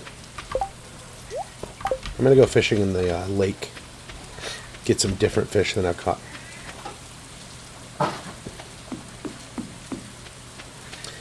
Plus, then there won't be... Oh, yes. There won't be any catfish showing up to just, you know, ruin my day. I have nowhere even vaguely close to enough skill to land a catfish, so... it's going to be quite a few more days of spending a lot of energy fishing before my fishing skill's high enough. That's just how it be. I really feel like this little thing is like just begging. It's like, this is the place to stand to fish, by the way. If you wanted to fish up here, make sure you're standing here.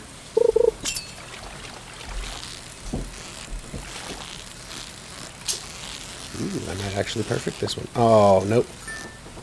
Spoke too soon. I just got the fisherman achievement.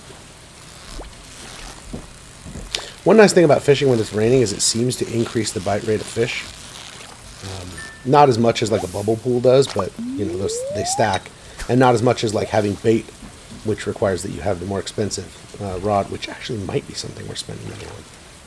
But I want to keep the money around right now just because tomorrow the traveling cart's going to appear, and I want to make sure that if she has red cabbage or red cabbage seeds, that I'm able to buy them.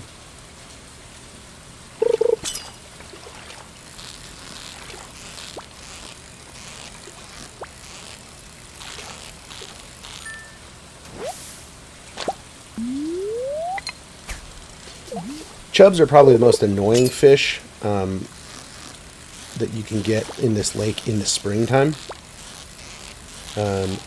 Sturgeon are in this lake in the summer and winter. Summer and winter? Might be summer, winter, and fall. Anyway, and they're way, way harder. But you can't catch them during the springtime. So that makes this a particularly good place to be fishing early.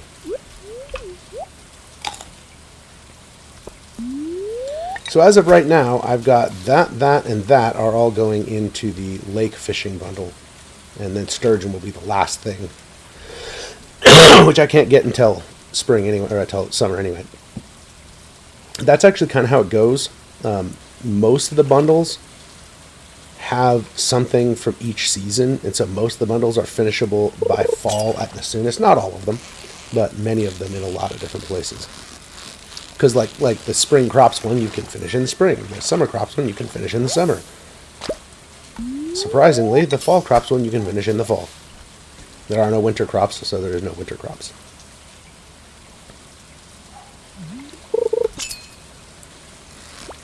The only seed you can grow outdoors in the winter are the wild seeds. The winter wild seeds.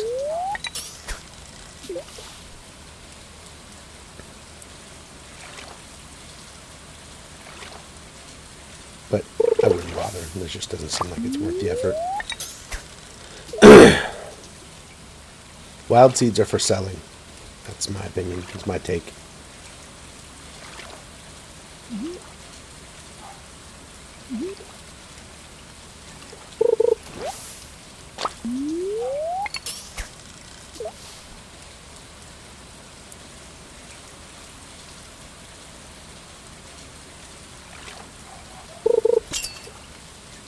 Alright.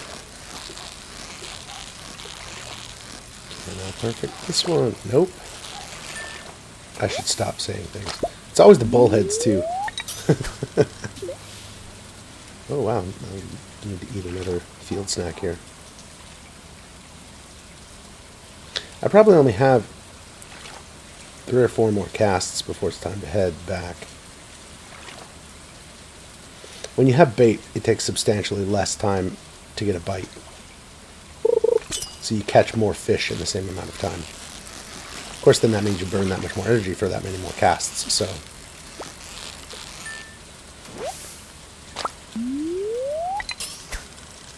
Yeah, starting to feel exhausted yet. I want to eat something. Ooh, a treasure chest. I will definitely want that. But I have to build up so that my progress is high enough that it doesn't get to 0 while I'm getting progress on the chest.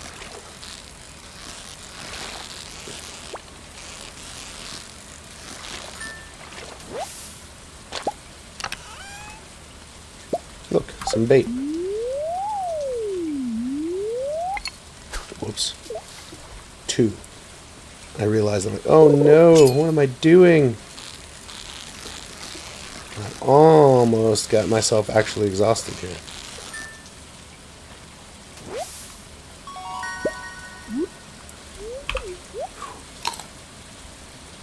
She gave me 5 more casts, which I probably don't have time to do 5 casts, so...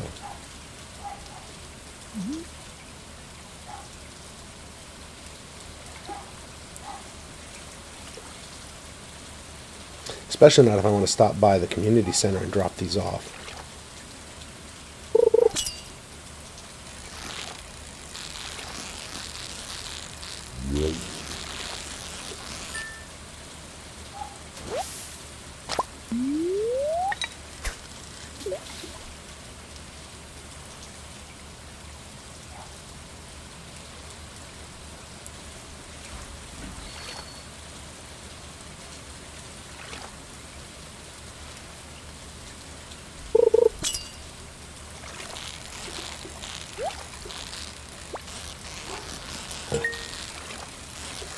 getting those treasure chests, because you can get, I mean, sometimes you just get bait, but bait's always good.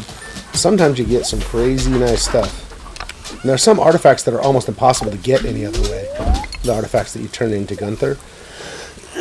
This is probably my last cast before I head back, so. Yes, Kai. Yes, Kai, I hear you. Oh, come on. My bad. Kai. Yes, hello. I love you too. He's very mad because it's his time to eat as well. What a crappy final cast. Didn't even get a fish. Got a stick. Oh well, at least I found a leak. Ah! I know. You're very sad. Very upset. I'm big mad. Big mad puppy dog. Dad, I hunger and it's my time to eat. Kai off. Kai off. Off.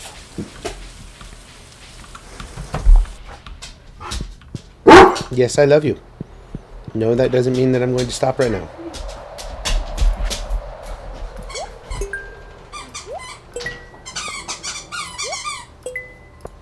Alright.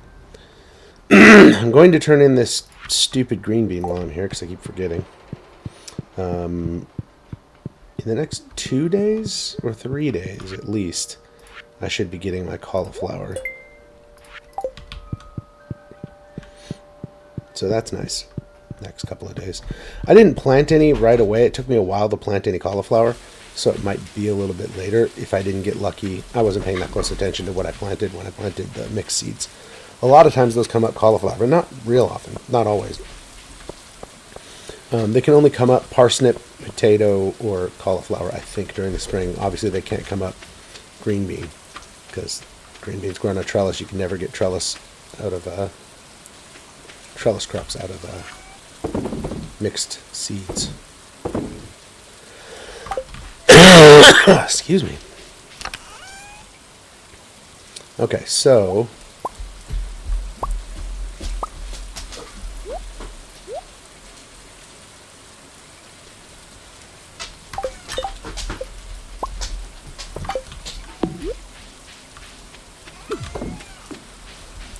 hello.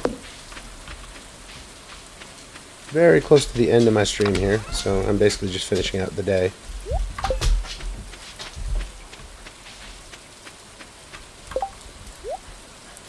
Which is pretty much dead, but let's take a look. So I've got cauliflower in 2 days, it looks like, is the soonest. Out of the way, kitty, I'm trying to go to bed. That's a dog in my house normally. That's in the way of going to bed. So up to level 3 mining and level 3 fishing. That's pretty cool. Yeah, 640 in fishing. And 350 because I got those seeds. So 1,000 that day. That's pretty good. All right. So when we return, next stream will be tomorrow.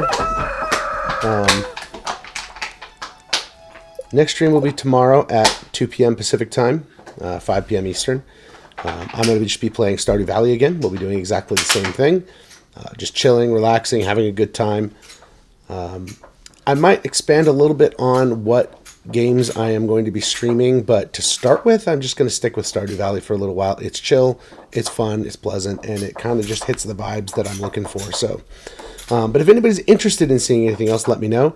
I have been experimenting with some games like Pal World and Enshrouded. I find myself enjoying Enshrouded more, although Pal World is something that Shellbell and I were talking about cooperating, doing a co-op on and doing a co-op playthrough on stream, which could be pretty fun.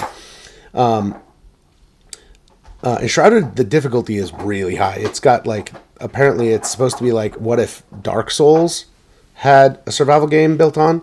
I kind of had the impression it was what if Skyrim had a survival game built on, but the difficulty is way cranked up. So that's kind of the problem. I don't really enjoy watching my character eat the floor. That's mostly what I do in games that are that high difficulty. So anyway, but we'll see what we're going to be doing. But tomorrow for sure, my plan is to just play some more Stardew Valley, and then we'll see going forward. So anyway, thanks everybody for being here, and I look forward to seeing you all again next time. Bye for now.